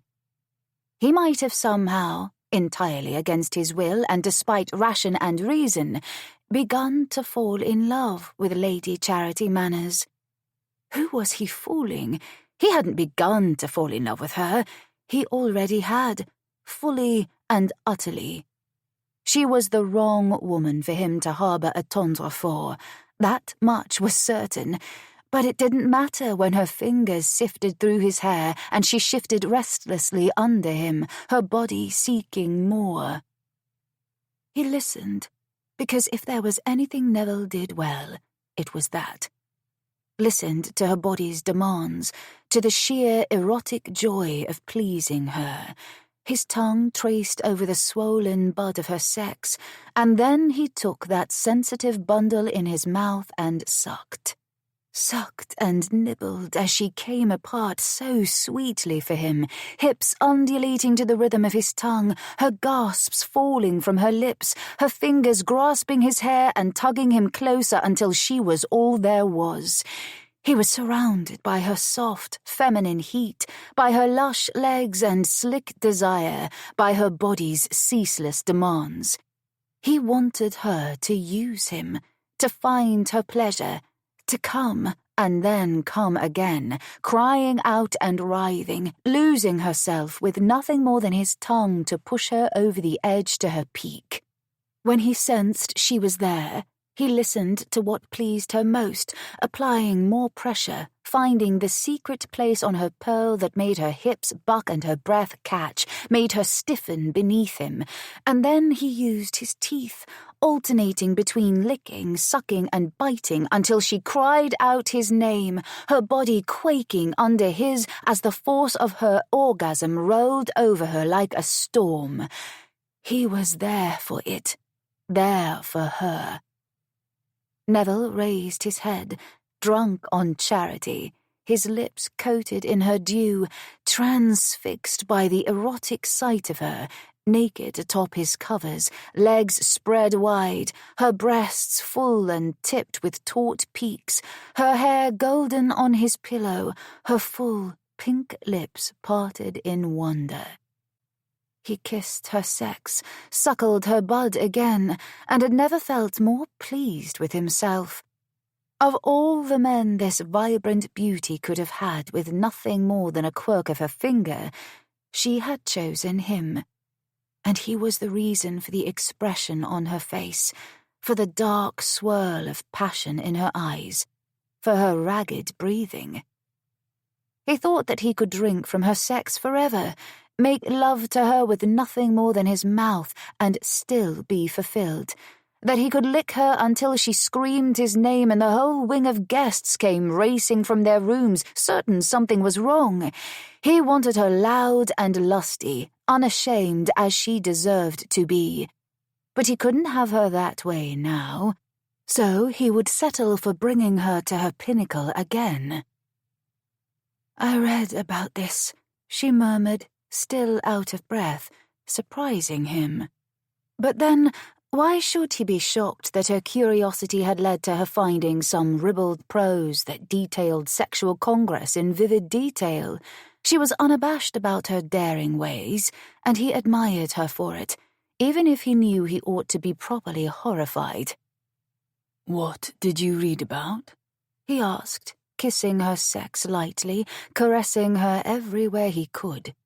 He could live here, between her legs, never leave. He'd found paradise, and it wasn't his country estate after all. It was at the juncture of Lady Charity Manners' thighs.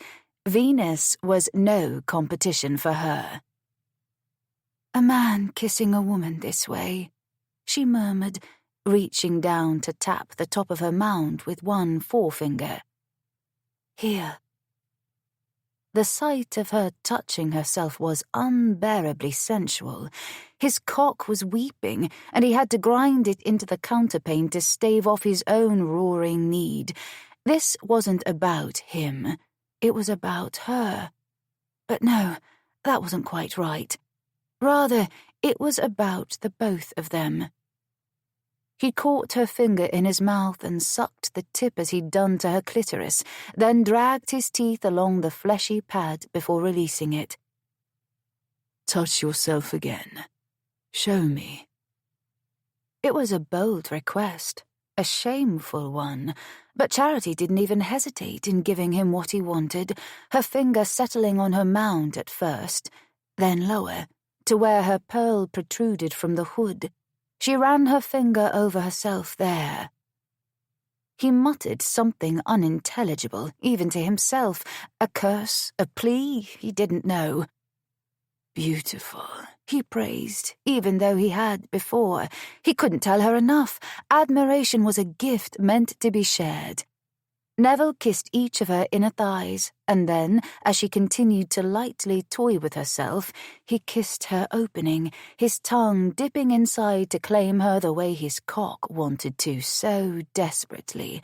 And sweet God above, heaven and hell, it was torture and paradise, the slick warmth of her cunny, the tight heat of her passage, the way she angled her hips to bring him deeper, her inner muscles clenching on his tongue. He pointed it and fucked her that way, thrusting in and out, while she strummed over her bud, her breath growing ragged again, her hips circling. Her body was like a primed pump. This time her release hit her swiftly. She cried out, body bowing from the bed, quivering as she rode out her spend, thrusting herself into his face so that every spare inch of him was covered in her.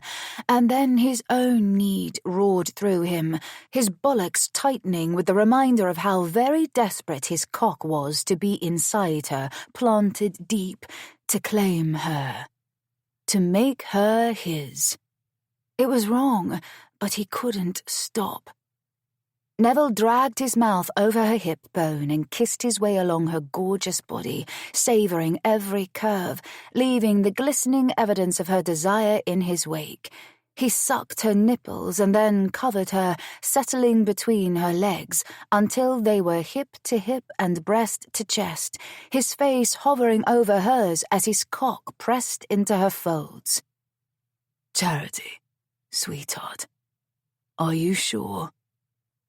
He forced himself to ask, even though he didn't want to. Part of him terrified she'd change her mind and leave him in agony. But deep inside him, there dwelled a hint of the gentleman he'd always believed himself to be. He wouldn't take advantage. They weren't wed, weren't even promised to each other. She'd said she only wanted one night from him, that she intended to go on a grand tour as if she were some sort of bachelor youth sent off to explore. He would worry about that later, when his mind was capable of functioning and forming coherent thought. For now, all he could do was feel her, warm and welcoming beneath him, hear her low, throaty voice tell him the one word he wanted most from her crushed berry lips.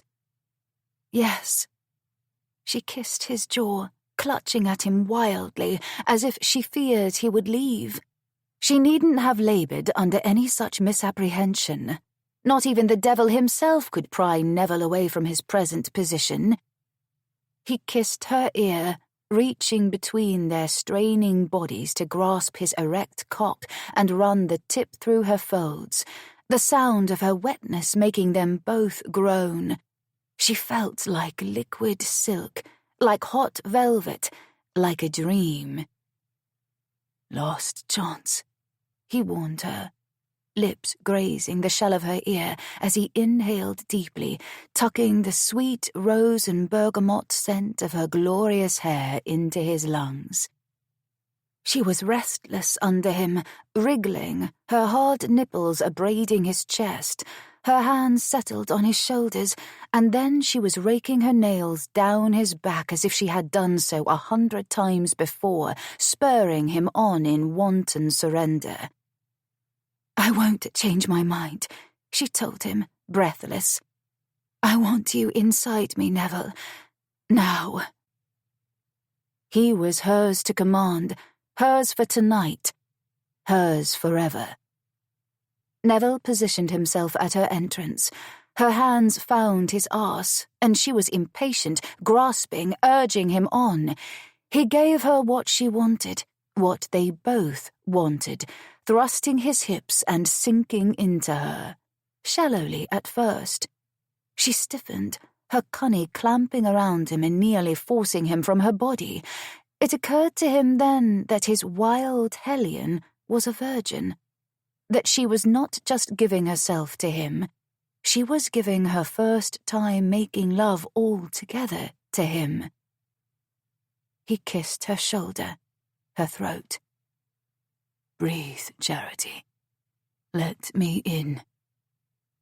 She exhaled, and he inched forward, lifting his head to find her lips with his.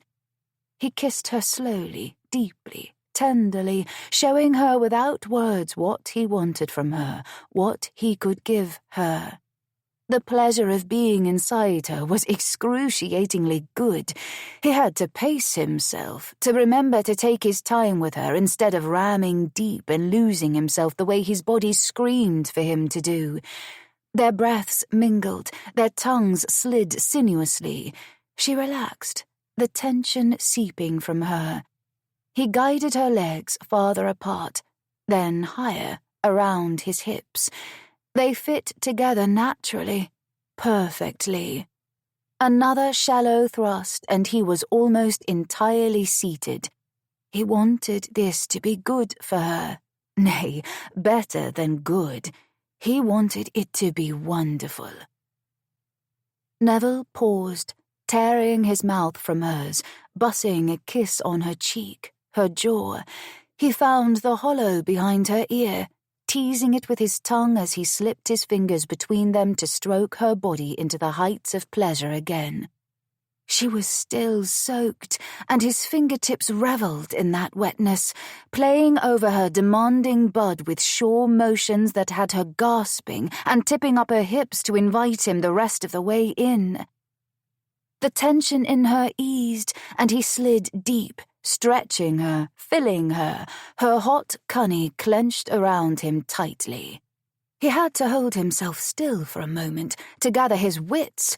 Being buried in her softness, as close to her as he could be, his throbbing cock planted deep, was enough to make him lose control, and he couldn't do that.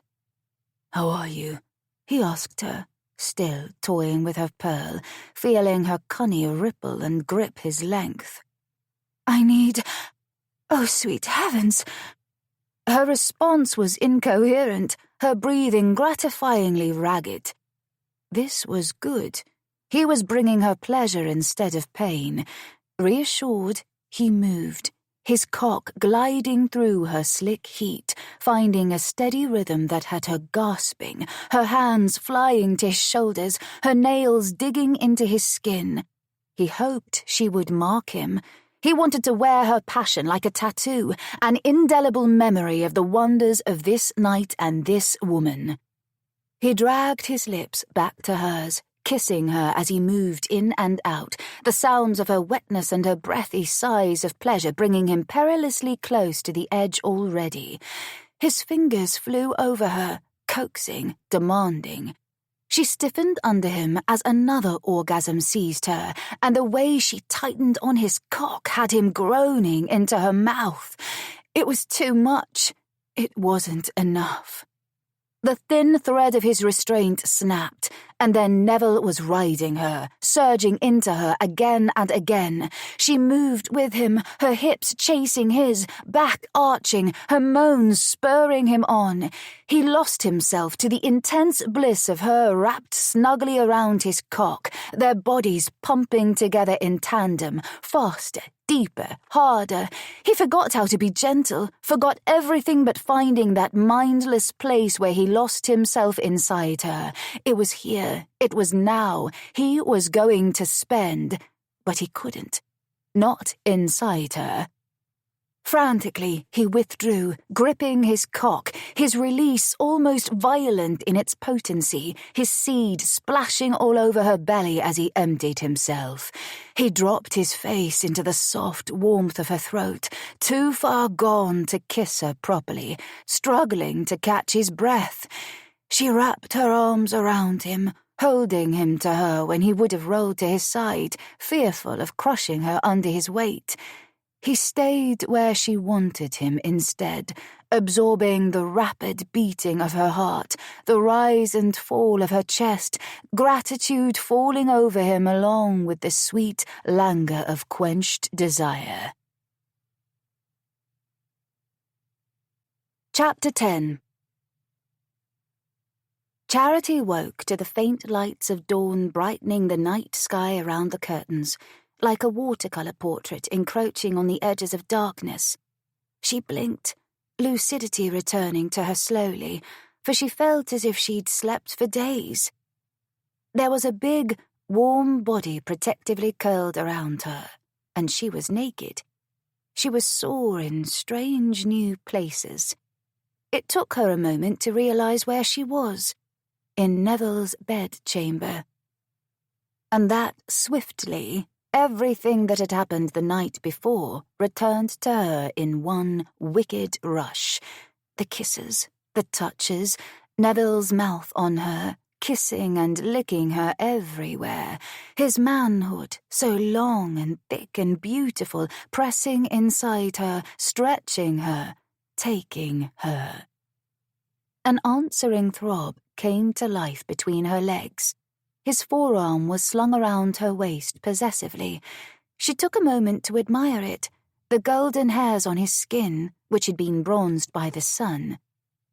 Last night, she'd been too overwhelmed to properly admire him, but now she turned her head on the pillow so that she faced him, discovering that the sun-kissed glow extended to his chest and shoulders, bared above the counterpane. He must have laboured in the sun without a shirt to have achieved such colour. It was wholly at odds with the tense, proper viscount she'd thought him to be. But then, so too was the generous, sinful lover of the night before. There had been nothing respectable about what he had done to her, and she had loved every second. She allowed her eyes to trail over his face now in the dim morning light, noting the way slumber brought a softness to his features that was ordinarily absent. It was as if she were privy to a side of him that no one else could see, and her heart gave a pang as she thought of the other lovers who would lie here like this with him, who would kiss him and hold him, the other lovers he would bring to the dizzying heights of orgasm, whose bodies he would worship. The fire inside her died. She shivered, feeling suddenly far colder than the morning's chill warranted, because she didn't want to think of him with anyone else. even if her rational mind recognized it for the reality that it was. Neville couldn't marry a scandalous woman like her, and she had no wish to wed. Adventure awaited her on the continent, a lifetime of freedom hers to claim. Why did the thought leave her feeling strangely unenthused? Neville shifted, stretching, and she seized the opportunity to distract herself by admiring the flex of the muscles in his arms and chest.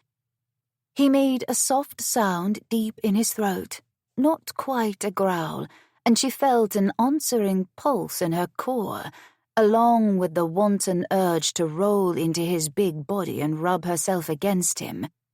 She wanted to kiss him, to touch him. She never wanted to leave his bed or this room. But that was a foolish desire, and one she couldn't afford to entertain because it was almost dawn, which meant the servants would soon be traversing the halls, and which greatly heightened the risk of her being seen leaving his chamber and returning to her own. That was a scandal she wouldn't risk, for Neville's sake, and for Margaret's too. He opened his eyes, the light green searing her to her soul in a new way this morning as they met hers. Morning. His voice was gruff and low from sleep, and she felt it like a caress. Good morning. Her hand settled over his arm, still wrapped snugly around her waist, keeping her there. I should go. Her heart felt heavy at the thought, a leaden weight dragging her down. He kissed her shoulder, silent for a moment, before a heavy sigh left him. Oh, God, what have I done? When he began to slide his arm away, she held it there, not ready for him to release her just yet. You did what I wanted you to do, what we wanted to do. She smiled teasingly.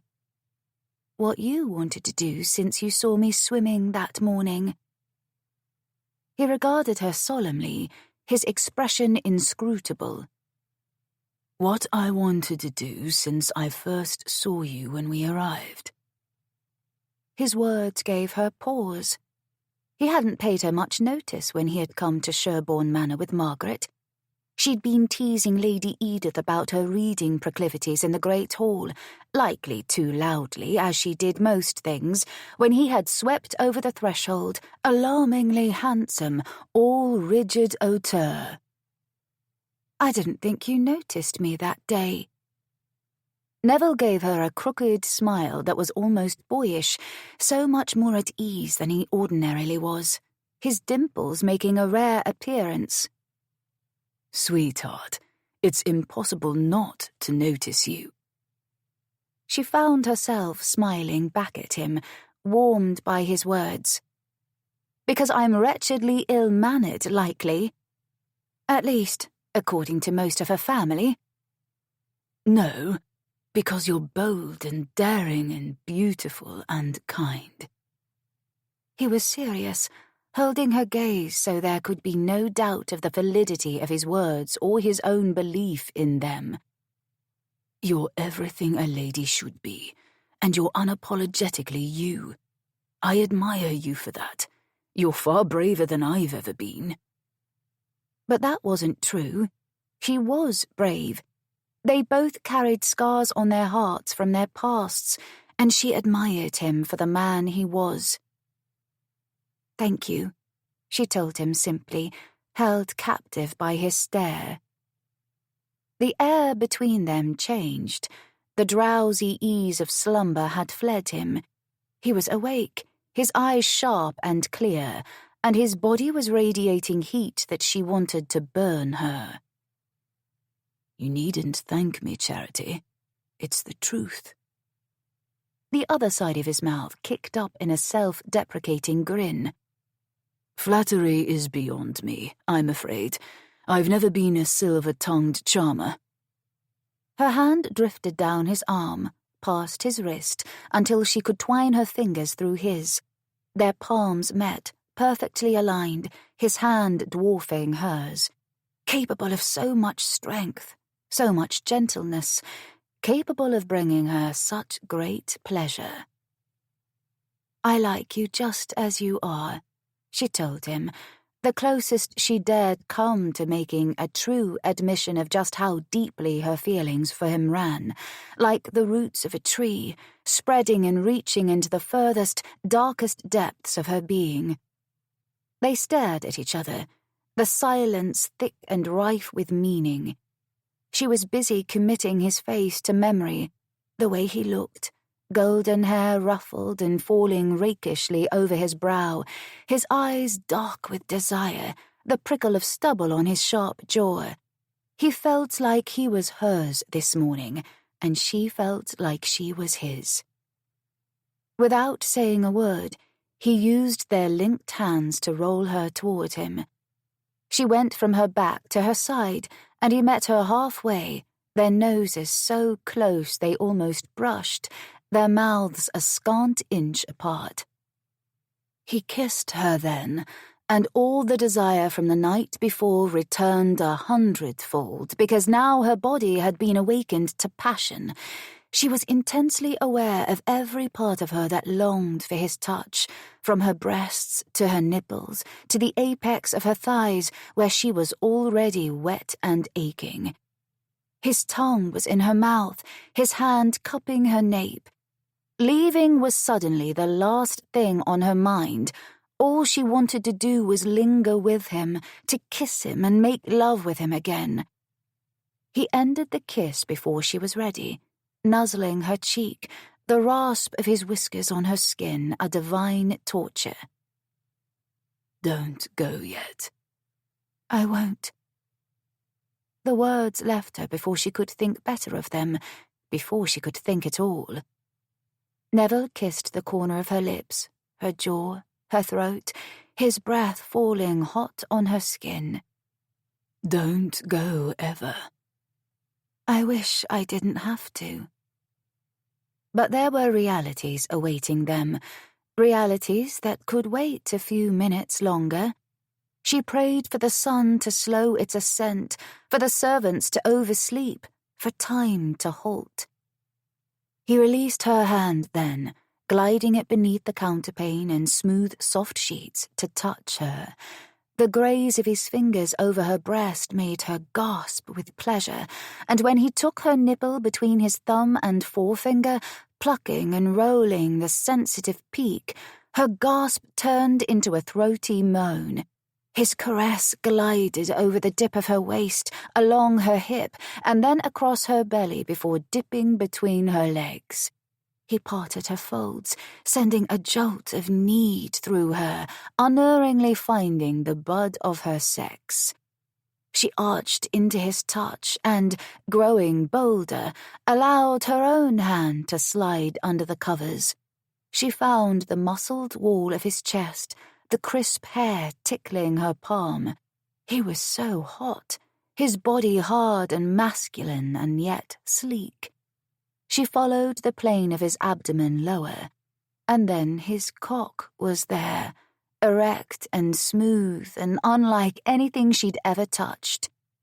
She wrapped her hand around him as she'd watched him do to himself the night before when they had made love, gratified by the growl rumbling from his chest. "I love the way you feel," she whispered, stroking him from root to tip, wishing they were free of the counterpane so that she could see him as she touched him, but settling for what she could have with their time rapidly dwindling. Her words seemed to have an effect on him, for his cock grew in her hand, thickening and elongating. There was so much of him, it was almost impossible to believe he had fit inside her. Little wonder she was sore and aching in places she'd never been before. Neville was a large man everywhere. He made a sound of appreciation, his fingers moving over her with expert ease. "Tell me what you want, Charity." "More," she whispered.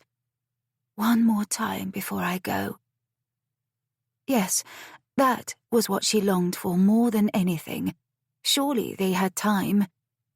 He rolled to his back, his hand leaving her sex, but before she could protest, he caught her waist in a firm but gentle grip, moving her so that she was atop him, the coverlets pooling around both their waists. Her legs moved to either side of his, her hand still on him, stroking. "Take what you want," he said, lying there in rakish splendor, naked and so handsome, her proper, rule-following Adonis who had thrown caution to the wind for her. "I don't know how," she admitted. "I read about it being done this way, but how will you fit?" "Of course you did." He grinned at her, caressing her hips, her waist, cupping her breasts and rolling his thumbs over her nipples. "Where the devil have you been finding all these wicked books?" "I borrow them from my aunt's collection. She doesn't know, of course." Not that Auntie Louise would frown on her efforts to educate herself on such matters, but Charity knew her parents would have been furious with her aunt had they discovered she'd provided Charity with forbidden literature, so Charity simply hadn't asked, sparing Auntie Louise the embarrassment. "I shouldn't be surprised," Neville said, his voice thick with desire. "Do you want to try it like this, with you astride me? You'll be the one in control of the pace of your pleasure." Her inner muscles clenched at his words. She liked the idea very much. "Yes, please." He flipped the coverlets back, the cool air kissing her skin as she was suddenly entirely bared to him, every part of her on display. How beautiful he was, big and strong, lying on his back, his gaze burning into hers, his hands coasting over her, making her desperate for more. "Rise on your knees," he directed. She did as he asked, her hand still on his cock, stroking. There was a bead of moisture at the tip that fascinated her. She wanted to taste it, to lick him there, to pleasure him as he had her. She knew, too, that it was an act that gave a man great pleasure, but their current positions didn't allow her the freedom to try. Later, she thought, and then instantly realized that there could be no other such idol for them, that this was all they were meant to have. The reminder sent a sharp pang of sadness through her. But then he pinched her nipples lightly, and the sadness dissipated in favor of the lust that was roaring through her. "Put my cock inside you." His low, wicked instruction made her cunny tighten and pulse with need. She wanted him in her again, wanted to take her pleasure. One more time, she told herself, then never again. She had to make the most of it, to seize what remained of the night before the sun stole it from her. She guided his cock to her entrance, the thick tip of him glancing over her sensitive skin. Instinct took over. Panting with need, she pressed his erection into her until part of him was lodged inside her, her cunny stretching to accommodate him as it had the night before. "Now, lower yourself all the way," he urged, flexing his hands on her hips, showing her how to move. She sank down, and he was inside her, fully sheathed. She was full of him, impaled on his cock, and he was reaching a new part of her that was exquisitely sensitive. He was leading her on, telling her what to do, and yet she was the one who was commanding their mutual pleasure. She was the one in control. "I'm yours," he murmured, as if sensing the tenor of her thoughts. "Do what you will with me."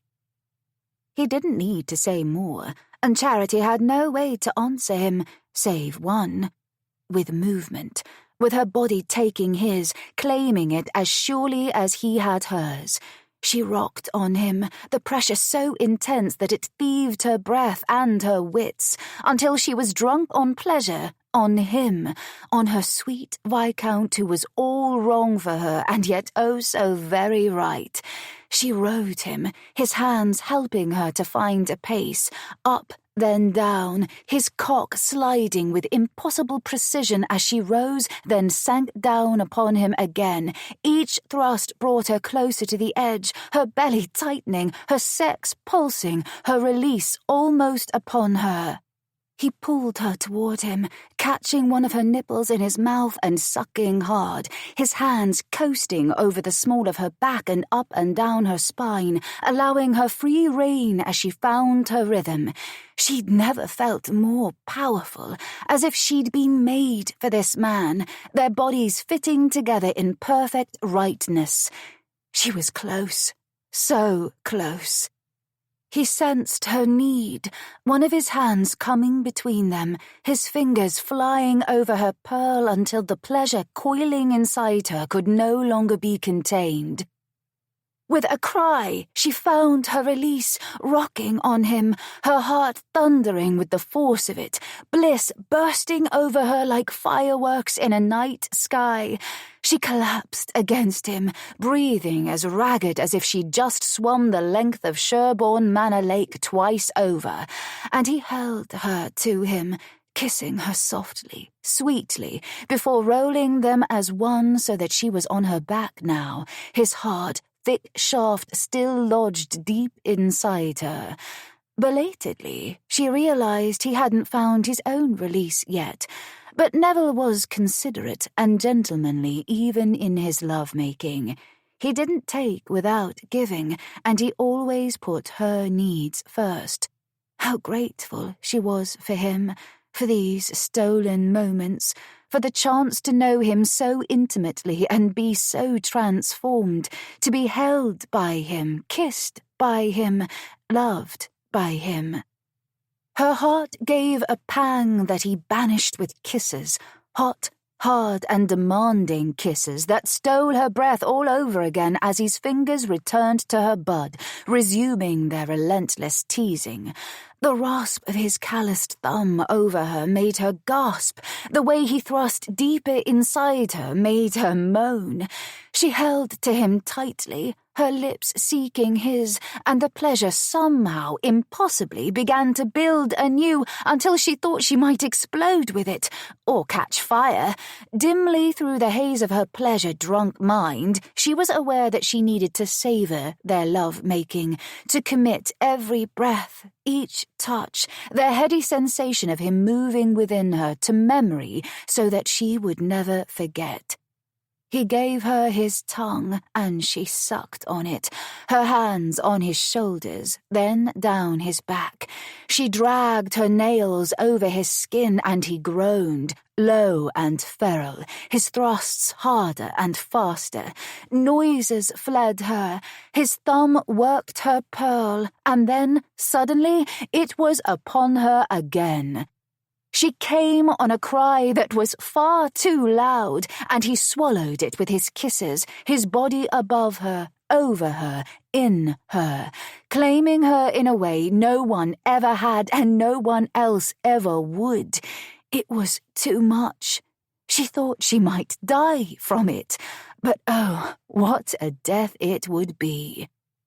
Neville withdrew suddenly, and she knew the hot spurt of his release painting her folds and inner thigh, sending a new series of quivers through her.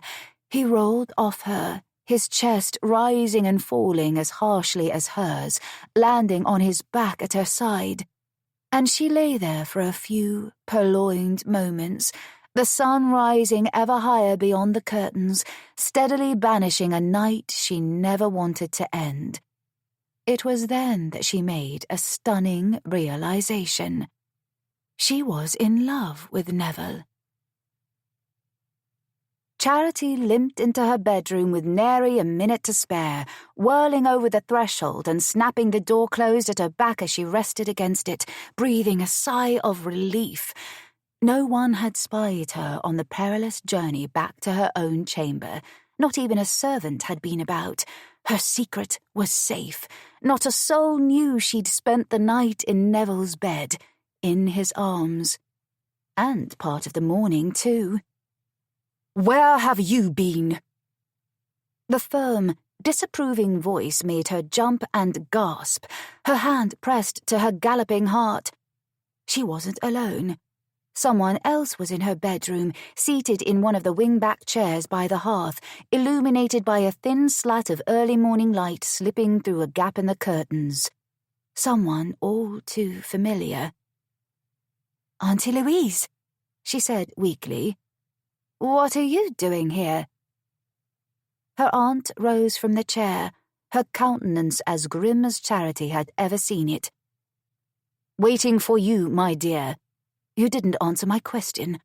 Where have you been?" The truth was out of the question, even if lying to her aunt filled her with a mixture of guilt and dread. "I went for a walk," she blurted, using the first excuse that emerged in her befuddled mind. "You're lying to me." Of course she was. "I couldn't sleep," she continued, forcing a smile. "The dawn air is so restorative, I find." "The hall air, or the air in the bedchamber of a certain gentleman?" Auntie Louise asked, crossing the room in measured strides. Charity's stomach clenched. "Auntie Louise, why would you suggest—" "Because I'm not a fool, Charity," her aunt interrupted sharply, though she took care to keep her voice from carrying. "And because I was young and careless once too. I know what it feels like. What it looks like. I know when you're telling a lie and when you've been sneaking away with a gentleman." Oh dear. She swallowed hard. "I was hardly sneaking away with anyone." Auntie Louise stopped before her, tilting her head and pinning Charity with a knowing stare that was far too much like her own. "Shall we talk about what else I know?" The door at her back felt like a trap, all the wonder of the morning effectively expelled. "Auntie, I can't begin to imagine what you're speaking of." "Your behavior is what I'm speaking of," her aunt elaborated, unsmiling.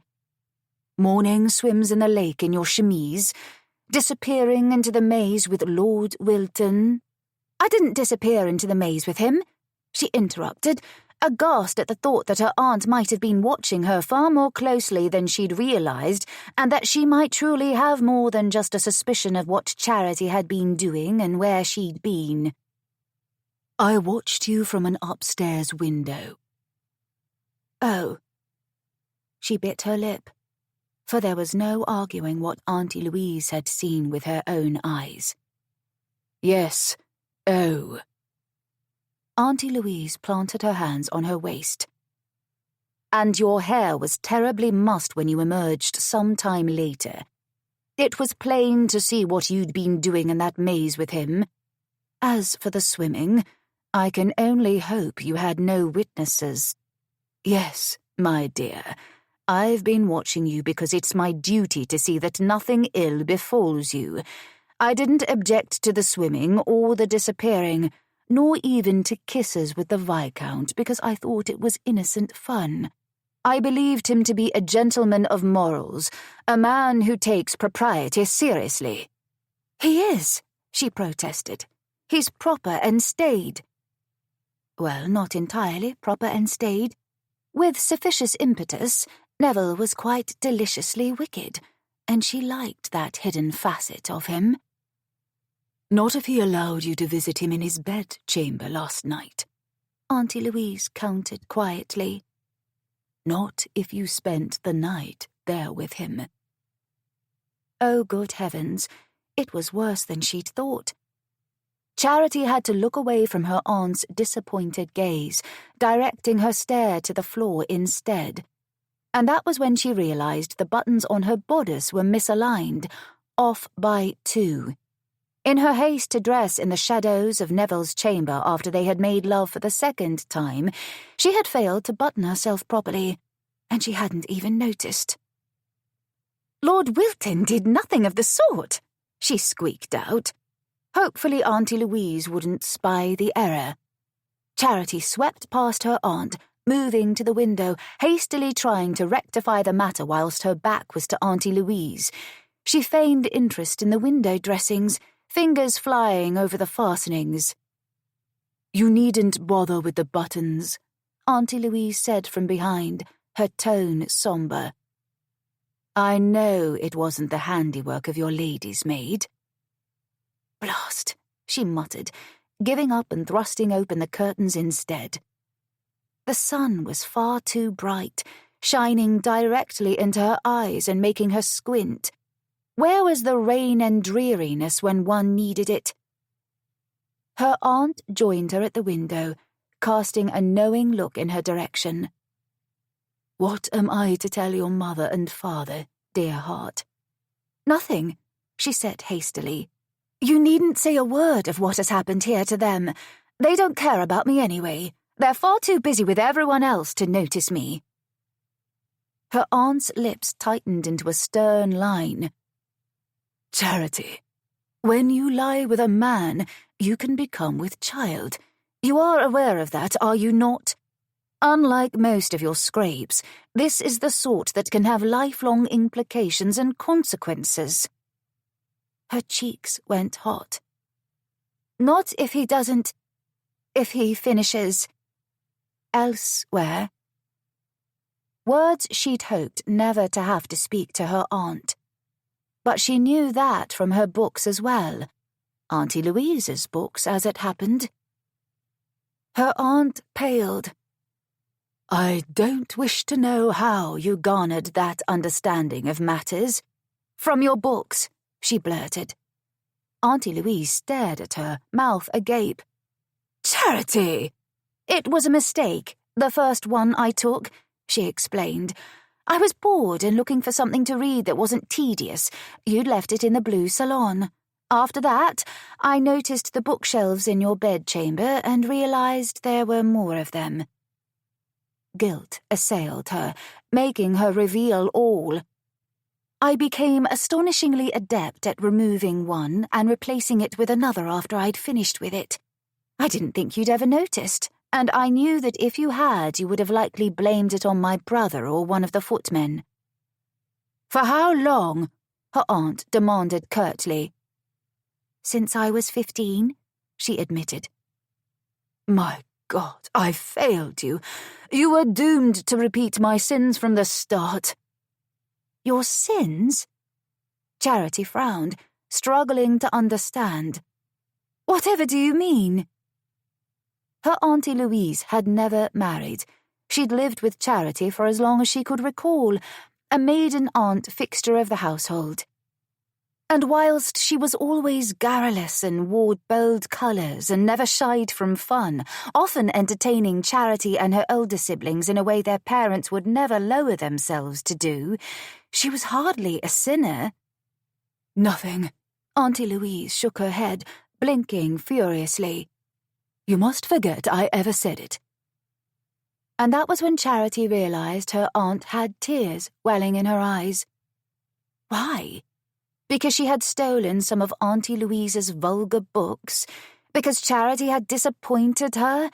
Because she'd spent the night with a man out of wedlock? "I've upset you." Charity reached for her aunt, placing a comforting hand on her arm. "Forgive me, Auntie. I never should have taken the books without your approval." "It's not the books I'm concerned about, Charity. It's that you spent all of last night in Lord Wilton's bedroom with him. Alone." "Nothing untoward occurred," she tried weakly. Auntie Louise covered Charity's hand with her own, holding her stare. "Don't lie to me. I need to know the extent of the damage done." "There's no chance I can be with child," she reassured her aunt. "That's not what I'm asking, and you know it." Oh, dear heavens. Auntie Louise was going to make her say it. Heat crept up her throat, over her face, even her ears seemed to be ablaze as thoughts of what had happened between herself and Neville burned her mind, making her hot all over. "Auntie," she protested. "Did you give yourself to the Viscount? And don't lie to me, Charity Prudence Manners. I can tell when you're deceiving me. You bite your lower lip and look to the left." "I don't do that," she denied, then realized she had been chewing on her lip, her gaze straying to the left side of the chamber. Drat her aunt, forever too clever. "Charity?" Auntie Louise cocked her head, her expression stern. "Tell me the truth." "Yes," she admitted at last. "But you needn't worry. It won't happen again." "Not without the benefit of marriage it won't," Auntie Louise growled. "And to think that I imagined Lord Wilton was a gentleman of principle. How dare he dishonour you so thoroughly, and at a house party no less, whilst his own niece is in residence? I'll find him and box his ears." Auntie Louise was in a fine rage, turning away from Charity in a sweep of black skirts that matched her current funereal mood. But when she stalked across the Axminster, intent apparently upon finding Neville and giving him a dressing down, Charity rushed after her, wincing at the pain in her ankle even as she stayed her aunt's progress. "Wait, Auntie Louise, you can't go rushing off to him and box his ears. It wasn't Neville's idea, it was mine. I'm the one who went to his bedchamber last night. I took him by surprise." "You know how wretchedly you've been treated over that dreadful painting. What will it be like if you're carrying his child out of wedlock? Do you think he will come rushing to your side and marry you?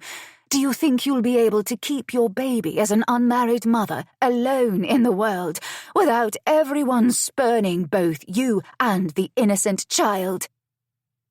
Auntie Louise's voice trembled from the force of her emotion, and the tears had returned, not just glittering in her blue eyes now, but slipping down her cheeks. Charity had never seen her in such a state. The truth was, she hadn't thought about a child, hadn't thought about consequences. She'd only thought about what she wanted, and that had been Neville. "Auntie, please, you're overset," she said calmly, blinking at the sting in her own eyes. "Have a seat and I'll ring for tea to calm you. The servants should be about by now." "I don't want tea, my dear girl. I want to be assured you won't fall into the same ruthless trap your mother did."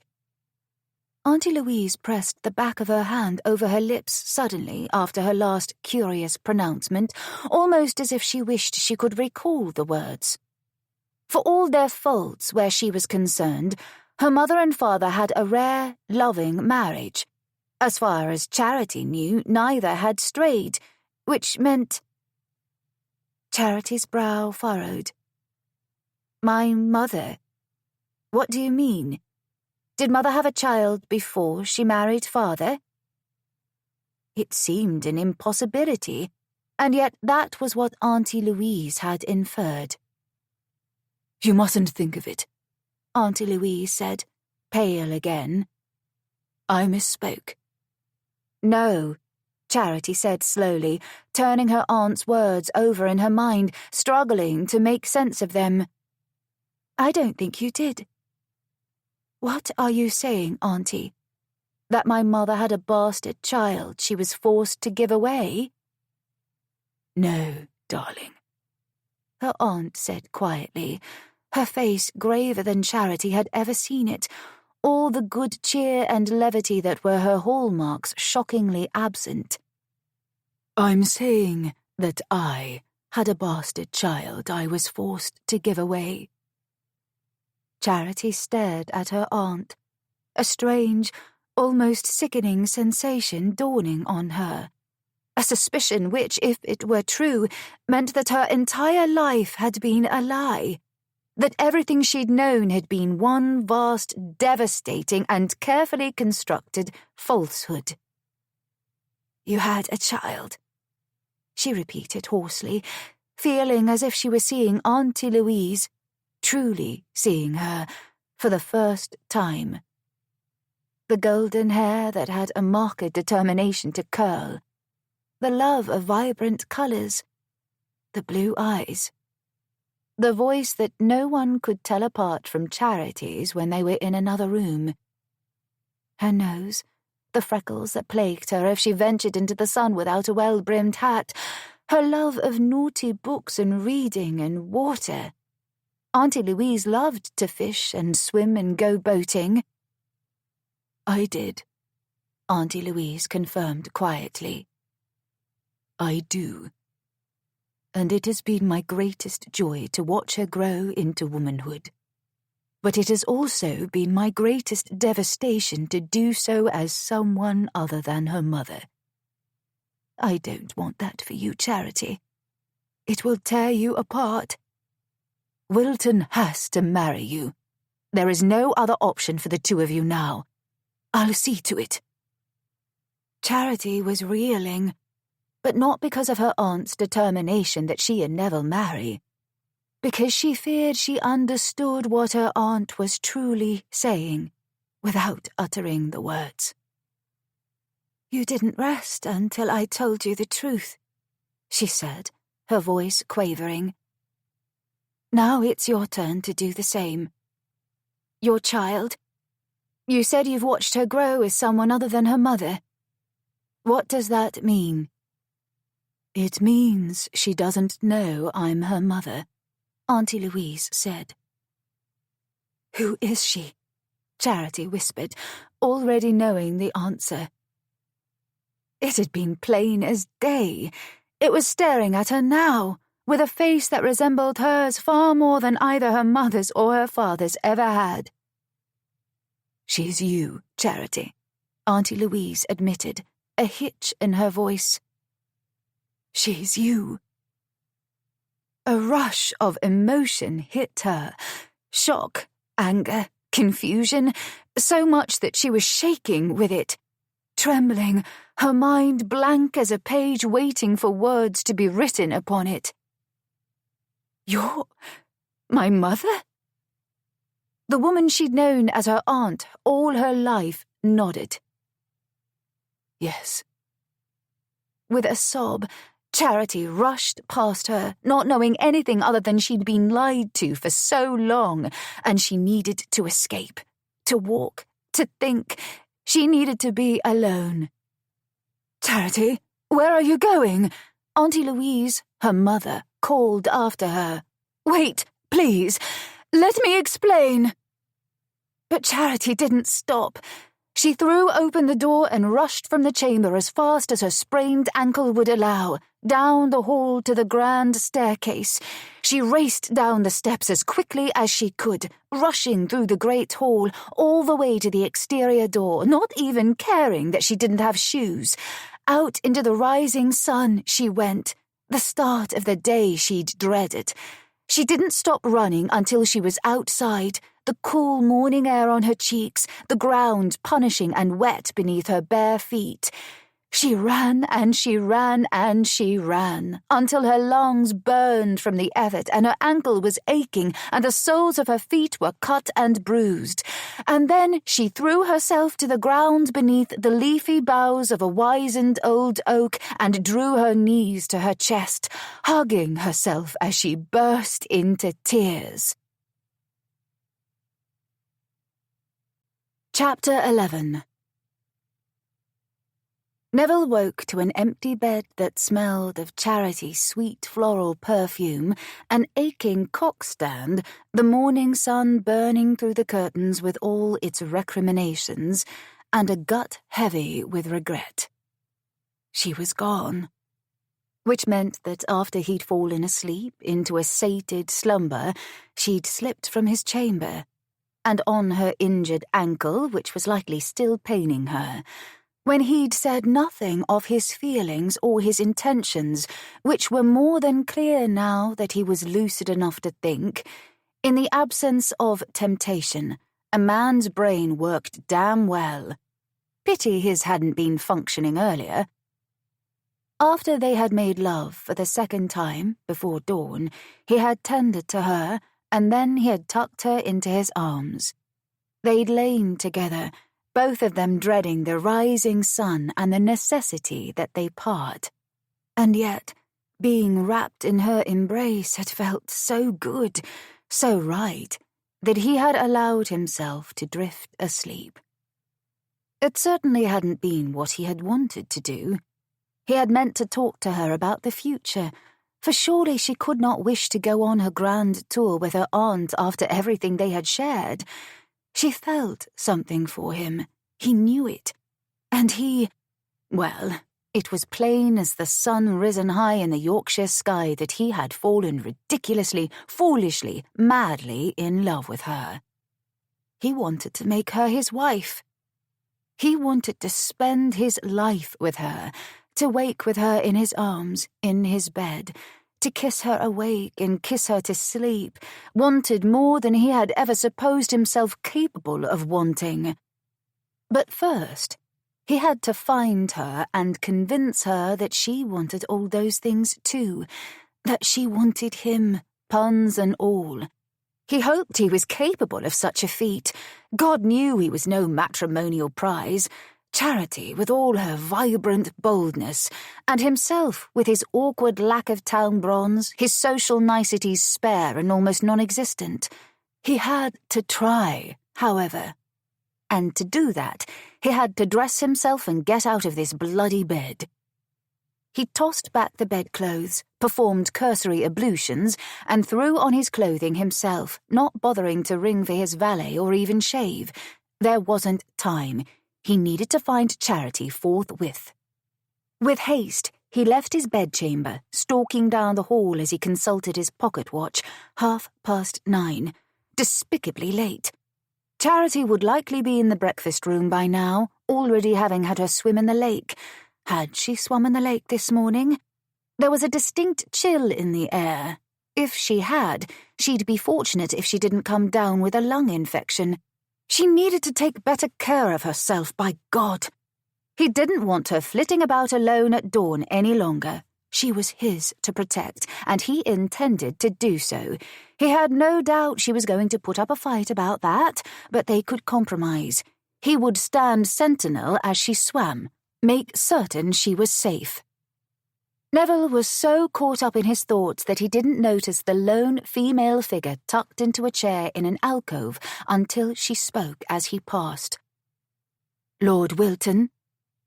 He paused and turned, the voice familiar and so like Charity's that he might have mistaken it, were he not looking at her aunt. Lady Louise Manners was as lovely as her niece, her beauty bearing the dignity of age. But it wasn't her resemblance to Charity or her loveliness that he took note of just now. Rather, it was her countenance. She was pale, her cheeks tear-stained, her eyes puffy, her gaze raw. "My lady." He bowed, hastening to her, fear making his gut clench. He was thinking of Charity in that blasted lake. What if she'd become caught in something beneath the water? Sweet God. "What's amiss?" he asked as she rose from her seat. "Is it Lady Charity?" "Yes," she said simply. The old fear hit him like a blow, the memories of the day his brother had disappeared in the pond, of the way his small body had looked, pale and waterlogged, as the gardeners pulled him from the water. "What is it?" he demanded, fear making his voice hoarse yet harsh. "Tell me, did she go to the lake this morning? Has something happened to her?" He couldn't bear the notion. His mouth was dry as cotton, his hands trembling, his pocket watch still clutched cold and hard in his palm, the gold biting into his skin. "I don't know where she is," Lady Louise said grimly, unsmiling. "Come with me, my lord. This is a discussion that necessitates privacy." "She's not." His words trailed off. Neville couldn't bring himself to finish the sentence, to say the words. A cold sweat had broken out on his brow, and his stomach was queasy. "Come," Lady Louise repeated. He tucked his pocket watch into his waistcoat belatedly and offered his arm. She accepted it, and they began moving down the hall. "There's a sitting room at the end of the portrait gallery," she said. "We can go there to speak." Of course. Her stern mien wasn't doing anything to improve the irrational fears still churning within him, but he had no choice other than to accept Lady Louise's word that no harm had befallen Charity.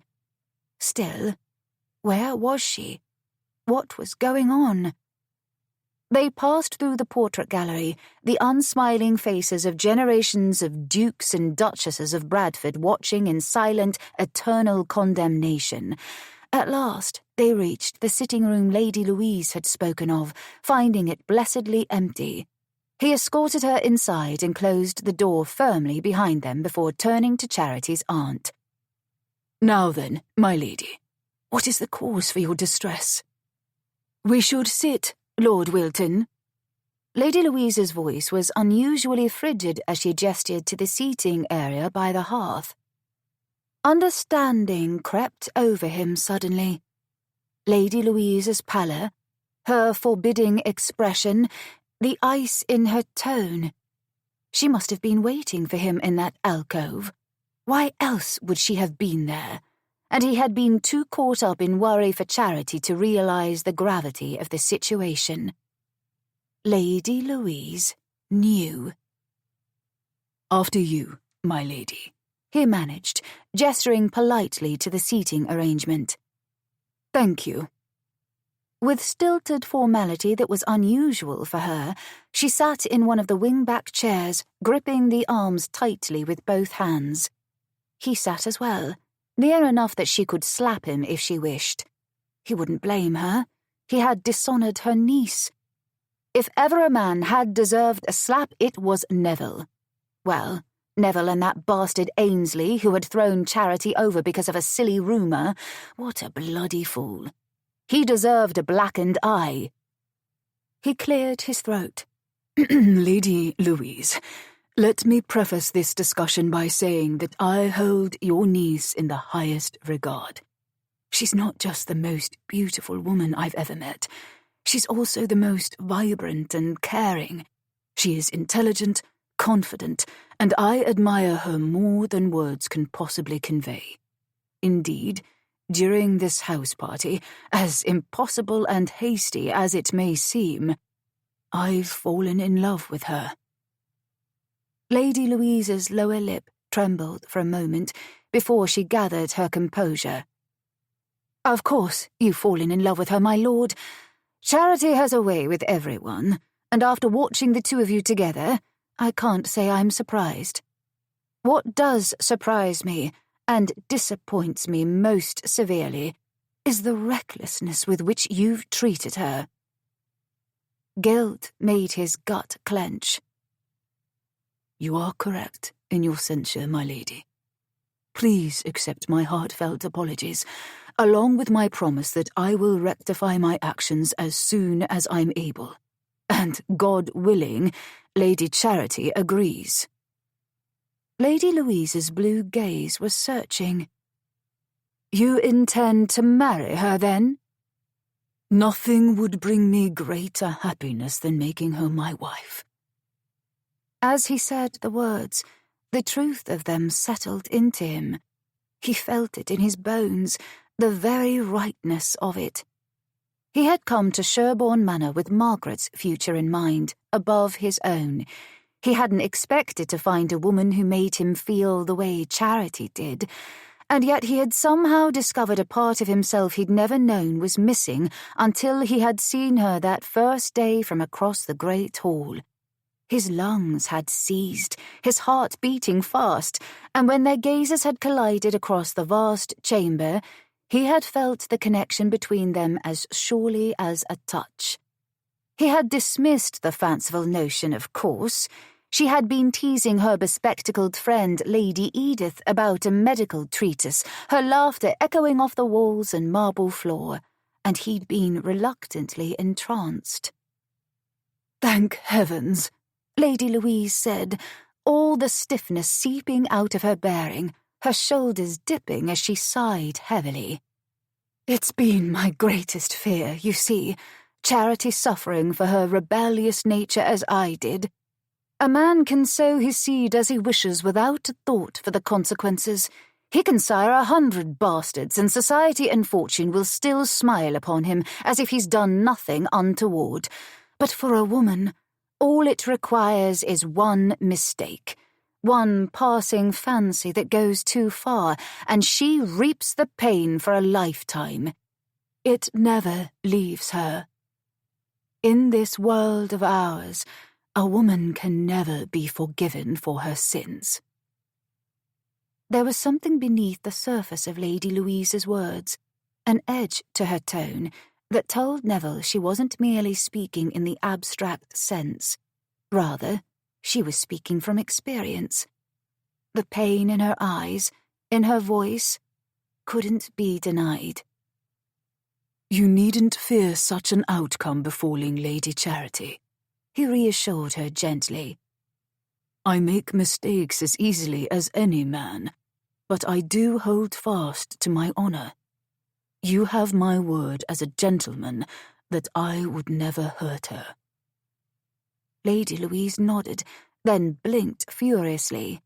He realized she was holding back tears.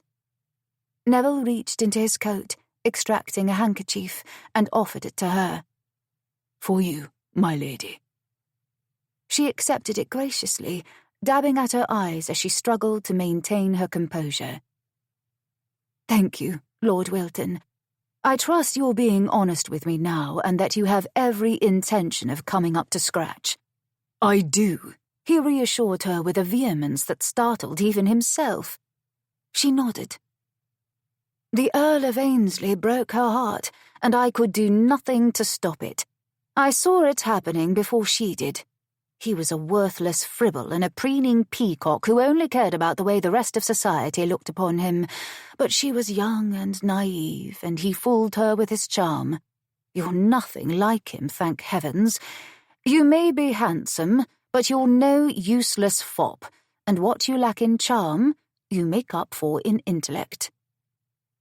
Neville wasn't certain if he ought to be honoured or insulted by Lady Louise's assessment. He decided it didn't matter. All that did matter was finding Charity and convincing her to marry him, making things right between them. "He wasn't worthy of her," he said, thoughts of Ainsley making his jaw clench. He had never been a violent man, but he was reasonably certain he would deliver the Earl the drubbing of his life given half the chance. "No." Lady Louise smiled sadly at him. "He wasn't." She paused, sighing heavily, looking torn. "There's something else I must tell you, Lord Wilton. A secret that you must guard with your very life. If anyone were to find out the truth of what I'm about to tell you, many lives would be ruined." "I'll not speak a word of what is said in this room," he promised. "I vow it." She nodded again, giving him another searching look, as if making certain he was as trustworthy as she hoped. "When I saw you and Charity yesterday, I had a suspicion something was afoot between the two of you. She thinks I'm an absent chaperone, too busy in the card room to know what she's about. But I've been watching her. I know her better than anyone, better even than she knows herself. Because I was just like her once. I, too, was young and wild and wayward. I wore my heart on my sleeve and never gave a thought for the future. Last night, I couldn't shake the feeling that something was wrong, so I went to her bedchamber just after midnight. She wasn't there. Neville knew precisely where she had been, in his bedroom, with him. I stayed there all night, Lady Louise continued, waiting for her to return, and when she finally did at dawn, I'm afraid I was beside myself with worry. I said things I shouldn't have. I revealed a secret I've been keeping for 25 years. He tensed, gripping the arms of his chair, sudden prescience washing over him as he thought about the emotion in Lady Louise's voice, the way she had spoken of consequences for women but not for men, Charity's absence, Lady Louise's tear-stained face, all the similarities between the two women. "My God," he said hoarsely. "You're her mother, aren't you?" "Yes." Lady Louise looked stricken as she confirmed his suspicion. "I am. I told her this morning. I didn't intend to do so. I promised my brother when he agreed to raise her as his own that I would never tell her the true circumstances of her birth. He feared it would tear her apart. Perhaps it has. She fled from her chamber, my lord. The servants told me she raced through the front door without a word to them. She wasn't even wearing any shoes. Her ankle. And God, her feet. Her heart.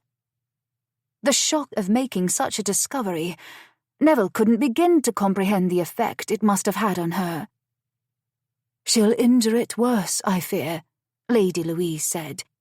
"It's all my fault.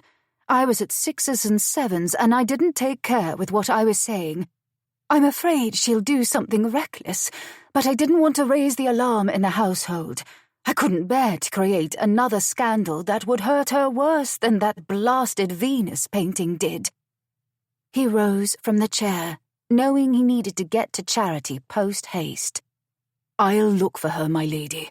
I won't stop looking until I find her." "Thank you, Lord Wilton." Lady Louise dabbed at her cheeks and a fresh rush of tears, looking helpless and alone. "You needn't thank me. It's the least I can do." With a bow, he took his leave and then stalked from the room, travelling as quickly as his long-legged strides would allow. At her side, Honoré the swan trumpeted, the sound carrying across the surface of the man-made lake. "You can say that again," Charity agreed, reaching for the swan and gently petting his snowy feathers with the backs of her fingers once, then a second time more hesitantly. She stopped when Honoré turned his attention to her, pinning her with a hesitant glare. She turned her hand palm up, allowing him to nibble at her for a moment with his beak as she learned he was wont to do, before she resumed her gentle strokes. He turned his head and trumpeted again, permitting the touch with obvious, regal reluctance. Charity sniffled. The hours she'd spent weeping had rendered her nose quite disagreeably clogged. The swan's presence had been an unexpected comfort. Her eyes ached, her head hurt, but it was her heart that was most bruised and painful. Her life had been a lie. Everyone close to her had deceived her. She wondered if her siblings knew they weren't siblings at all, but rather cousins. And Auntie Louise? To carry on all these years in such a pretense. How could she have done so? Oh, she knew there would have been reasons for the duplicity. If Charity had been born a bastard for all the world to know, she would have been ostracized from society before she'd been old enough to enter it. And so, too, Auntie Louise. The secret would have been meant to protect not just Charity, but Louise as well. Auntie Louise, her true mother.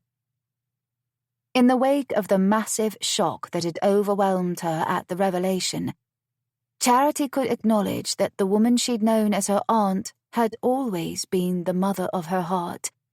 They had shared a bond unlike anything Charity had known with the rest of her family. Perhaps a part of her had always known, or at least suspected, the truth, as impossible as it seemed. But that didn't mean she was ready to forgive just yet, nor that she could wrap her mind around the implications.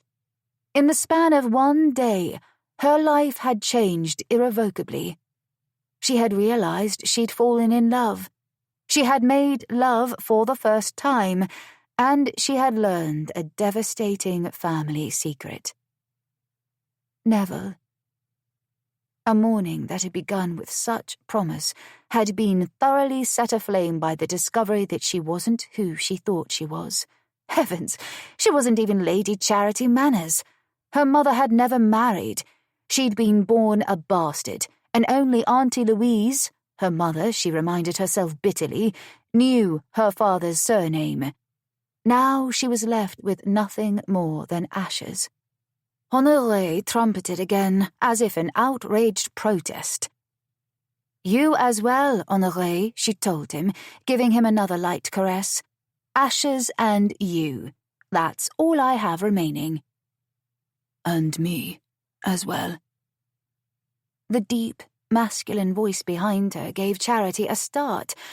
The swan flapped his wings in warning and hissed. She turned to see Neville standing at a discreet distance, looking unfairly handsome in his country tweed. Her heart tripped over itself at the sight of him. "Neville," she greeted, thinking of the sight she must present, hair unbound, hanging down her back in wild tangles from the night before, her bodice misbuttoned, her eyes swollen and red from weeping. "What are you doing here?" "Looking for you," he said simply, striding forward until Honoré gave another vexed flap, puffing himself up as if he fully intended to attack a man who was many times his size and far stronger. If she hadn't been mired in so much misery, Charity might have laughed at the prospect of man versus swan. "Why?" she asked, sniffling again and dabbing at her cheeks with the back of her hand. She didn't want him to know she'd been sobbing, but it was likely impossible to hide the evidence of how she'd spent the hours since they had parted. "Because I wished to speak with you," he said solemnly, casting a look in Honoré's direction. "Your swan friend is menacing me. Do you think you might tell him to decamp? I've heard he bit the Duke of Bradford, and I have no wish to test the veracity of that particular rumour." He was attempting to make a joke, and it wasn't a pun. Charity's eyes narrowed as she studied him. "Why do you want to speak to me?" Neville came nearer, and Honoré trumpeted, then hissed. "The swan," he muttered. Charity rose to her aching feet reluctantly, her ankle twinging as she did so. "I'll pay you a call later," she told Honoré, giving him a final pat before she moved toward Neville, limping as she went. "Your ankle," he said, frowning.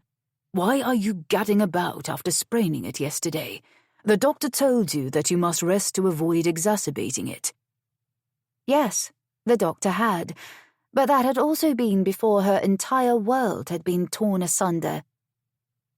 "I needed to be alone," she explained, wondering how he had come to her. "Who told you where to find me?" "No one," he said easily. "I guessed." "You thought I was swimming again, didn't you?" "No, darling. I spoke with Lady Louise."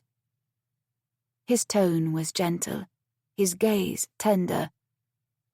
"She told me you had retreated from your bedchamber in haste earlier this morning, and that you'd been distressed."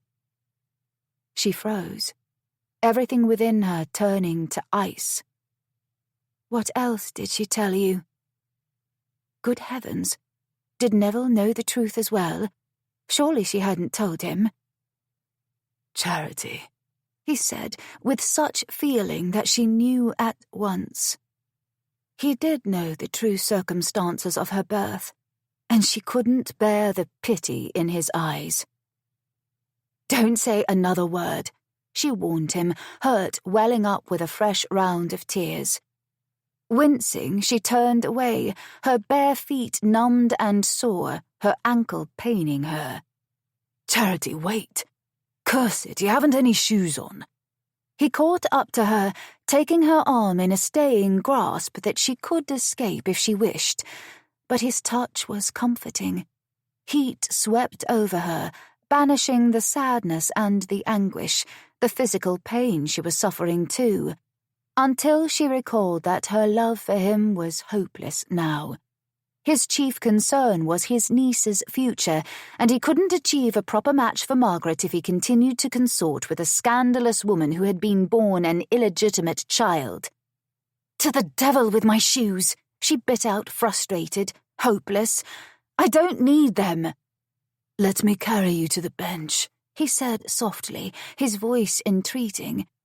He was looking at her as if she were Honorée, about to either hiss at him or bite him at any moment. She sighed. "I can walk there." "Of course you can. You can do many things on your own." He bent suddenly, sweeping her into his arms. "But you don't need to any longer, because now you have me." Her stomach tipped at the swiftness of the motion, and she emitted a high-pitched sound of startlement, her hands settling on his shoulders for purchase. "But I don't have you. I can't have you." "And I love you," she thought miserably, but she didn't say the last aloud. Couldn't bear to. "You do. You can." He started carrying her along the path toward the bench they had sat on together what seemed a lifetime ago now. "I'm yours, Charity. Forever." "What do you mean?"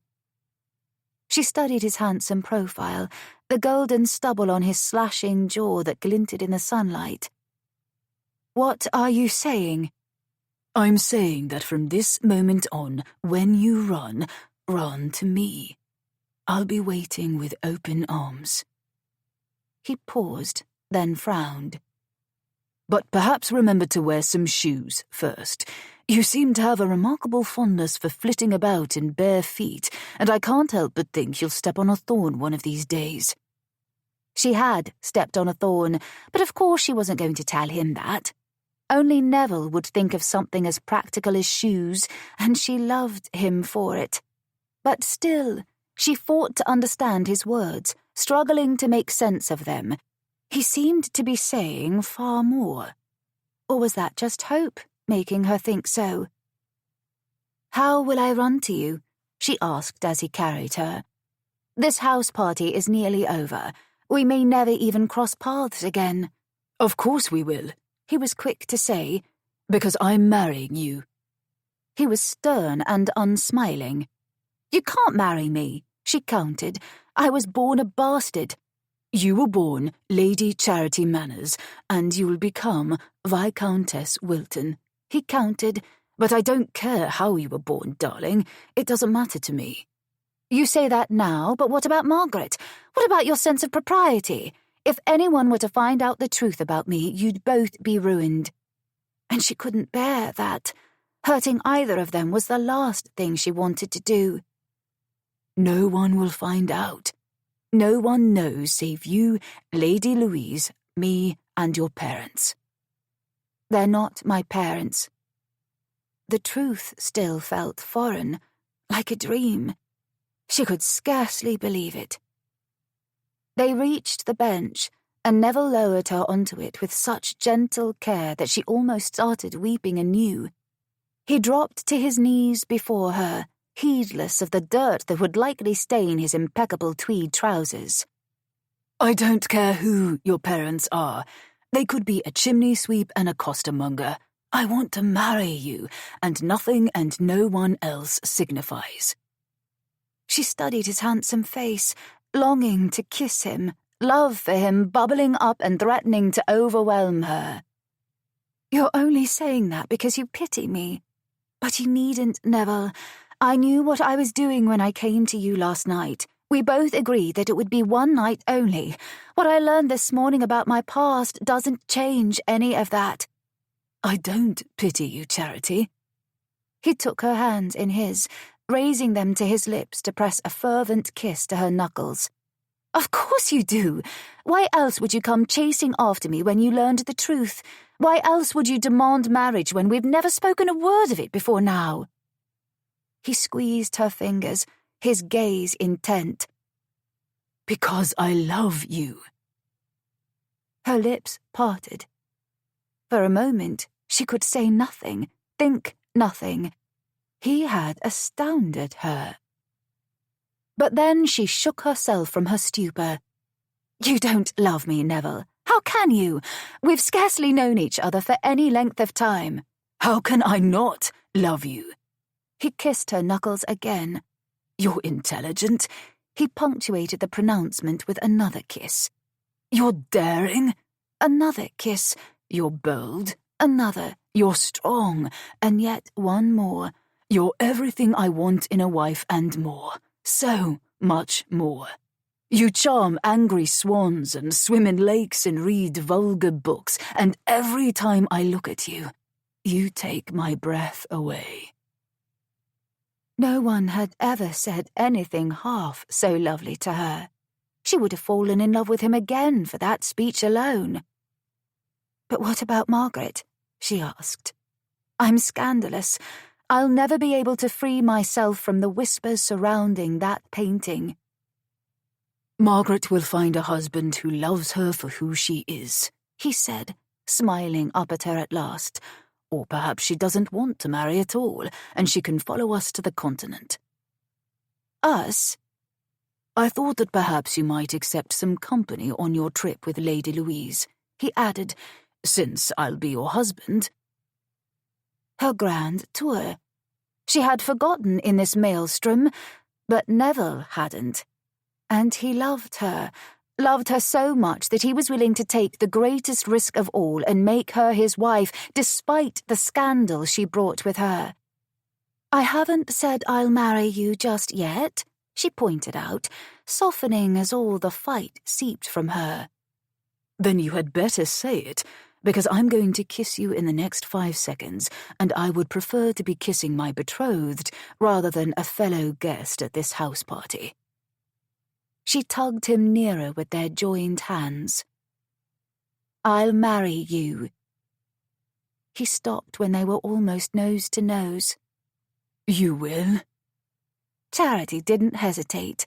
Neville was the man her heart had been seeking, not Ainsley, nor anyone else. He was the other half of her, a man who appreciated her for everything she was and everything she wasn't. A man who knew her scandals and her secrets and loved her anyway. "I will," she said. "Thank God." He kissed her then, a deep, crushing, jubilant kiss that healed her wounded heart. She kissed him back, wrapping her arms around his neck and holding him close to her, nearly slipping from the bench into his lap in the process. He caught her, keeping her from falling, reminding her there was something else she needed to tell him. Charity tore her mouth from his. "I love you." His grin reached his beautiful eyes this time, before his lips settled back over hers, precisely where they belonged. Epilogue. "What do you think of it, my love?"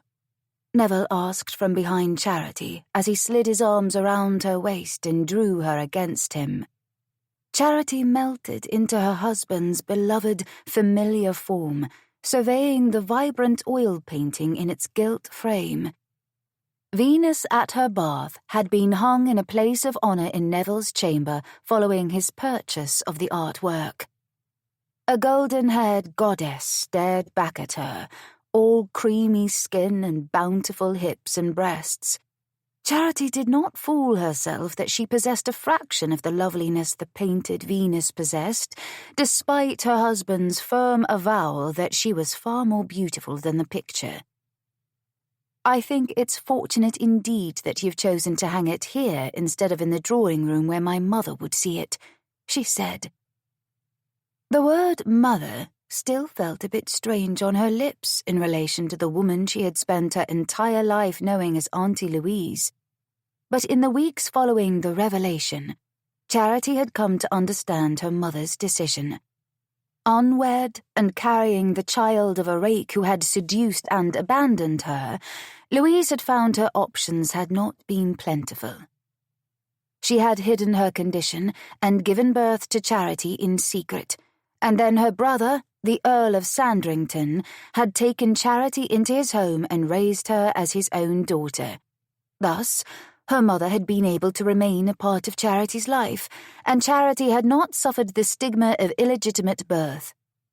The man who had sired her, the third son of the Marquis of Glenfall, had died of consumption some years earlier, never having known he had a daughter. Charity felt an odd sense of absence when she thought of the man. It was strange to no longer have a father after spending 25 years believing she had one. But she was also resentful toward the heartless cad who had abandoned her mother, leaving her with painful choices to make on her own. Charity no longer blamed Louise for keeping her parentage from her. She understood that her mother had been young and terrified, and she had done what she believed was in Charity's best interest. Her mother had explained that she had always hoped to tell Charity the truth one day, despite her promise to the Earl that she would never reveal it. But as the years had gone on, she had feared the revelation would cause a divide between them. Unexpectedly falling in love with Neville had taught Charity that life was unpredictable. Forgiveness had come with time, and following Charity and Neville's wedding and honeymoon, her mother had come to stay with the both of them and Margaret in Wiltshire. "Hanging it in the drawing room would be terribly improper," Neville said, nuzzling her neck. "And besides, if any of the footmen looked at it, I'd have to challenge them to a duel." Charity smiled, amused. "You do realize duels haven't been fought for decades, don't you?" He chuckled and kissed the sensitive hollow behind her ear. "I'd do it anyway. Anything for Lady Wilton." Neville was ever her champion and protector, the man she deserved, the man who had made her heart whole again. "Anything you say?" Heat stole through her as she nestled her bottom against him and felt the stirring of his cock, rigid and thick. They had retired for the evening, and she had something quite important she wanted to tell him. But it could wait. For now, she had something else in mind to occupy the both of them. He nipped her earlobe in mock warning. "Within reason, darling." She grinned. "You know how much I dislike reason. I far prefer passion instead." "Minx." There was no heat in his voice, nothing but the deep, mellifluous rasp of desire. His hands slid over her night rail, cupping her breasts through the thin fabric. "What is it my wicked hoyden wants of me?" Her nipples went instantly hard. "You like it when I'm wicked," she said, breathless as he kissed a path of fire along her throat and lingered there, making her knees go weak. He rubbed his thumbs over the peaks of her breasts in slow, knowing swirls. "I do indeed. It seems that ever since I fell in love with a mermaid, I'm perfectly dreadful at being proper as I once was." Her head fell against his shoulder as he plucked at her nipples, molten desire pooling between her thighs, her sex already wet and aching for him. "A mermaid, you say? I'm certain I should be quite jealous that my husband has fallen in love with such a mythical creature." He slid his hand down, over her belly, cupping her at the juncture of her thighs through her nightgown. "She's cast a spell on me, I'll admit." She gasped as he applied pressure, his fingers unerringly finding the tender bud hidden in her folds. "She has?" He kissed her cheek. "She's all I can think about, all I want, everything I need." "I heard she was scandalous." "Very, and far too bold, in all the best ways," he agreed, stroking her as his rigid length prodded her from behind. "I'm the most fortunate man alive to call her mine." "She's quite fortunate as well," she managed breathlessly, hips stirring, her body achy and needy. The painting was forgotten. So too the past and all her family secrets. Nothing existed but the two of them and the love and passion they shared. He released her and spun her to face him, a glint in his gaze she recognized all too well. "Take off your night rail and get on the bed, love." Oh. Desire pulled between her thighs. She liked when Neville was growly and commanding in the bedchamber. It did strange things to her insides. She grasped 2 fistfuls of her gown and tossed it over her head, leaving it to pool on the Axminster somewhere behind her. His heated stare swept over her appreciatively as she wasted no time in obliging him by draping herself on his bed. He shed his dressing gown and then joined her, stroking his hands up her calves and parting her legs. His grin was pure, molten sensuality as his golden head lowered and he rained kisses along her bare skin, the pulsing in her sex turning into raw, achy need as his mouth travelled nearer to her centre. He blew a stream of hot air over her exposed flesh, teasing her further. She wriggled, already desperate for him. They had been married 2 months, and each passing day only served to heighten their bond, both in the bedchamber and beyond. "Please, Neville." "Tell me what you want." He kissed each of her inner thighs. "I want your mouth on me," she said. His caresses moved over her hips, and then his hand found hers, their fingers twining together. "With pleasure, darling." His tongue flicked over her pearl, and she nearly jolted from her skin. Charity could not contain her moan of approval. He lapped at her, knowing how to take her to the edge. Just when she was certain she could not sustain more torture, he sucked. Her body bowed from the bed, seeking more, and he gave her more. With his other hand, he hooked her hips over his shoulders, angling her so that his face was buried between her thighs. He feasted on her as if she were the most decadent dessert, his tongue delving deep into her channel, then slicking along her seam to toy with her pearl. Her climax was upon her in an instant. Pleasure rocked through her, bliss radiating from her wet core as his eager tongue dipped in and out, devouring her. Their fingers tightened and held as the ferocity of her orgasm ebbed. He rose to claim her, bringing their bodies together. In one thrust he was fully seated, filling her. The closeness was exquisite. She held him tightly and found his lips, the taste of herself on his tongue. How she loved this man. Together they discovered their rhythm, bodies straining, seeking. His cock glided in and out, sinking deep. Their fingers remained laced as he made love to her, and when he left her lips to suck a nipple into his mouth, she reached her pinnacle, clamping on him hard as white-hot desire roared through her, stronger and even more intense than the crisis that had preceded it. On a growl, he pumped into her, and then the familiar wet warmth of his seed flooded her, prolonging the pleasure. In the aftermath of their spent passion, they lay in each other's arms, hearts still beating fast.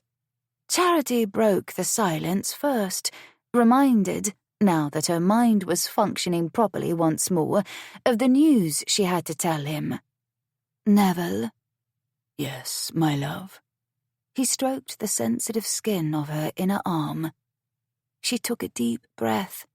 She had practiced this moment, the question, how she would present it, a silly little question she'd fashioned just for him, as if it were a pun.